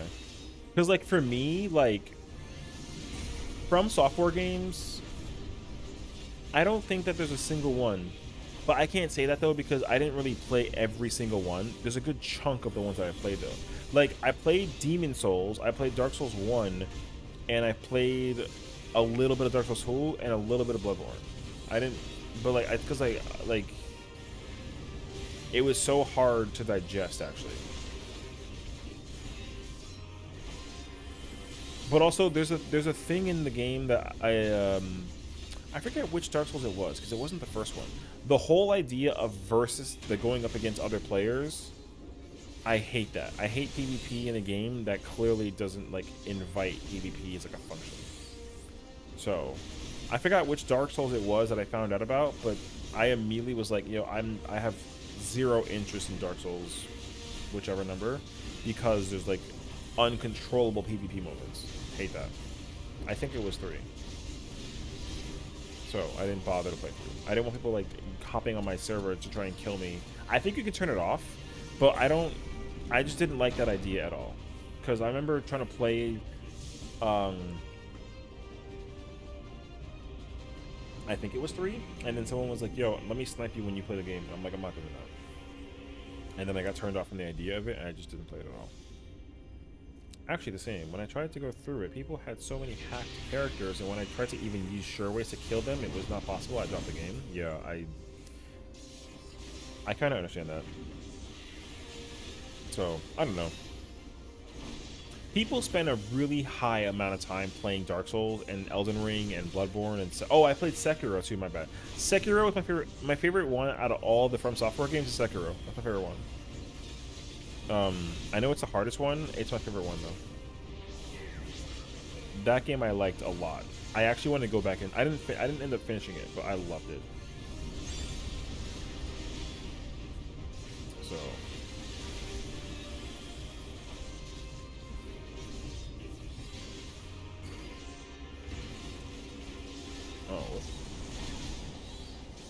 there's a lot of games that I would like to like find the time to go through and like figure out that kind of thing. It'd be sick actually. Brother, are you trying to dress and look like Sora? Basically.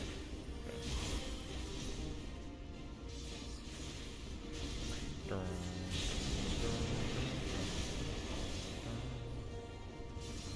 So yeah, I've never really, honestly, with the amount of games that have come out since I've been playing 14, me playing other games has shifted dramatically. So I think like I would have happily. So here's the thing too, right? Like I played Demon Souls, I played Dark Souls 1 because I was not playing 14.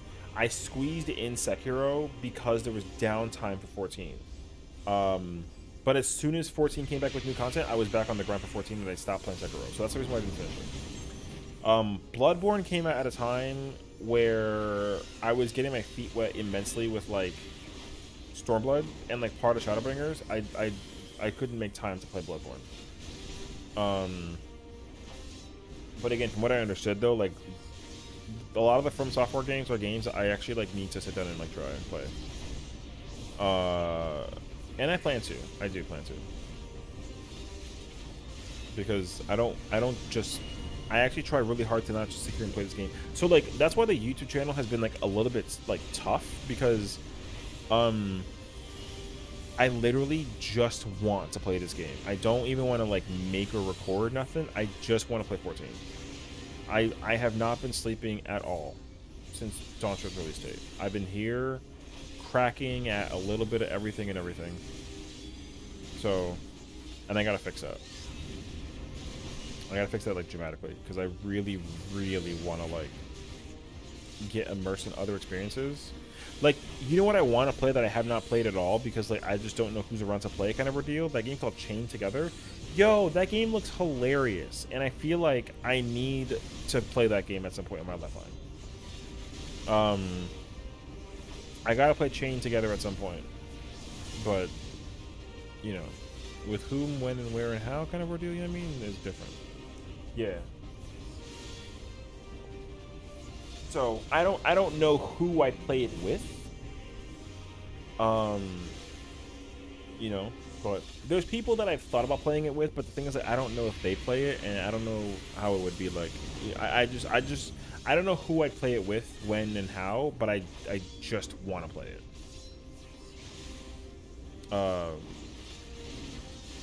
I just want to play it at some point. But also, there's like a lot of other things too. Like I said, there's a lot of games that are out that like I would just love to tap into and like run. And I can't do that if I'm playing 14 all the time.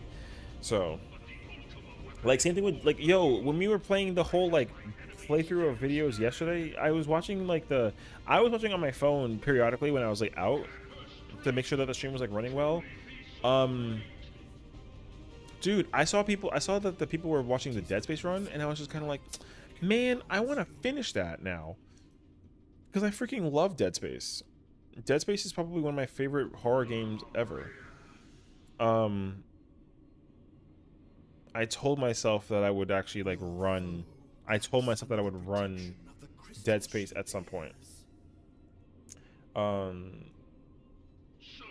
But yeah, there's so many games I want to play, and I need to just learn to just put this game down and run it. I don't want to just sit. I don't want to sit here all day and just keep on playing 14 when there's other games that I should be playing, and I don't want to give people the impression that I only play this game and play nothing else, because I think a lot of people are under the impression that this is all that I play and I play nothing else, and I don't like that. So that's why, like, I don't know what time I'm. It's 6 o'clock right now. I should get food. Hold on. Let me no lie. Let me like microwave food real quick, and I'll let you guys know. Hold on.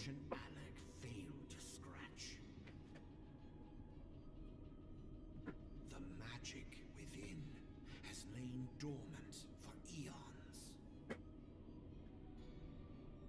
Of what magic do you speak?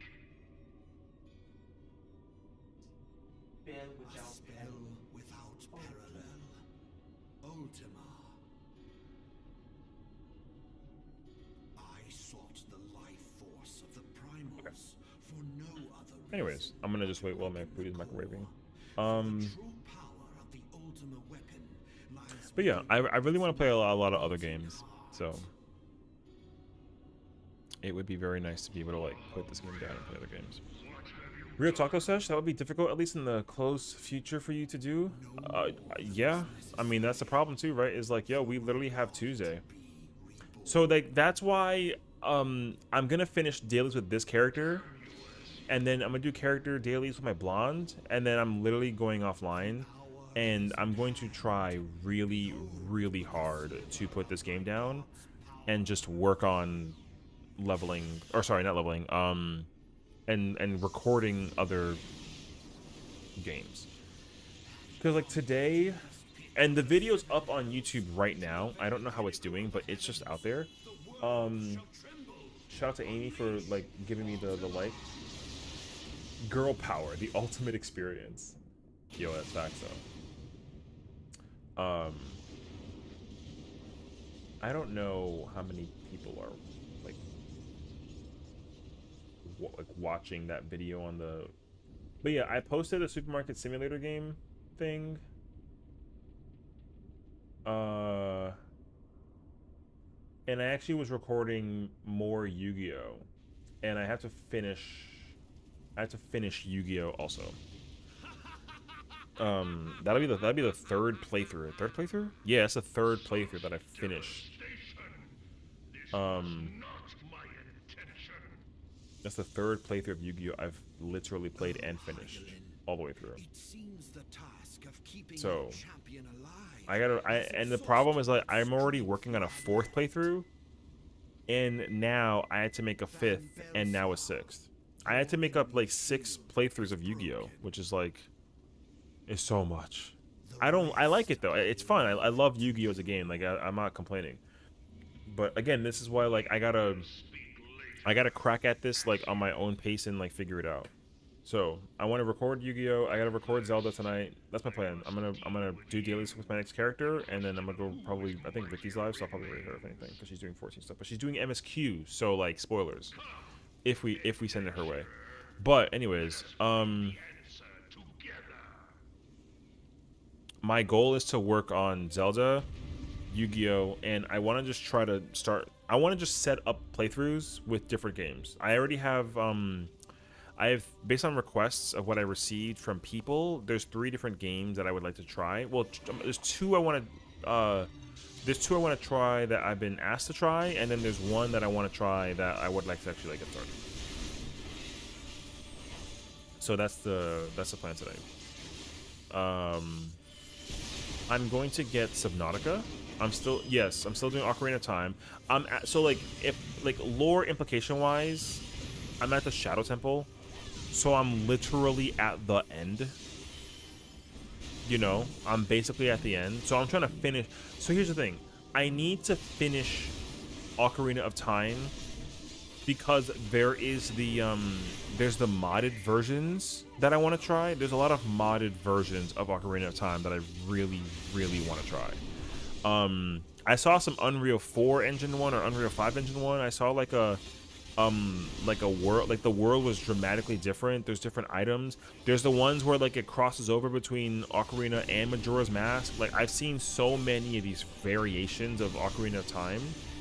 And if there's one thing that's like busting in my YouTube career currently is that the Yu-Gi-Oh game, I've not played the original. I've played the original 3 million times on my own, like growing up. I play that game I think at least like once every other year. But being a PC user, now that I can actually like modify games, I really, really want to try playing modified Zelda. So I want to beat Ocarina of Time so I can figure out how to set that up and then play modified Zelda, and I think I'll have like a field day with it. So I really plan on playing modified Zelda, like all the games. But same thing with like other ones, you know, I want to also like actually do a playthrough of like A Link to the Past. I haven't played that game enough times growing up in my lifeline. I played it a bunch of times, but unlike Ocarina of Time, I don't really remember A Link to the Past as easily as I remember Ocarina of Time. Like I have Ocarina of Time like memorized very well. I don't have Link to the Past or Majora's Mask for that matter memorized to the same degree. So I'm not trying to, but I would like to be able to just like get those playthroughs out there. I think the reaction of me playing those games will feel and look very natural. Where it's kind of like oh, I didn't know this was a thing. Where like with Ocarina, like I know what's going on obviously, but like I'm just kind of going through it. Yeah. So I want to play A Link to the Past. I want to play A Link Between Worlds. I want to replay. If there's one Zelda game I have no idea about, despite playing it from start to finish, is Twilight Princess. That game I played once in college. I literally do not remember Twilight Princess. And in Twilight Princess is low-key one of my favorite Zelda games outside of Ocarina of Time. I loved going through Twilight Princess, but goddamn, if you ask me if I remember, no, I don't. I don't remember dick about Twilight Princess. Wow, you like murdered him in cold blood, actually. That's crazy. Yeah, and again, same thing. If my memory is aware of this too, I'm pretty sure there's like a modded version of Twilight Princess. I would love to fuck around and find out what that feels like. So that's why the whole modding situation, I want to figure that out. Because if there's one thing I also want to do that I've never done before is Resident Evil on like, you know, for here. I've never had like a Resident Evil randomizer. I want to mess with that. I think that would be so cracked, actually. So there's a lot of things that I want to do where I'm playing games that have like this very strong similarity, but there's such a big difference because of the simple case in point that they just modify the files of the game. I think that would be cracked to figure out. So I'm very excited to learn how to get that stuff situated. And on top of all that as well, I actually figured out how to functionally install like an editing software. I need to actually sit down now and figure out the editing software thing. I want to actually learn how to edit the videos that I want to record a video for like an episode of a show or like a gameplay or something like that, and then I want to just be able to like edit that in some way, shape, or form. Because all my videos are just me pressing the record button and then I just play the game. Which I love that though. I love being able to have both of those experiences. I want to be able to like switch between. I want my first playthrough of games to be like the natural, unedited, like oh my god moment, where there's no like memes in it. And then if I make a second or third playthrough, then I can actually like do memetry with it. No commentary. No, I do commentary, but it also depends on the game. Like okay, for example, with Zelda, I would say like with Zelda, I'm talking most of the time, but with Final Fantasy 16, I'm half silent. Like I'm very quiet, and all you see is my jaw being dropped on the ground with how much I'm in love with the playthrough of like 16. So it really depends on the game. So if I like the game so much, I'll just kind of be there in the moment.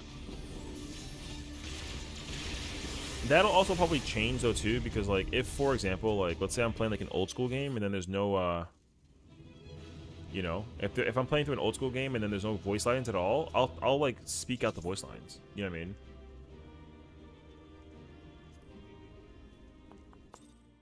So it totally depends on the game. But yeah, I don't immediately not talk when I play. Okay, I know my homework later is to work on. I'll do this tomorrow. I gotta finish Paladin, I gotta start Viper, or finish Viper-ish. Okay.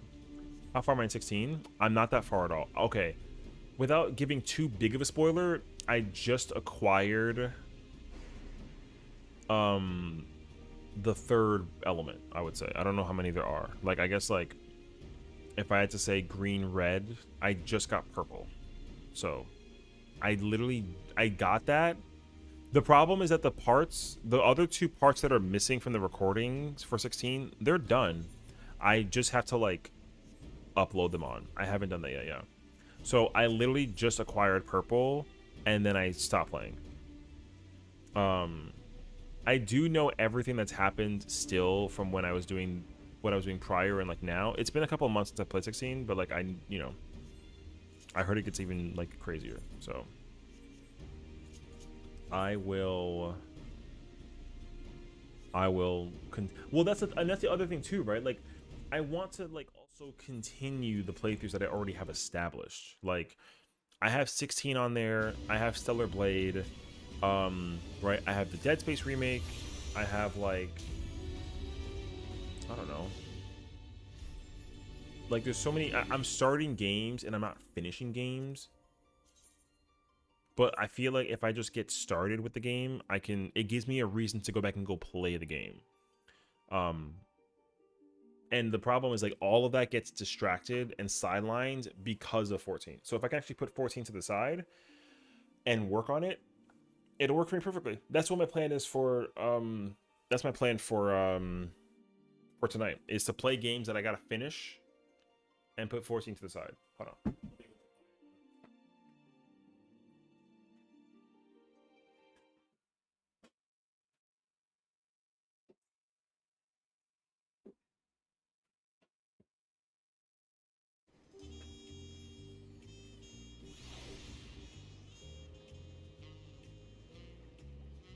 Oh wait, let me also like go to the restroom real quick. Hold on.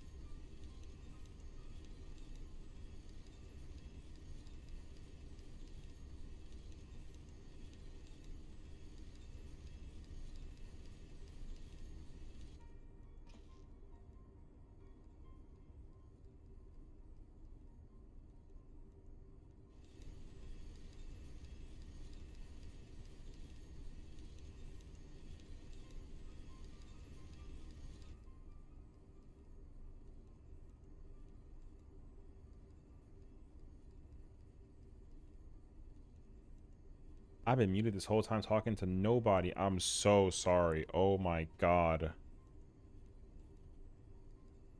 So, alright. Anyways, I'm so sorry. Can we talk about the side note that is what happened to Trump last night? I don't know if anybody like knows, because like, you know, whether you're like you don't care about politics or like not American or whatever, but like, brother, what?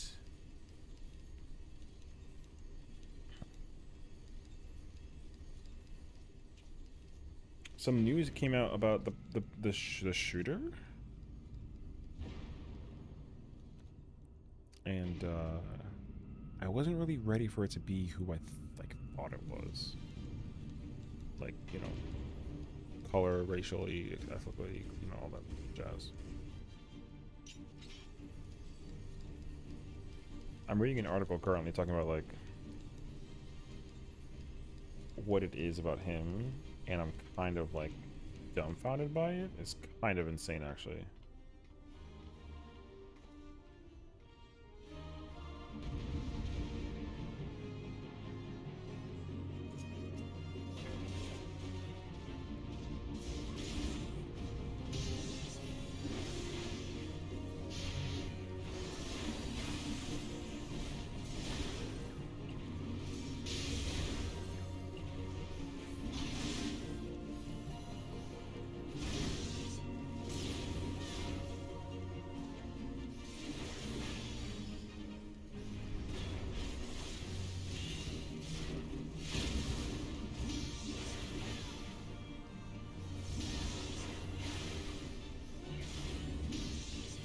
I can't believe he literally dodged that by just...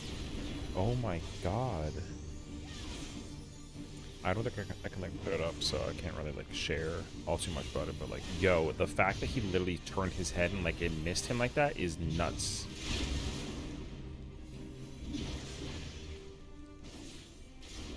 Whoops, wrong button.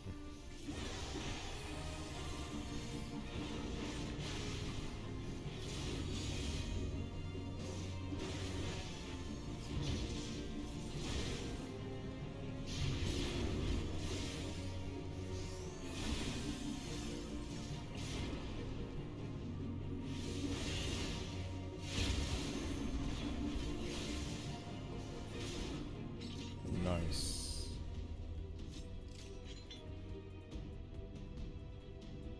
Whew. Yeah, that's some scary shit, dude. There hasn't been an assassination and stuff like that since like Kennedy, right? No, Reagan, but he survived. Yo. That situation is wild, actually.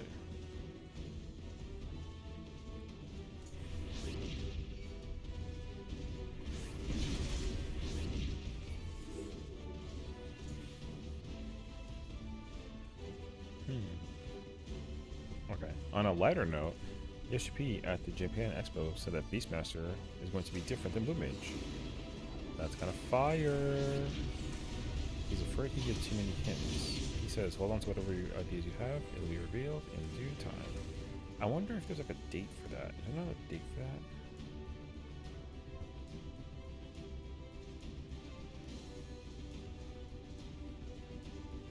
I wonder what people are speculating.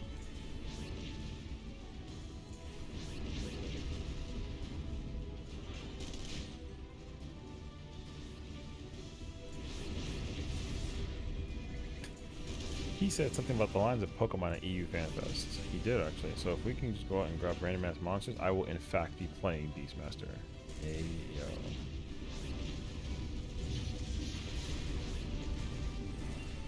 I'm honestly fine if they just turn it into Pokemon. I'm so in for that.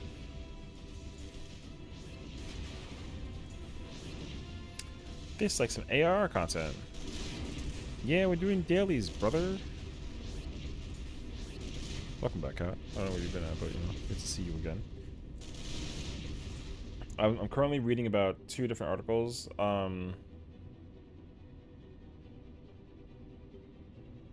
The first article is about what happened with Trump yesterday, which was like, kind of crazy, actually.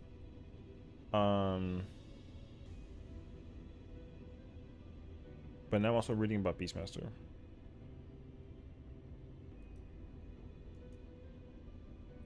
You're currently disappointed ever so slightly. Interesting. Go on.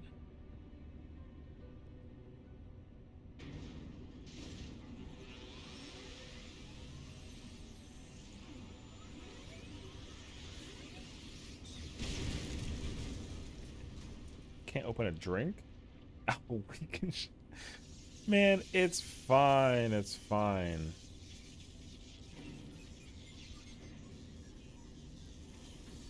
Just like put the shirt over it, you know, and then just twist.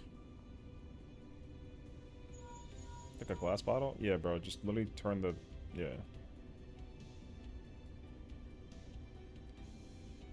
You're doing the shirt?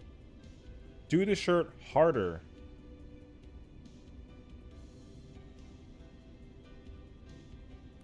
Oh, that is not okay. That's not okay. I don't like that, brother. That's a problem. No.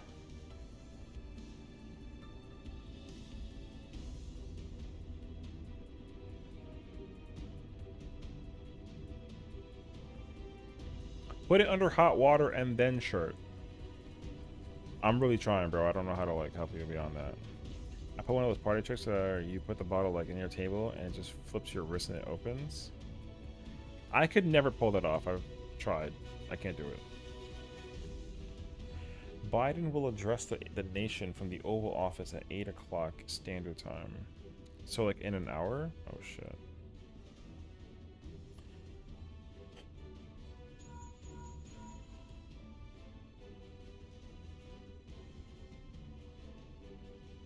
ARR spoilers. Didn't you beat this already? Don't tell me you still have not yet beaten this. There's no shot. You didn't? Scroll down and then, you know what I mean? Just scroll down. It's been a while since you played. This guy. I don't blame you though. That's okay. Yo, runs? Bro, you want to know what's crazy actually? Yo, you know about this candy right here? Yo, if you know this candy, then you know. Who knows this candy for real though? Yo, banana goated, bro. Yo, the banana one went hard. Facts. Banana runs were so good. And yo, you pay 25 cents and they give you a handful. All it cost back then was a quarter. Gosh. This is probably one of my favorite Twitter posts ever. I love these. Yo, do you remember this? Like, yo, this was a different time. They promoted the web shooter thing with the web blaster while the Spider-Man game came out. Yo, this was a vibe. I remember this so well, dude. It was like winter, like post Christmas. You know, post Christmas, sorry, post Halloween, like pre Christmas. You know what I'm saying? Yo, they came with a web blaster. Everybody in my house got this for Christmas, and then we all had different consoles. So I got the PS2 version of Spider-Man. Yo, my nephew got this. I didn't want this. I only wanted the web blaster. Yo, I made a mess in my house with that blaster, bro. It was crazy, actually. I mean, yo, who had this eraser, bro? Yo, who had this one? I had, yo, you know what was real high school or school currency? Yo, real school currency is when you had the white eraser, but it wasn't dirty. You know what I'm saying?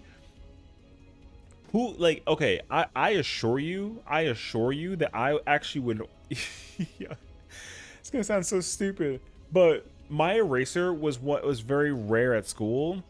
Because I would actually wash my eraser. I didn't wash it with like soap. I would just run it under water and then I'll get like a paper towel and I'll get rid of the dirt. Yo, my eraser was clean white. That eraser got me a girl's number. Crazy.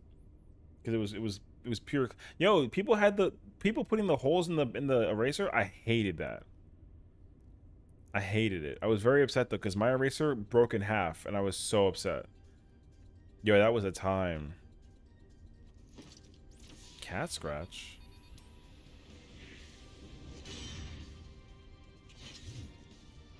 Hey yo. Oh, I definitely. Yo, that's. Oh. Oh shit. Okay, wait. Now you're hitting me in the mental with it. Wow, I haven't actually seen that in so long. Okay. Go to show. To this day. Yeah, I believe it. KB Toys. Oh, actually, yes. Okay. You got me. What else is there? Yo, the Pokemon with the Eggo waffles? Hey, yo. Yo, this was a vibe. No clue what KB Toys is? It was like it's like a toy store, but we had it in like the mall for the most part. It wasn't really something that we had like out and about, so it was alright. Like it wasn't like I don't remember when that store is old. Like it's a very old store. This was like it has to have been like well before video games. It wasn't Toys R Us, but it was a competitor of Toys R Us before Toys R Us became like super uber famous. So I've never been KB Toys. So I live in the East, right? KB Toys wasn't like an East thing. It was more like a mid thing, like a Midwest thing. So like not a lot of people actually like KB Toys. There was like EB Games, but that's a whole different thing. So Little Einstein's actually super cute show.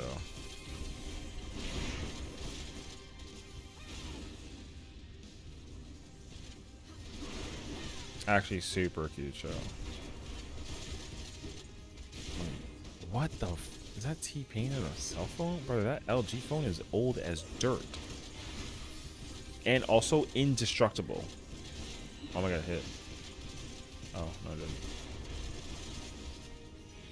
Okay, I'm just holding onto my meter, even though I could have wasted it and like acquired.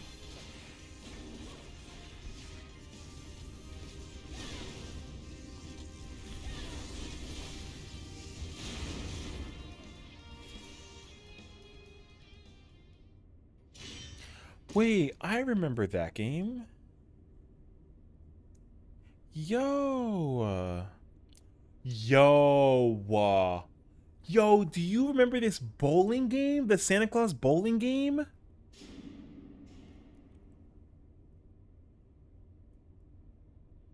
Yo, this was such a yo, these elves would literally just have signs up.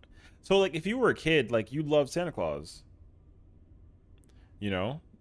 So when the elves were like, we don't like Santa Claus, you hit them with the bowling ball so that they feel like, you know, you hit them in the face with it because you freaking hate that they don't like Santa Claus. This I do not fully remember. I actually remember this, but I don't remember what it's called. This I don't know. Yeah, wait. This is a really old game. I never really played Club Penguin. I never played Club Penguin all too much. I remember Quap. Quap, that game sucks. Freaking hated that game. Made people so angry for no reason. This I also remember, but very briefly. That's cool though. Yo, Nickelodeon Studio. I've been here. I've actually been here. This was also a hotel. Bruh. But this is the actual studio though. There's a hotel around the corner. I've been here before.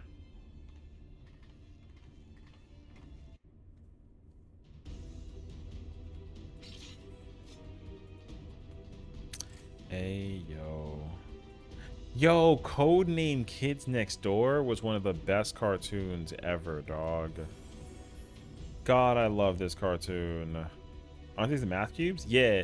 Those are the ones that, like, they didn't stick to each other, but they had, like, the little pog thing and you can put next to it. And then they, no, I think they were magnetic, actually.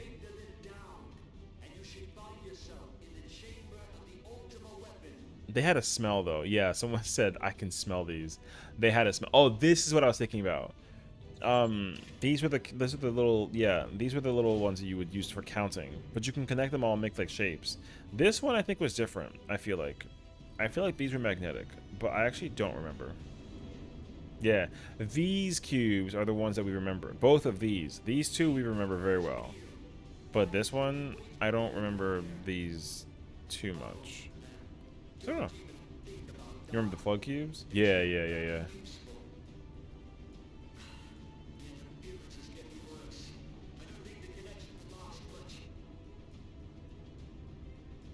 Hey, yo. Call of Duty Modern Warfare 2? Or no. Modern Warfare 3. I love going down this page, bro. I always like... It always is a hilarious reminder to my childhood. I had these three. I had Pooh, Tigger, and Eeyore. Because Pooh was shampoo, Tigger was bubble bath, and then Eeyore was conditioner. These shampoos. Yeah, I don't remember the owl, but... And then I don't actually remember Piglets. I think Piglets was also like a bubble bath, though. His was like a... This color always signified, like, chewing gum, so I feel like his... I can kind of see it there. It says, like... Something like... Chewing something, I don't know. They literally taste different? Bruh. Oh, man.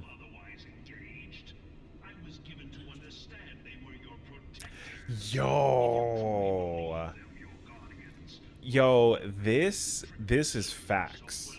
School during the daytime was wildly different than school at night. Facts.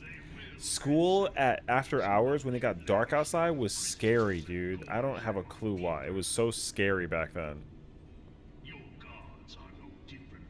But this was, I mean, my school did not look like this, but the vibe is definitely there. Definitely like hella scared.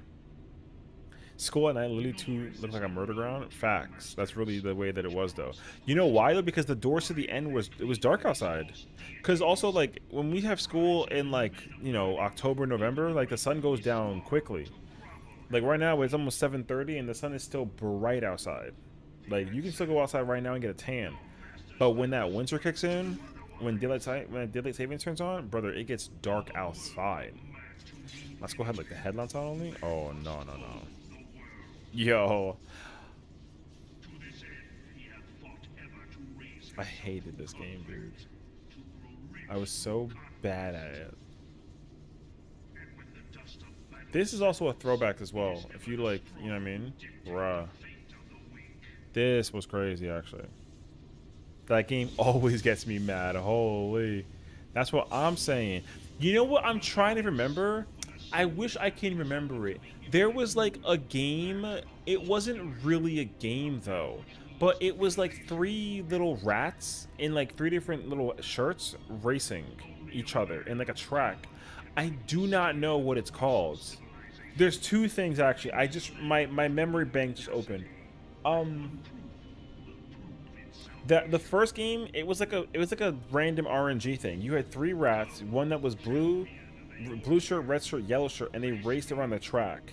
That was one, and you just like they just play, and it's like a random generator thing. The other game, I wish I remembered it. It was in 4th grade, which means it must have been like 2002 or something. You had to like build a race car or some shit. It was on PC. I literally do not remember what it's called. It was a game I always wanted to play, but I could not play it because all the kids were always playing it. But I do not remember. I don't remember what that game is called. There's 2 of them. There's the one with the racing car, and then there's one with like 3 rats, and they do like a relay race around each other. I do not remember at all what those games were called. I wish I remembered. But this pinball game was annoying as hell. I freaking hate it. I mean, nostalgia though, but I hate this pinball game.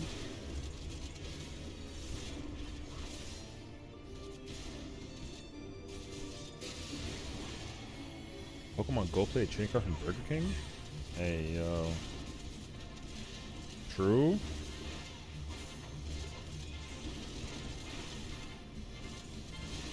Fusion Frenzy? I actually do know this game. That was for Xbox. It was like Mario Party. Okay. Okay. Alright. Yo. This picture goes literally hard. Hey, yo.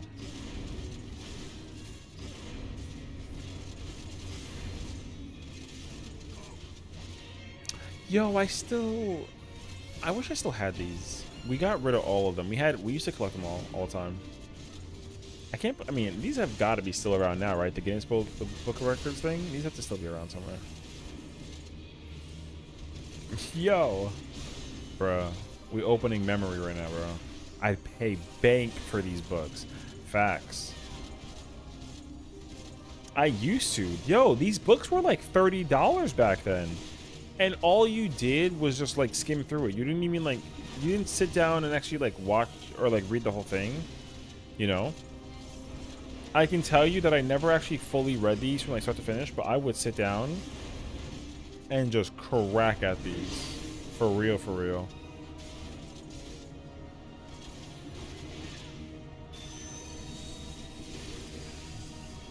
I just watch the pictures? I mean, me too. Bro, I gotta find out which game that is. The Flash game. It's a Flash game, man. There's one with the rats, and then there's one with like a car you gotta build. Wonder Ball's lit. I remember these. Going to the midnight video game console release? Yo, it was such a different time back then. Do you remember when these stores were so packed full of sweaty ass people just trying to get video games, bro? Yo, GameStop really used to be the time. I miss these days. You wasn't there. Honestly, like, you missed quite a bit, but also like it was a different time, dog. It was such a time back then. It really was. That shit went hard. Because also the people at the store, they had to dress nice for night releases. I only know that because I temporarily worked here during the release. Actually, for not this one, the one before, Black Ops 1. I did that for Black Ops 1. I worked at GameStop for like a little bit just to get I literally worked there just to get a copy of the game for free, and then I left. I just quit the job. It was bad. But that was the time. Hey, yo. Hey, yo. I freaking love cartoons, dude. Wait, I gotta actually, like... We are riders on a mission. Yo, who remembers the theme song? Rocket power!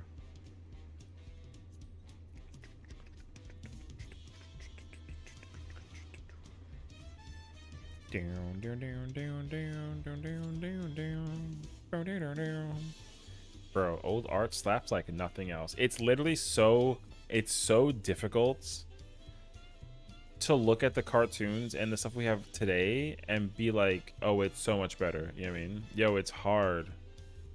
It's hard. Yo, it does. Yo, oh my god, I remember these too, actually. Yeah, bro, this was the time. This was such a different time.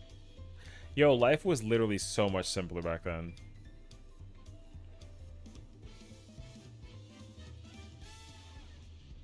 Yo, the little animal bands? Brother.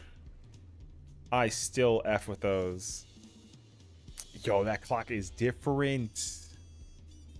That clock made me figure out how to tell time. Yo, I tell time better than anybody. You know what I mean? Hey, yo, bro. That's crazy, actually. Danimals Cup. Okay, bracelet, bro. Yo, I used to collect those. I didn't wear like 10 at the same time. You bought like a pack for like $5. I would wear one on each wrist, and I would change the color. So I had the yellow one, and I had like a blue one, or I'll do like red and then like purple or something. I change the colors, but I only ever wore one at a time. I didn't have like 30 on a wrist. No.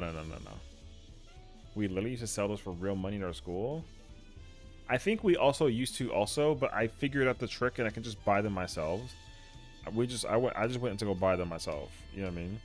Yo, do you remember the freaking the Live Strong bracelet? Wait, where is that at? Yo, I remember that bracelet too. I had that one as well. Yo, do you remember this thing? Remember this thing? Yo, I used to wear that bracelet heavy, dog. I used to wear this heavy all the time. Are they still around? I kind of hope they're still around. Yo, I wore these heavy. Yo, you were a cool kid if you had this one. And there was one for breast cancer awareness, and that shit was sick, actually. There was a pink one. Wait, where's the pink one?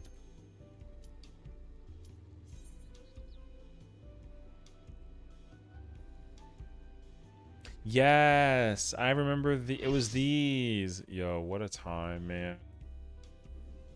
Ooh, good fights.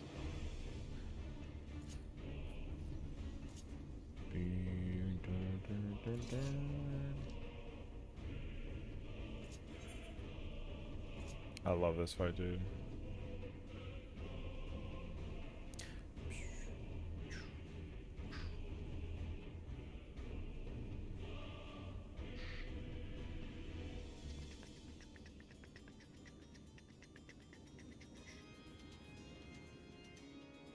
God, I freaking love this level, man.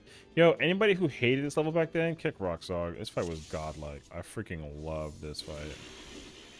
What the fuck is wrong with y'all? Alright. Why'd y'all just rip it like that?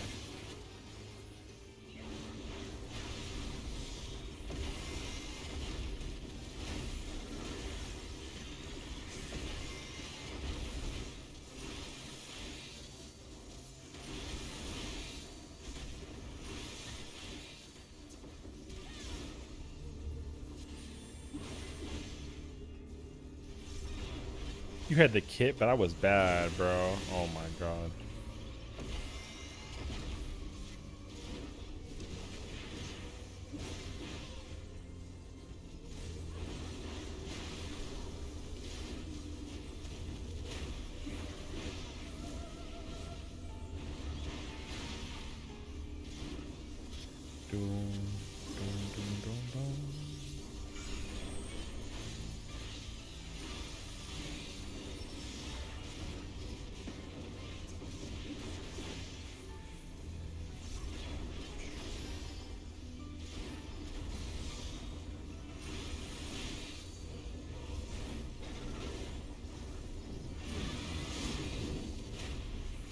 Please give me one.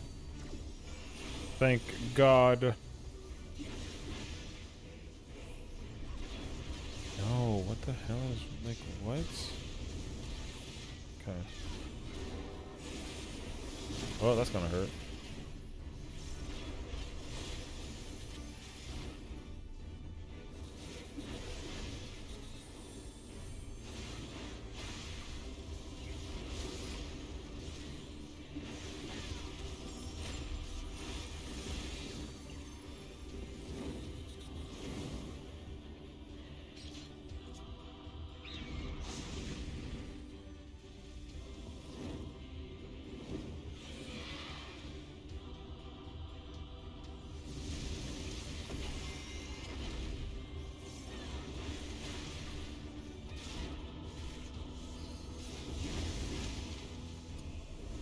Fool.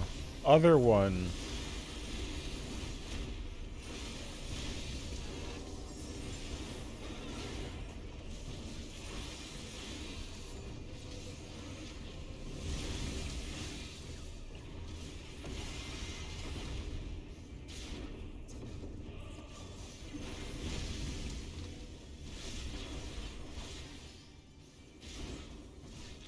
Brother, what?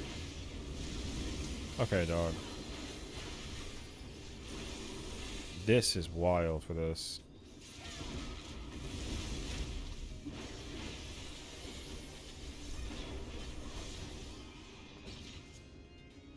Ain't no way, dude.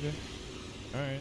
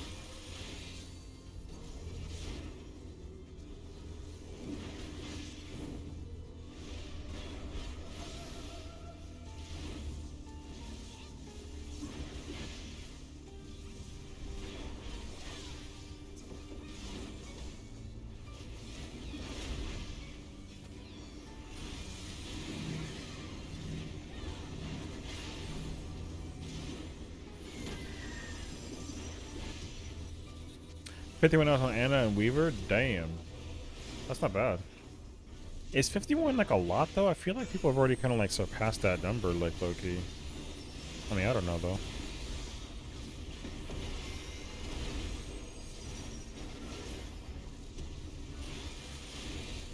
Are you even actually still playing Overwatch though? Like low-key? Like respectively though. Interested for this new account? You made a new account? Oh shoot. Crazy.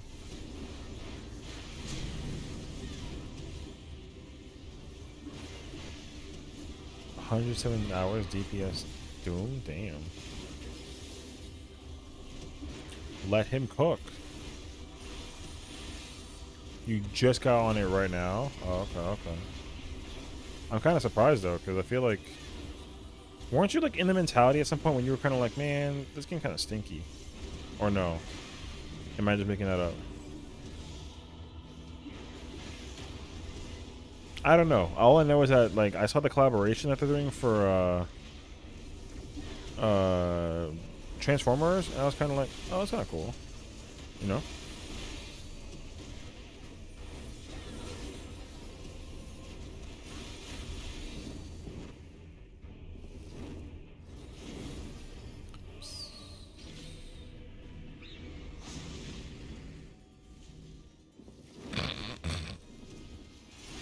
Bro, that bird took her life away on some crazy shit.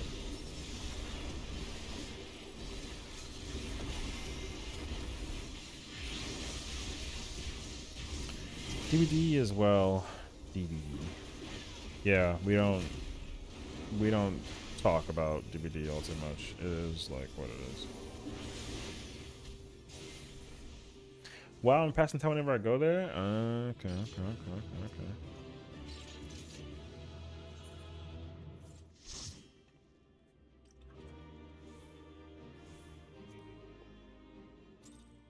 I feel that. Yeah, I just kind of like, you know, I just like vibe on this game though. I want like a first-person shooter type thing. Well, I don't have a necessary like a proposal, but I got a question.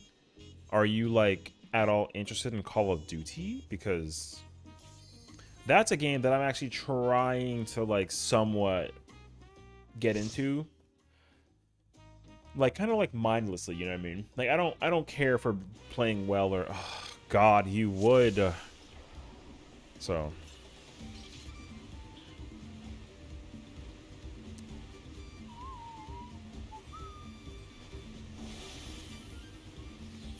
because I actually want to play Call of Duty. Like I actually like playing Call of Duty quite a lot actually. You would low-key play if you had the multiplayer? I feel that actually.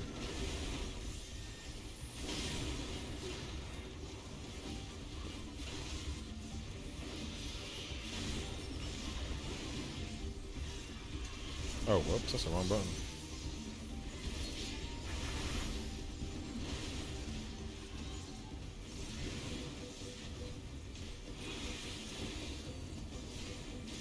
Ever heard of a game called Astroneer on Steam? Yes, I've seen the name in like passing, but I don't, I'd be lying if I said that I knew what it was. Is it like a good game, or is it kind of like just mindless pastime kind of game?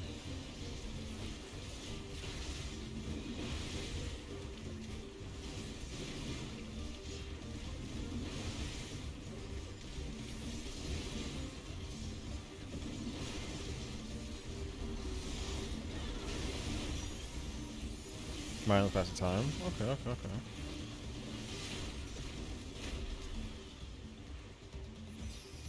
Nothing too major, but I heard it got big updates. Oh, okay.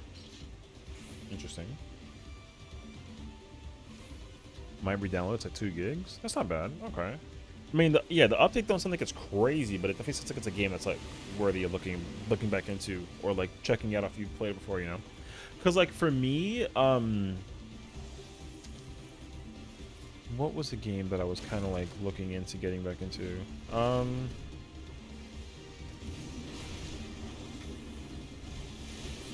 I kind of want to get into like, well, sorta. Like I want to like low-key play Lethal Company again, if people. But I feel like that game is kind of like done, even though they came out with an update like very very recently. But I think even still though, like Lethal Company is a game that's kind of like it's had its fill. You know what I mean? So, like, I don't think people are really trying to play Lethal Company anymore, unless you have friends who just like if you're in like a world of playing multiplayer video games like all the time and you never really play the single player experience, then I think those people are still playing Lethal Company. But otherwise, like, I don't think people are really playing Lethal. So, you make it back to TCM. Larry was talking about that and. It did not pique my interest in any way, but I would like to look at the gameplay. If I can assure you, if I watch the gameplay for TCM, I can tell you if it's a game that's like kind of gotten better over time or like not at all,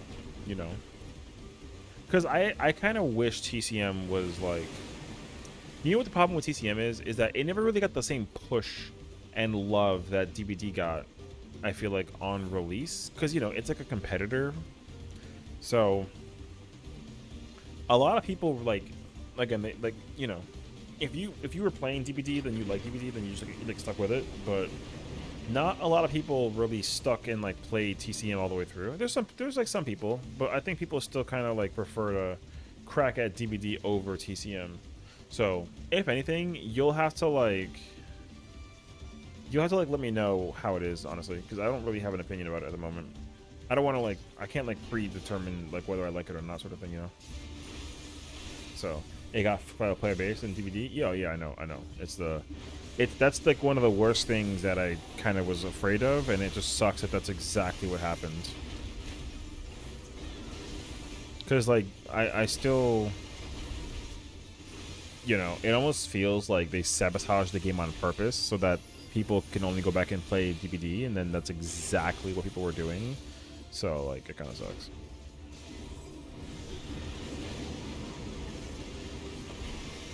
Because I only would have expected, like, people to play it differently. But again, it's kind of the same mentality issue that a lot of games run into, where it's like, a new thing comes out and everyone ends up, like, trying to compare it immediately to games that are already out and about with it kind of a deal. You know what I mean?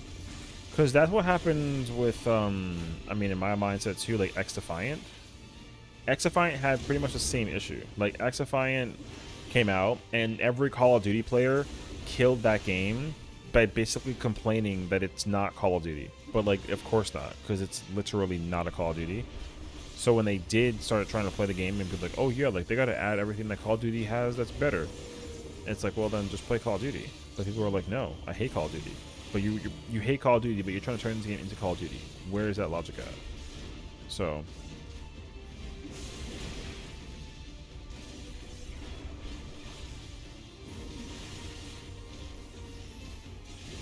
like I said, man, that's why, like, hypocrites, dude, they're everywhere.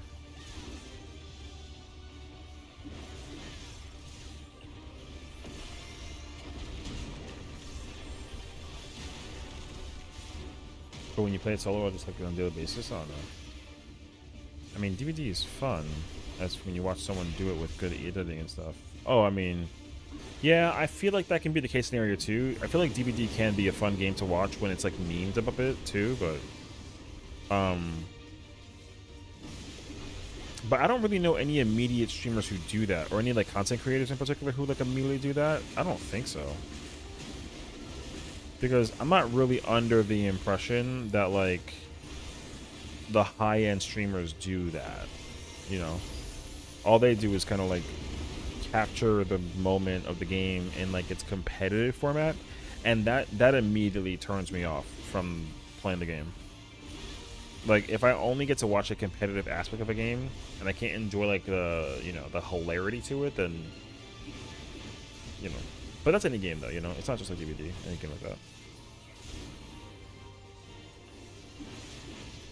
Like, you know what's really fun is watching someone play like a simulator game and being so confused and like freaking out about things, and then you got the person who's like trying to sweat and like own an actual supermarket, but they don't have one like IRL, but they have one in a video game.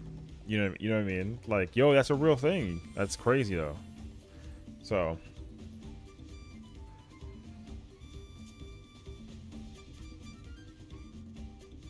because a lot of the clips that are captured by viewers and like content creators are the ones that are comedic, you know what I mean? Not so much the people that are like on some seriousness.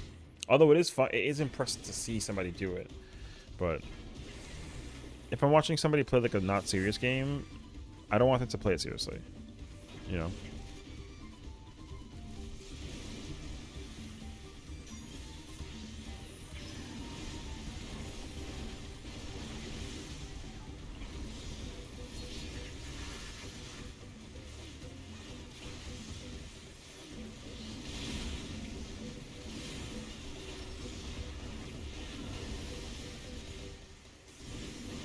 Oh, whoops. Like, I made the best market in Roblox type of videos. Oh. Hey, you know? Honestly, sometimes, like, being, like, a solo creator is nice. But also, there's moments where... Not that I don't have friends. Because obviously, like, I do. But, like... If you had, like, one of those YouTube channels where it was, like, a bunch of people doing content together, you know, like a collective, then, it would be cool to join those or like make one. But I kind of just like not, you know, I kind of just do my own thing.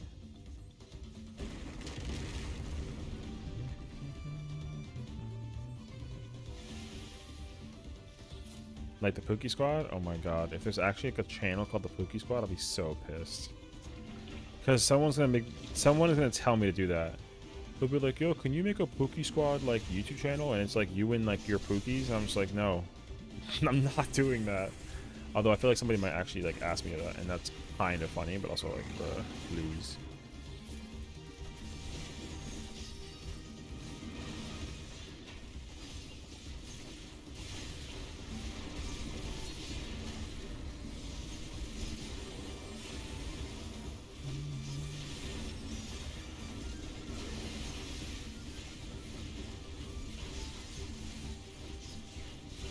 Yeah, I don't know. Would you be interested in trying Astroneer with me? Oh, is it a multiplayer game? That's the like the vibe game, right? I'll have to check out like a thingy for it. I think I'd like check out like a link for it. I'm not opposed to like trying out new games. Because I actually like when there's certain games that you can play and you can like talk to people during it, and there's people that you just don't talk to, but you know that the person's there, so you kind of like work in unison together, you know what I mean? So, I like being able to have like the mix of both.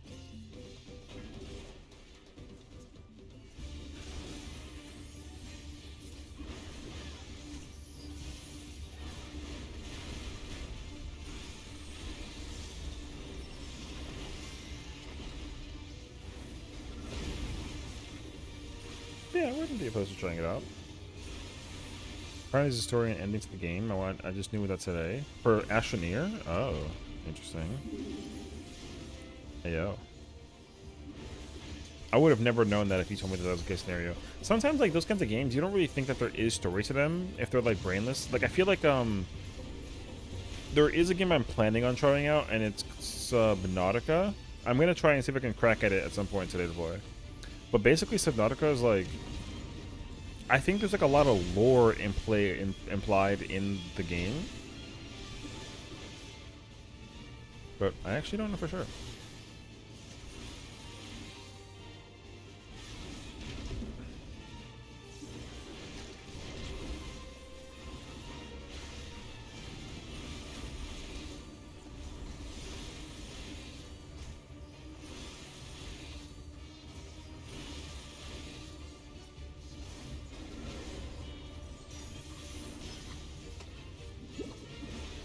Hey yo, that's a lot of gabagool.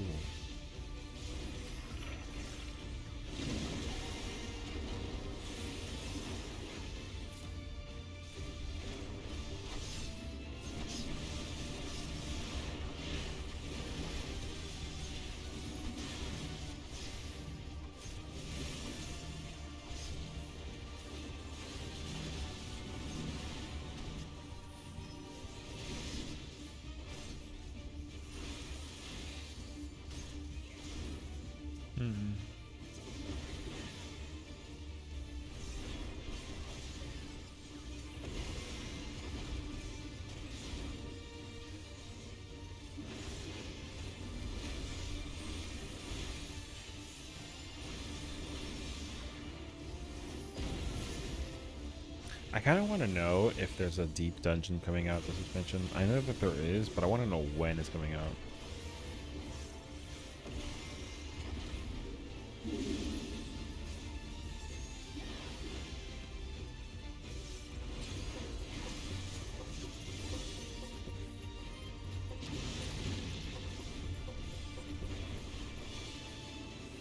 Okay. Ooh, is that the bracelet? Okay. I thought that was something different.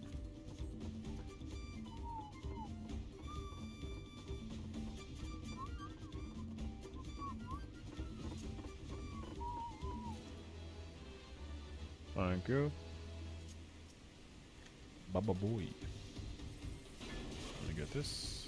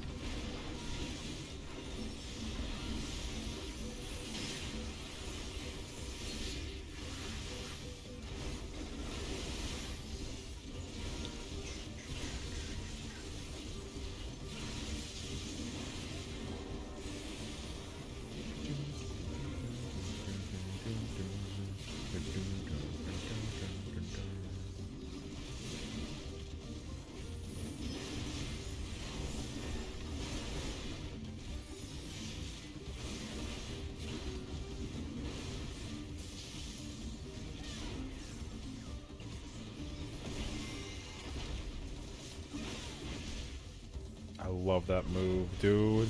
It's the best move in the game. Again? Yo. Hold that.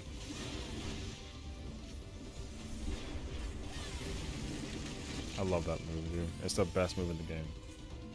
Although now it's got competition, though. It's got competition. There's a lot of other really good-ass moves. After I've been, like, leveling them up a little bit here and there. Brother.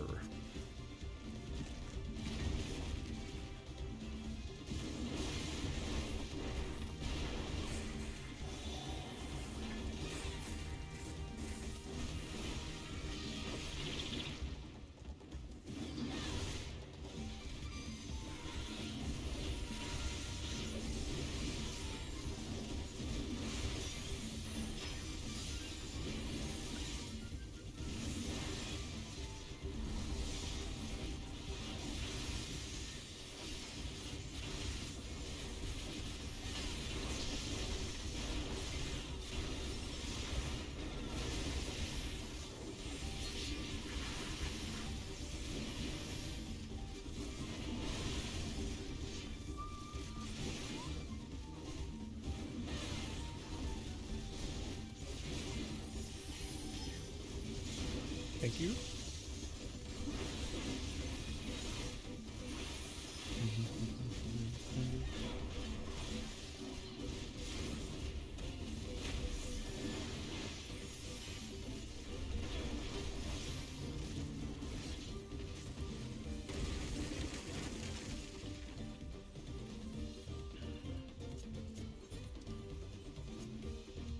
Okay.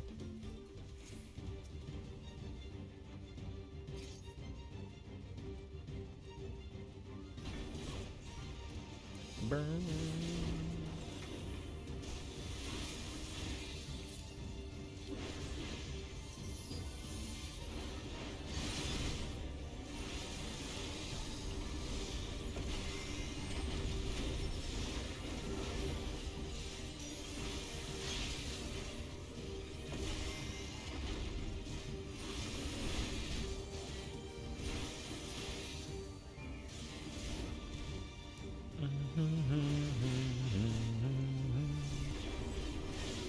Oh man, I love this dungeon. It's so good.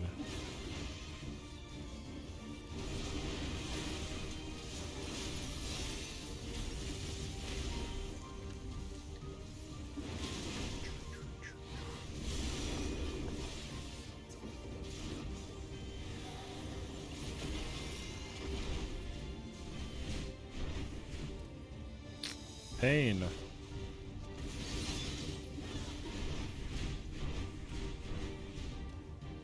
I can't make it. Coward. I'm a coward.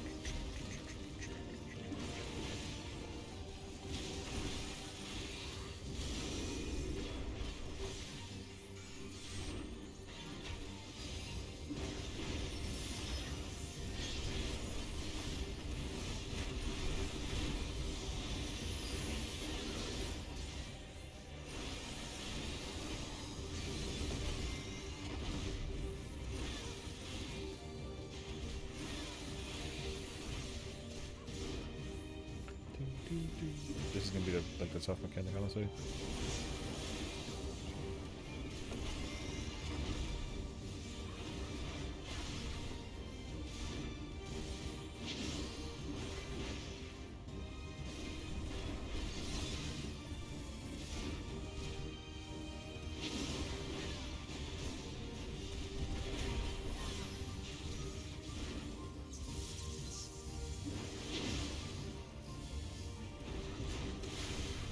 KO.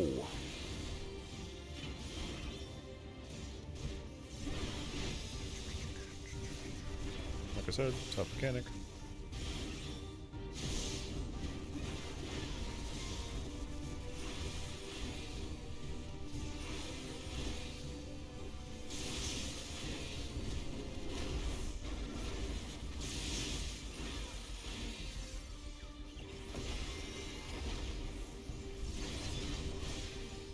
Who would have thought that this big ass bug is cracked? You know what I mean? Bruh, I freaking love this fight.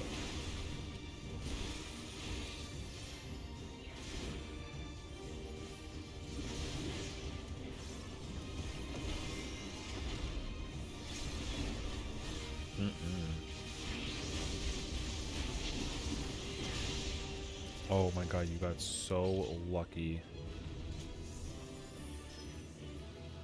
If he faced at you with that attack, ooh, that would have been nuts.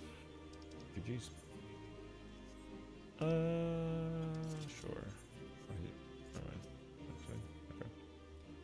Alright. Did I do MSQ with this character? Yes, I did. We were talking about nostalgia stuff, right, during it?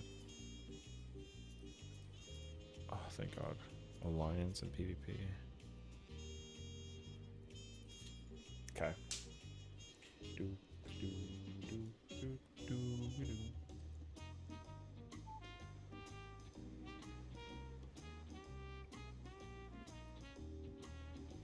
Ba-ding.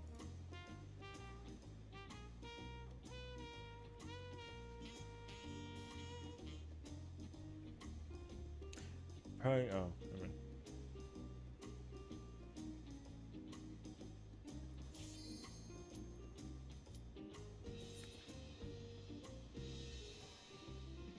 Yo, was an Xbox back in the day actually like that much? No shot. Nah, there's no way.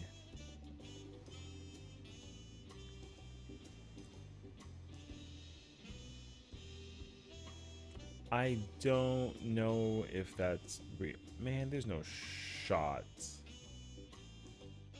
Alright. Alright, yo, hit and run. I literally just did this alliance early. Alright, bro. I literally just did this alliance earlier. It's crazy, the irony in that, brother. Thank you. Bionicle? Yo. Yo, can I... Hold on, I gotta see if there's like a commercial for that. I gotta go find. Hold on. Is there actually like a Bionicle commercial? Brother, I'm about to be in for that.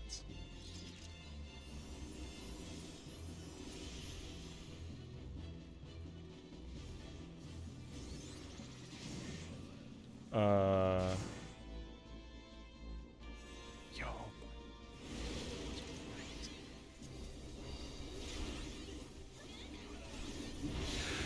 Yo! Hold on. Forget this thing, man. Hey, yo?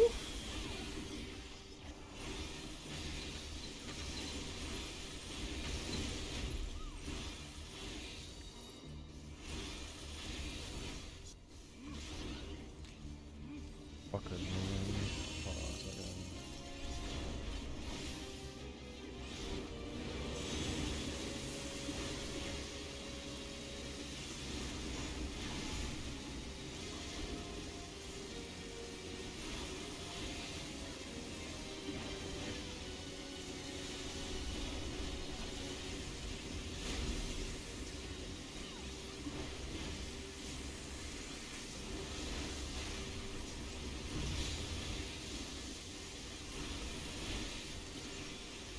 I was not trying to tank, brother. I wanted to just turn my shit off and just swing my axe.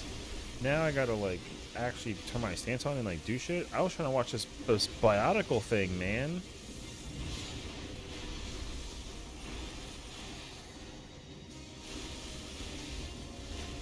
Okay, well, that's not me.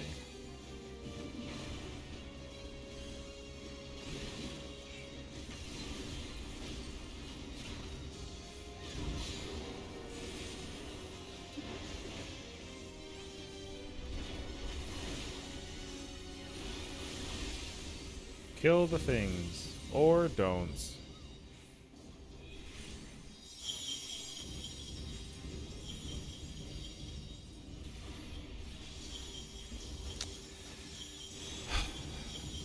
Where is that kid at, dog?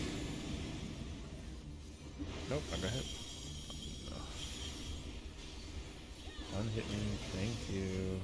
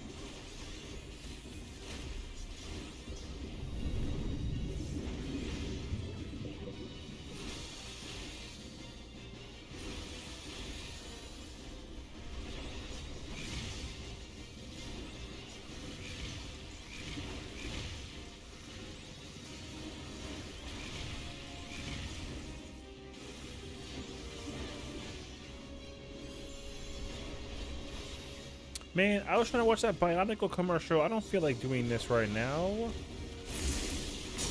Pain. Oh god, they suck the air off the thing. There's one.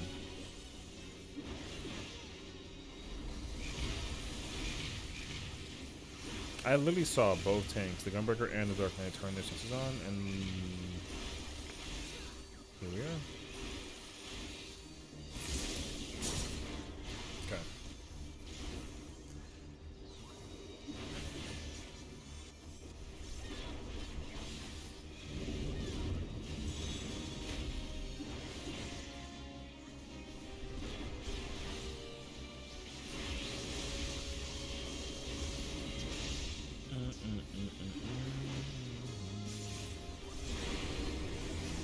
Alright.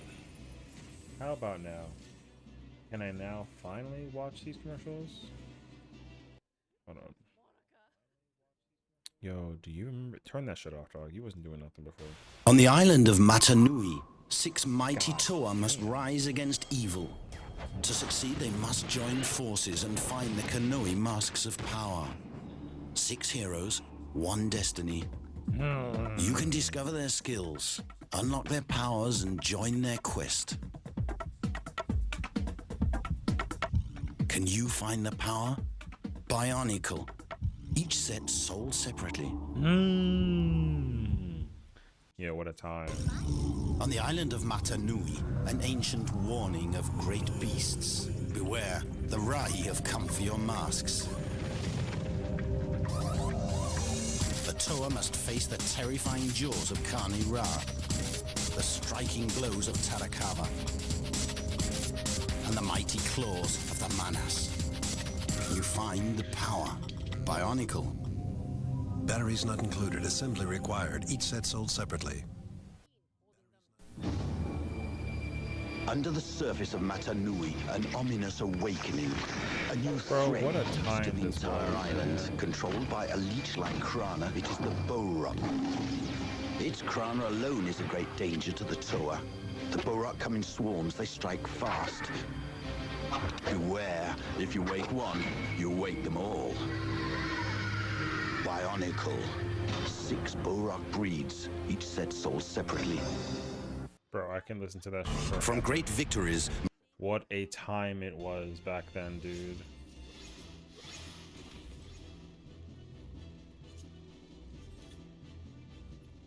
Bionicle.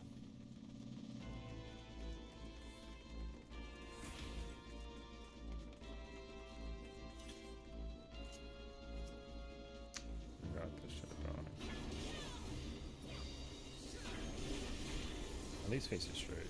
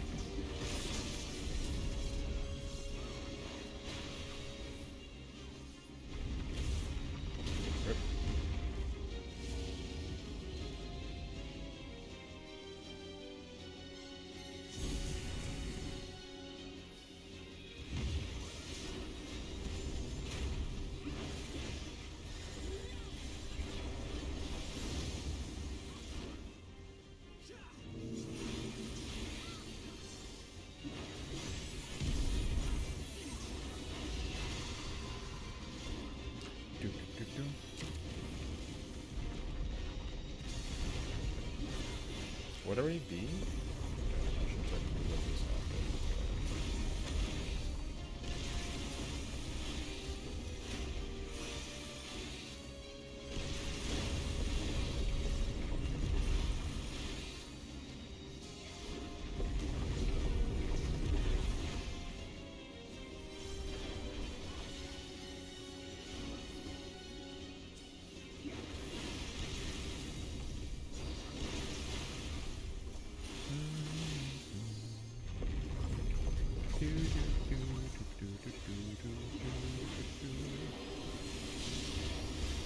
Who knows that cartoon?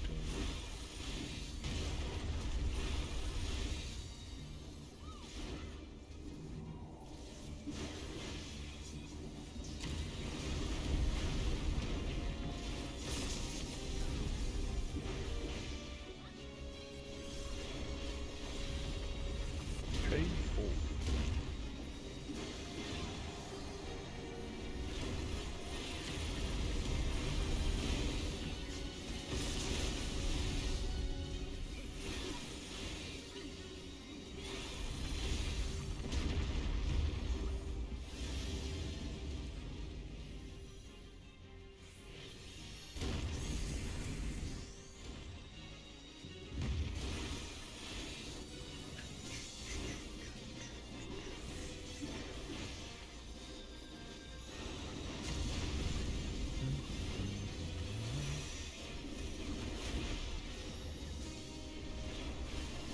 Is the tank buster not until way, way later? I don't remember that. There it is. I recommend not saying anything.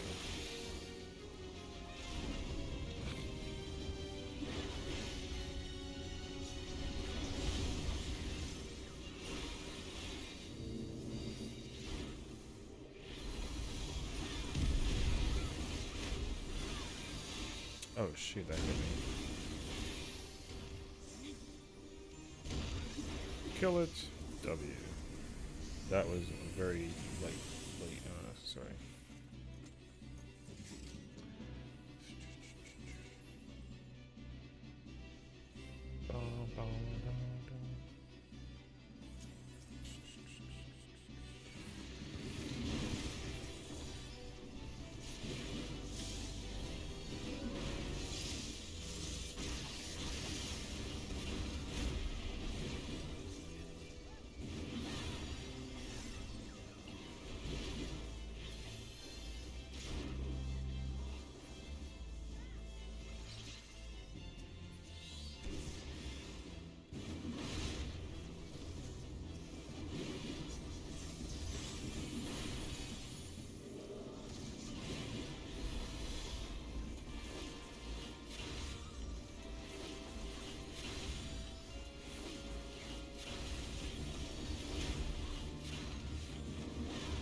I'm sorry, did you? Oh, okay, you did. Good.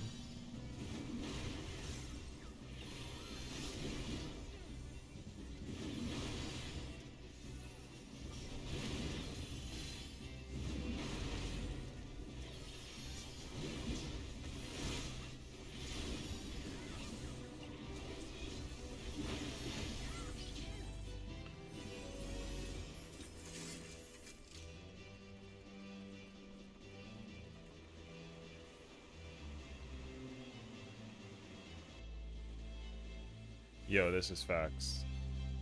This is facts. Yo, this is facts. Facts.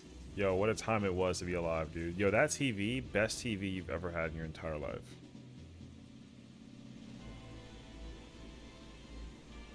I'm just saying.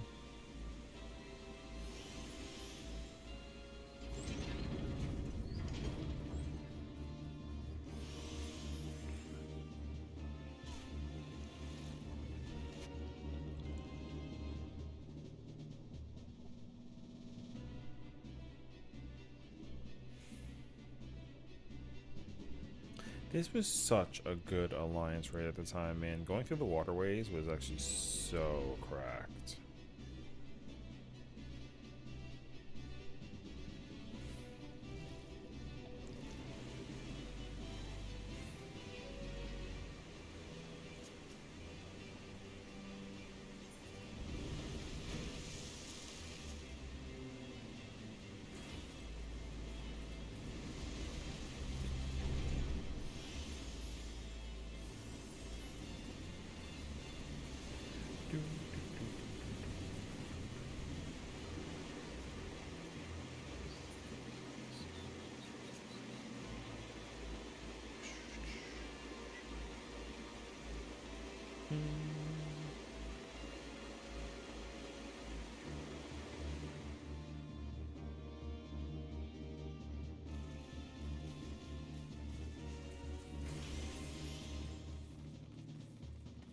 Bro, this design was so peak.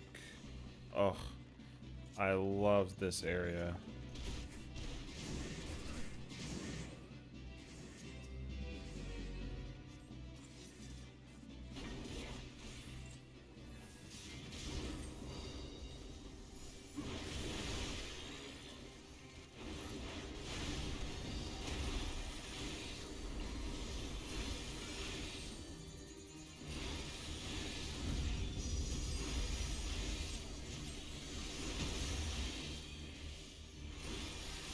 Hey, yo, they got my back. W.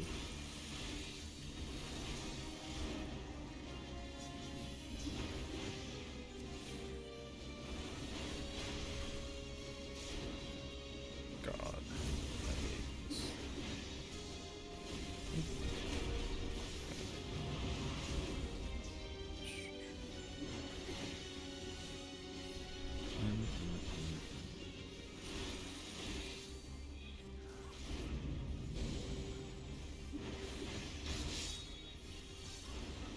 Oh my gosh.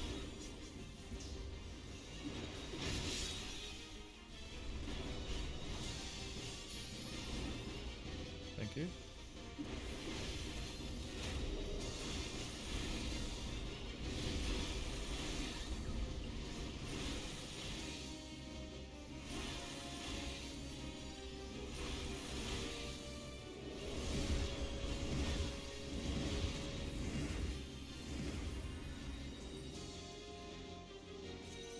Hey, yo. Okay. Yo, that kid just sat there and ate that whole thing.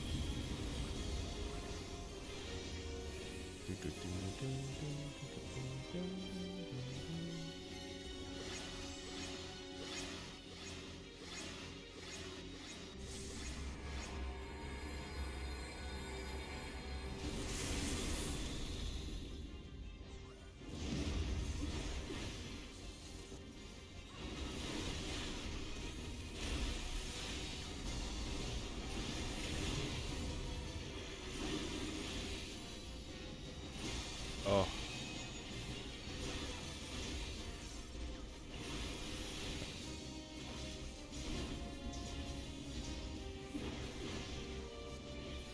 Don't go all the way over there in the corner. There's no space.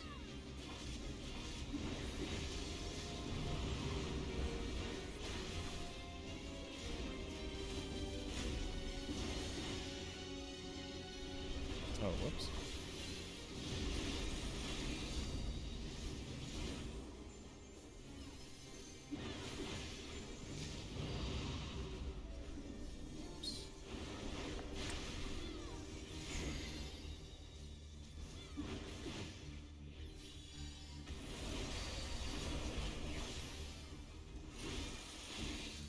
Hey, yo.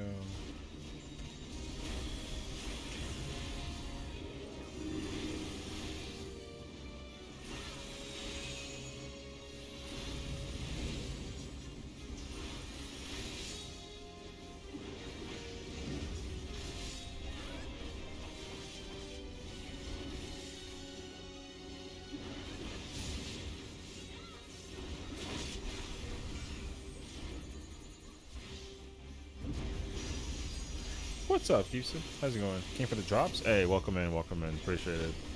We're just doing up some dailies. I'm on character 3 of 3 at the moment, so yeah, man, we've been just kind of vibing out and doing dailies and whatnot, so it's been a good time.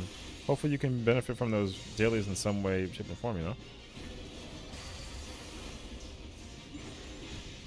Yeah, I'm just kind of like cracking through this Alliance raid. It's a little bit of a quieter chill, you know. A lot of people here, I'm sure, are also here for the same reason, so, you know, just... Oh, okay. Love that. Alright, I'm stuck here. Shut it back up. Haven't played for a while? Oh, okay. Well, if you have any questions, you know, just feel free to ask away. I play every job in the game, although I'm still, like, learning the new stuff, though. I haven't, like, figured it out yet, but yeah. I went into Endwalker, like, having played every role. Content, all easy, all hard, all that fun jazz, so, yeah. But it's good to have you back, if anything, so. Do you know how far you are in terms of, like, the storyline? Okay. Let's find out if someone pulls the boss before the cutscene happens.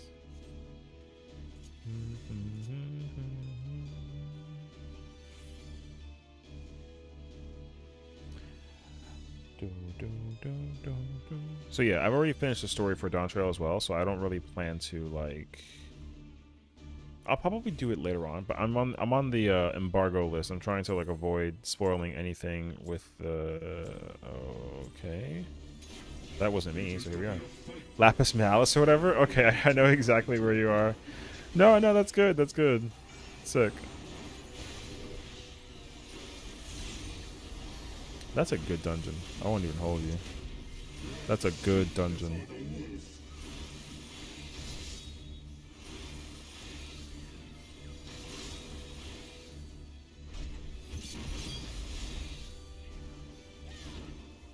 Yep, someone was watching a cutscene and they ruined it.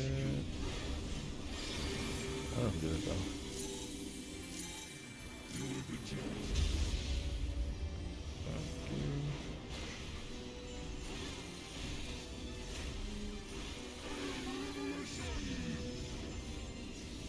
Oh, it was the dark one.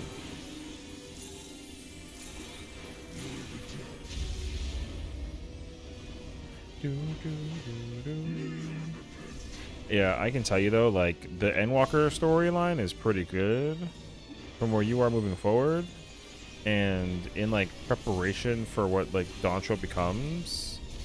Dawntrail is going to be a very good expansion. It's also pretty open-ended to like look forward to as well. There's a lot to kind of keep ready for. So there's a lot of things. Oh yeah, but I mean, if you were already that far in like the storyline of Endwalker, it's good to at least know that you're not too far away. You know, holding up for more FF10 content in this game. Oof. Are you one of those folks who are waiting for Blitzball to come into the game? I don't know if we're gonna be seeing Blitzball anytime soon, but it'd be sick if we did. You know? Nah. Oh, okay. Because people were expecting like, oh yeah, like. With the theme that they kind of have set for Dawntrail, that you know you're gonna be able to like enjoy some summer vacation by by enjoying some Blitzball, but you know, he said, "Hell no." Hey, you know, I'm not. I mean, I'm not really interested in it either, but you know, I know that there's a meme about it too. Like there's like a bunch of people are like, "Oh yeah, like I want to play Blitzball." I'm just kind of like, all right, well, you want to visit Spear though? That would be pretty sick. I won't even hold you to it. That would actually be. They might not like. We might not get Spira, but we're gonna get a world that's like similar to Spira maybe, and that would be sick. You can like almost argue that the new area is not. It's not really Spira-esque, but like it's not the most familiar, because like this expansion. You know, I feel like a lot of the expansions kind of tied to like specific storylines from different games, universally speaking. And I guess like, what was it? Endwalker is very related to FF4. This one is heavily related to apparently FF9. So we'll see.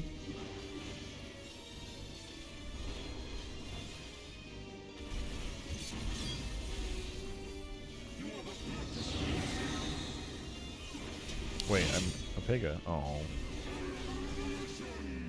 Bruh.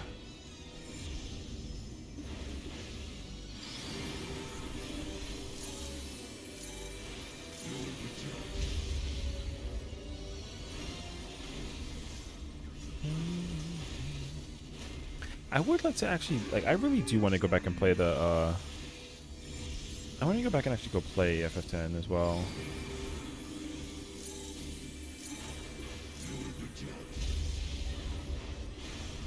That would be pretty freaking fog. I love that voice line.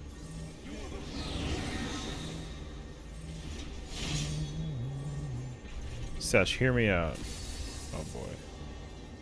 Go on.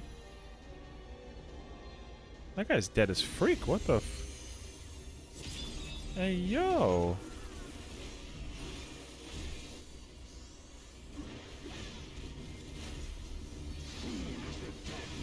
I might be cooking.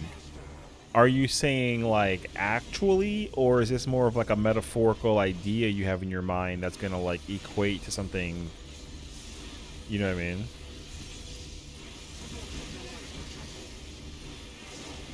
That's gonna be questionable.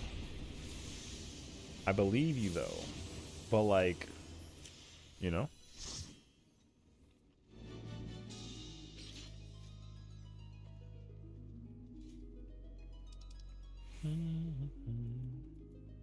I need that one. I don't care about those. Well, okay, I need that one. No.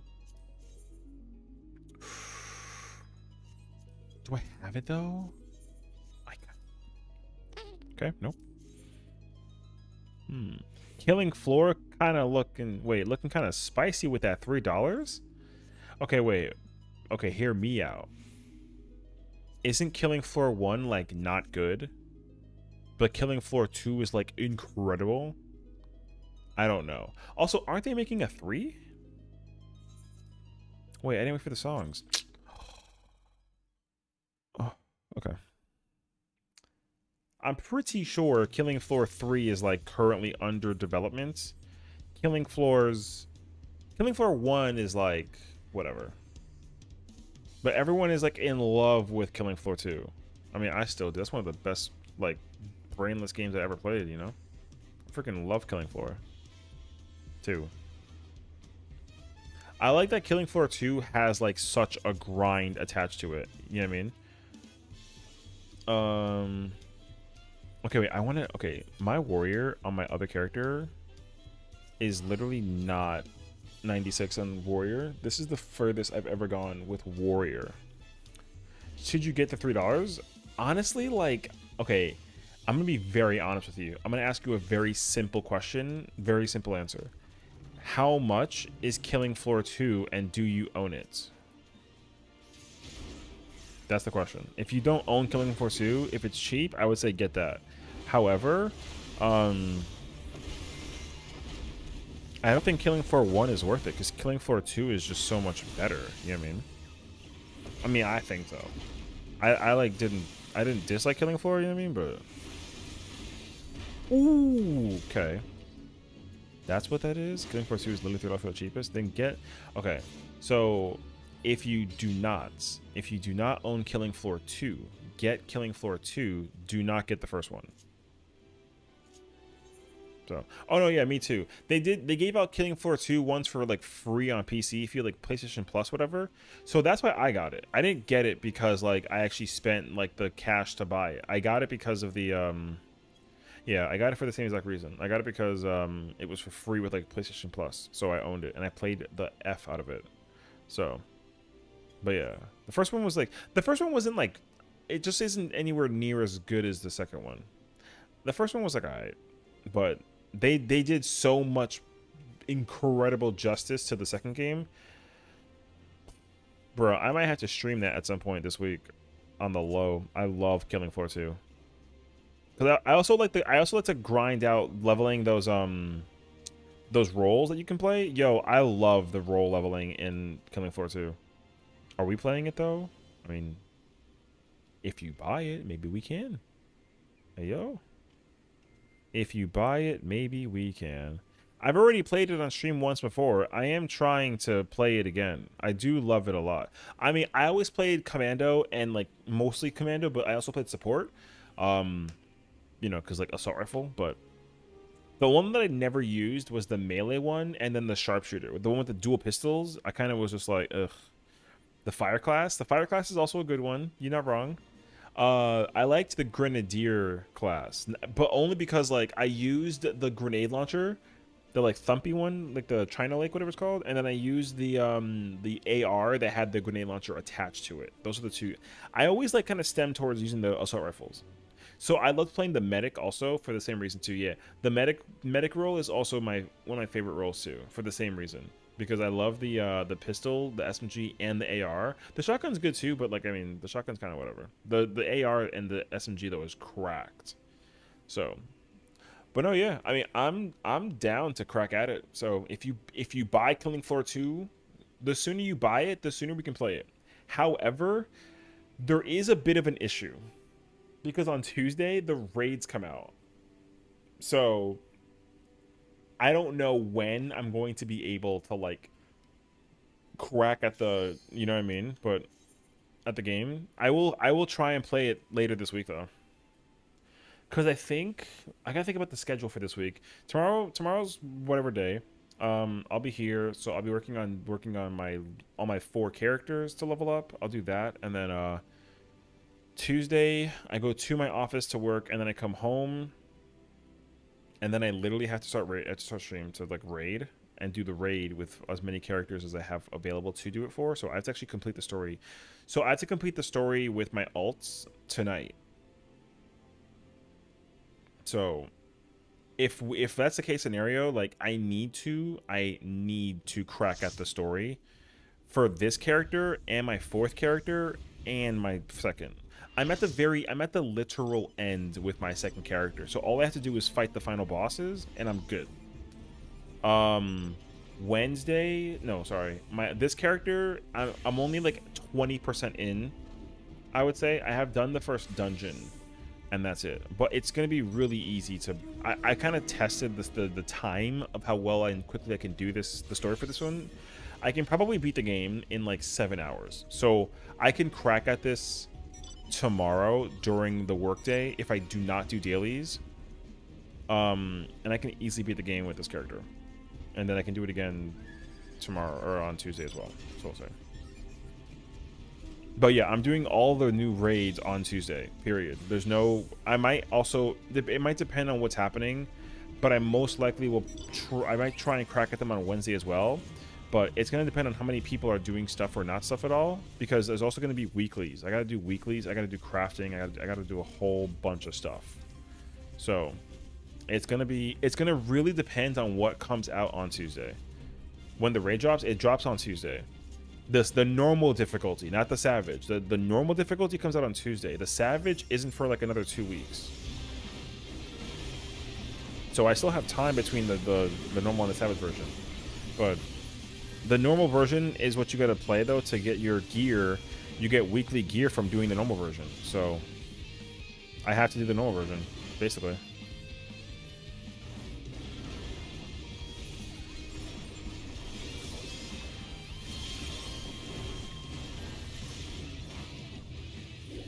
Yeah, so that's the plan. It's like Friday. So, okay, Saturday, I don't think so. There's a high likelihood that I'm going to the beach on Saturday. Friday will be a much easier day if I'm not absorbed in 14, which I'm going to try to not be. So,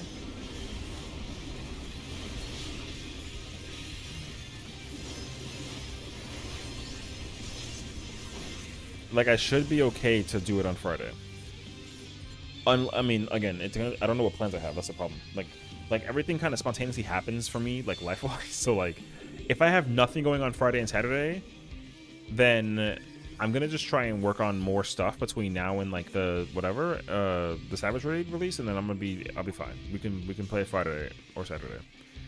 But what I will say is, if we definitely don't play on Saturday, then we can absolutely play on Sunday. Because I don't have anything... The only thing I have planned right now in terms of my scheduling for playing this game in particular is strictly leveling up and doing story mode. That's literally it. I have nothing else lined up, character job-wise. Functionality-wise, I have nothing. My only plan is to level up. I don't care about anything else except for leveling up right now. So, you know, if we can succeed in that, then, you know, W. So, which I think is possible. I mean... I also don't care about leveling up all my jobs. I only care about the crafters and the gatherers and the tanks. So this character is behind a little bit, but I'm okay though because like just reset level and raid in FF for the moment. Yeah, I'm just trying to level up and work on my goal is strictly very simple. I only care to level up I have to level up the tanks. All 4 tanks. I need to have all 4 tanks leveled up as best as possible before the end of this month. So, but I mean, we can still run it on Wednesday. I don't think that's gonna. Like I said, we can run it on Wednesday depending on what stuff I have to do on Tuesday. So I don't know. Like, for example, let's say we succeed in like completing the raids and whatnot, and then like if there's nobody doing raid stuff on Wednesday, I'm down to play Wednesday. It should be fine for us to play it on Wednesday. So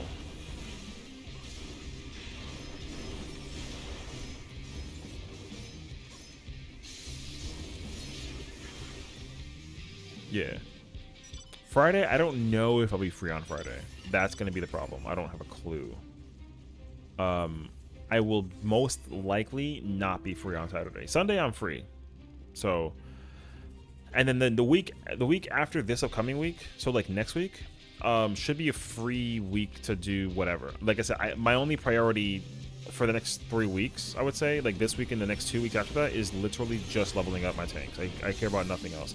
I don't plan on playing Viper or Pictomancer. I don't plan on doing anything. I just want to level up my tanks.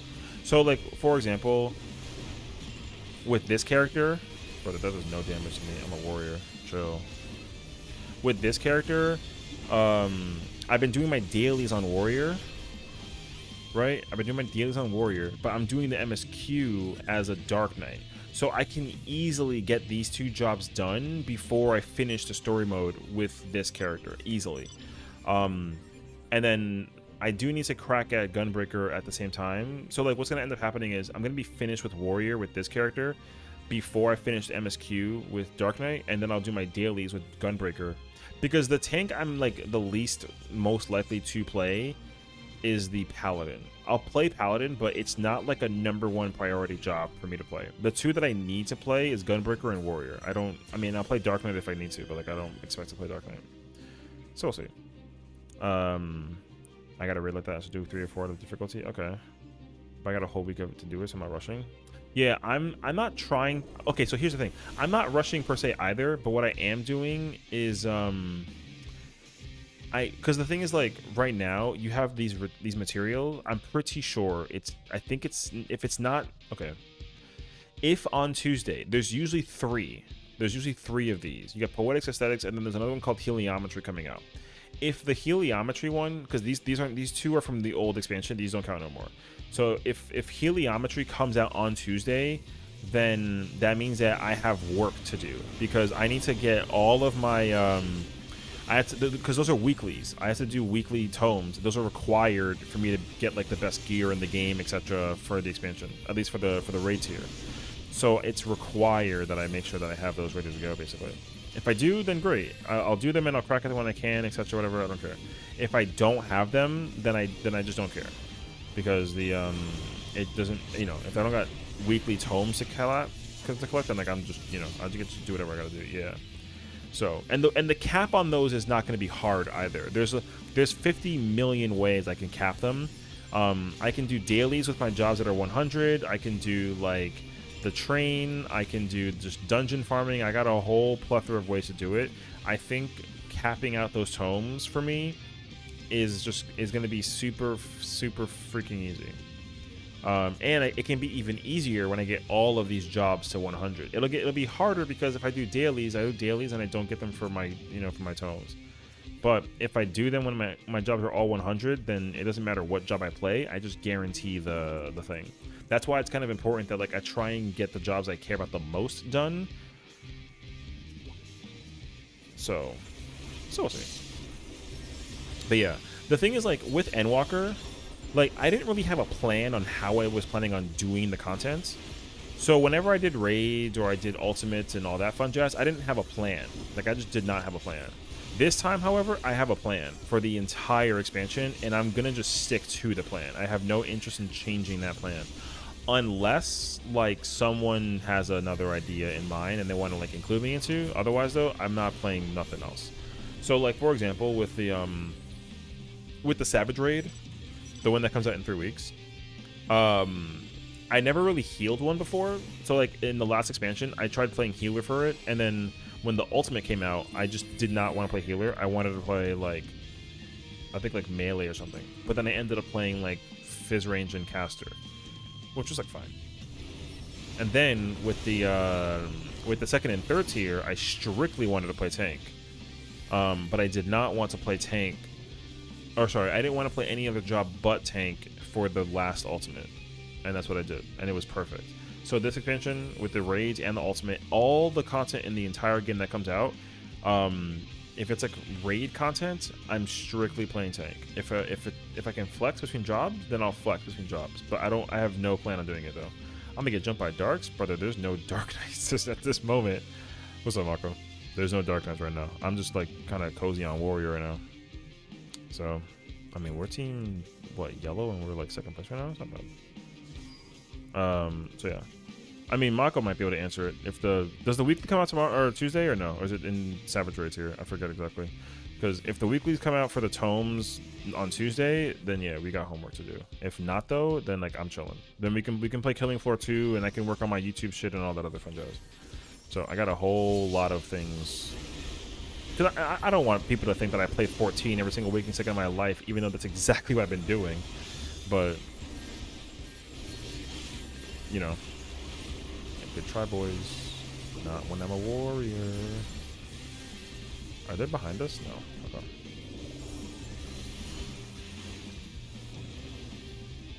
I'm about to get hit by that ninja LB actually.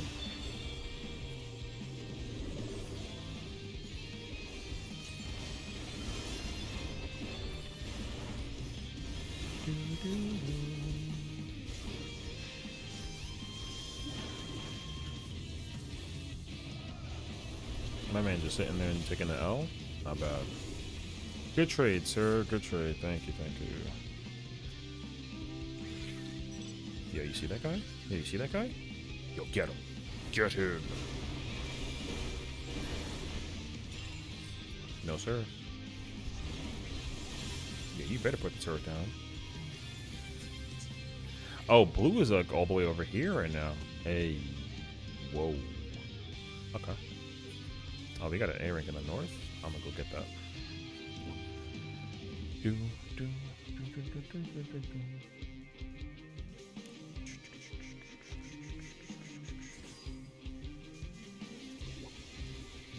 Hello, Black Mage.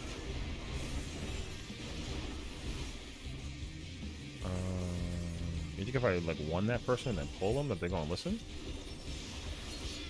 Ooh, good dodge with the smudge actually. Sweet.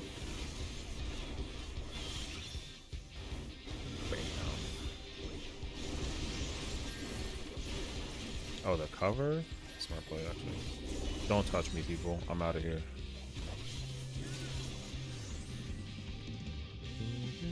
I'm a warrior. I cannot be catched.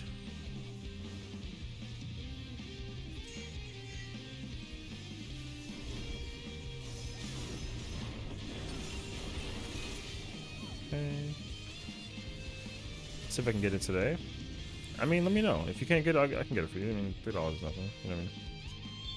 Let me know if you can get it. If you can't get it, let me know. Just raise it, bro. I said let me know twice. That's how, you know what I mean? Because I actually, I like, Killing Floor 2 is one of those games I can just play in my pastime and just kind of like vibe, you know what I mean? I just sit there and just shoot and have fun. I care about nothing during Killing Floor 2.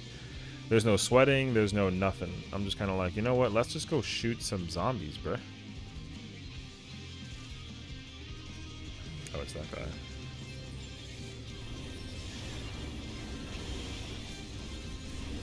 That gives me everybody, right? Wait, I can't target. Oh. I'm about to die, actually. I'm about to get sniped. I can't actually use my guard, though. That sucks. Alright. I literally only played Killing Floor 2 on PS4, but I had no plus, so it was the solo most of the time. Oh, a PlayStation Plus? Oh, that's okay, fair. I kind of forgot that you had to, like, play with the... Yeah, you see, that's a good thing, though. You don't got to do that anymore. You can just straight up, like, play online PC-wise, and, like, it's fine, you know? That's actually sick. The gun sounds? Bro, I mean, Killing Floor 2 is a lit game, dude. Oh, I got freaking, thank you. Oh, you tried to ninja me? Brother, that's a bad move on your part. Oh, red's on us. Goodbye! I'm not going that way. I'm going this way, boy.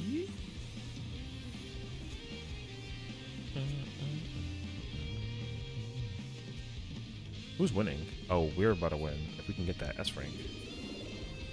But A's about to win. Dude, they got 2 A's. A, yo.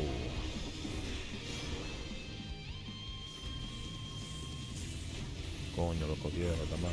Yo, bring that ass over here, boy. Oh, wait, that's kind of pain, actually. Hey, yeah, yo. We dying, though. They took that shit from us. Yo, can I make a run for it? No. We men out here. We men. Hold on. We better pull up. We better lose, but we gotta pull up.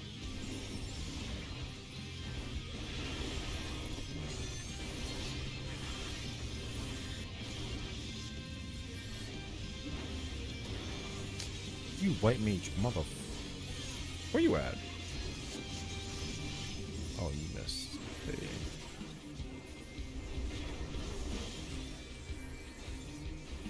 Hit him up. Ooh. Yo, I'm feeling kind of dangerous.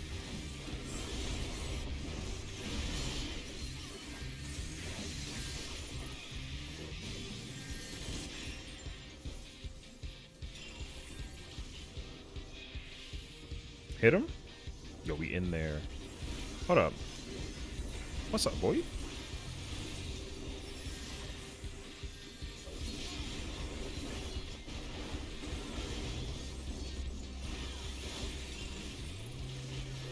Got him. You just need to survive. Just run away and survive. Yo, kill that sage, bro. Let's go. Yo, they can't. You can't kill a warrior? I mean, the damage wasn't that good, but you can't kill a warrior, brother. Ain't no way. What can I say? Except GG's. Alright. So yeah, here's the plan. True. I'm going to at some point in time, at some point tomorrow, I'm going to speed run this character through the storyline. I'm going to try very hard to speed run this character. My second character is at the final bosses. I don't care. The first character is like just chilling, leveling up. I have what? I have Paladin, Dark Knight, Gunbreaker, Dragoon Viper, Astro Scholar, Summoner 100. Basically. And then my fourth, I have not touched at all. I did dailies in the first week, and I have not touched a character since then. The fourth character is kind of like whatever. The priority of the first two, so... I only have to, like, complete the storyline to be ready to do the raids. And then I'll crack at the crafters and gatherers and all that crap, like, later. It's not, like, the biggest ordeal to me. Because, yeah, I'm only planning on raiding with, like, my primal main character and then my ether main character, and that's literally it. I also have to, like, I should try to find a static as well. I'm not really trying to do this in Party Finder. Party Finder is kind of like a snooze fest now. After doing ultimates in, I mean, just ultimates, honestly. After doing ultimates with, like, friends and or statics, I'm very aware that I like a static. So, I don't care if I want to, I want to try and clear it all by, like, week 3 or 4, maybe, like, 5 or 6, but, like, I'm not trying to do this for, like, 6 months. No, I will hate that a lot. So, I'm going to go do my homework and go figure it out, so that should be a vibe. Yeah, so we'll see. I'm kind of chilling though, like, I'm looking forward to that, so we'll see. So.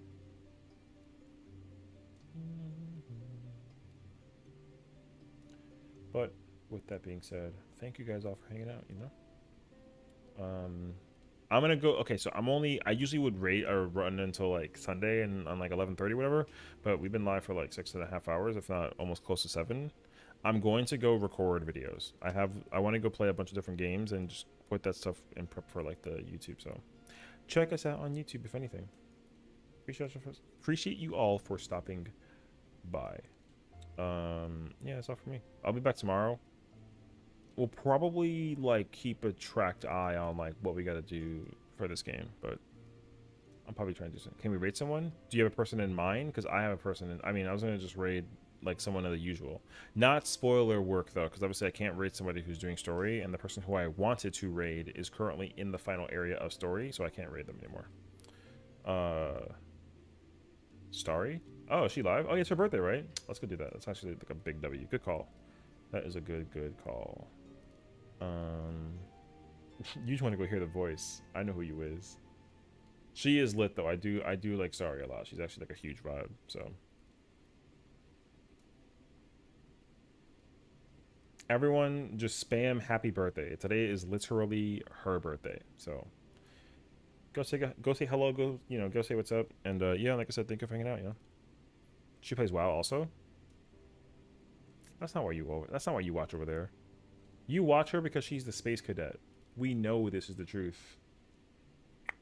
So I'm just saying. Also, she's playing Words on stream, so like literally go have fun. I'm gonna go to work and go do stuff. So take care, folks.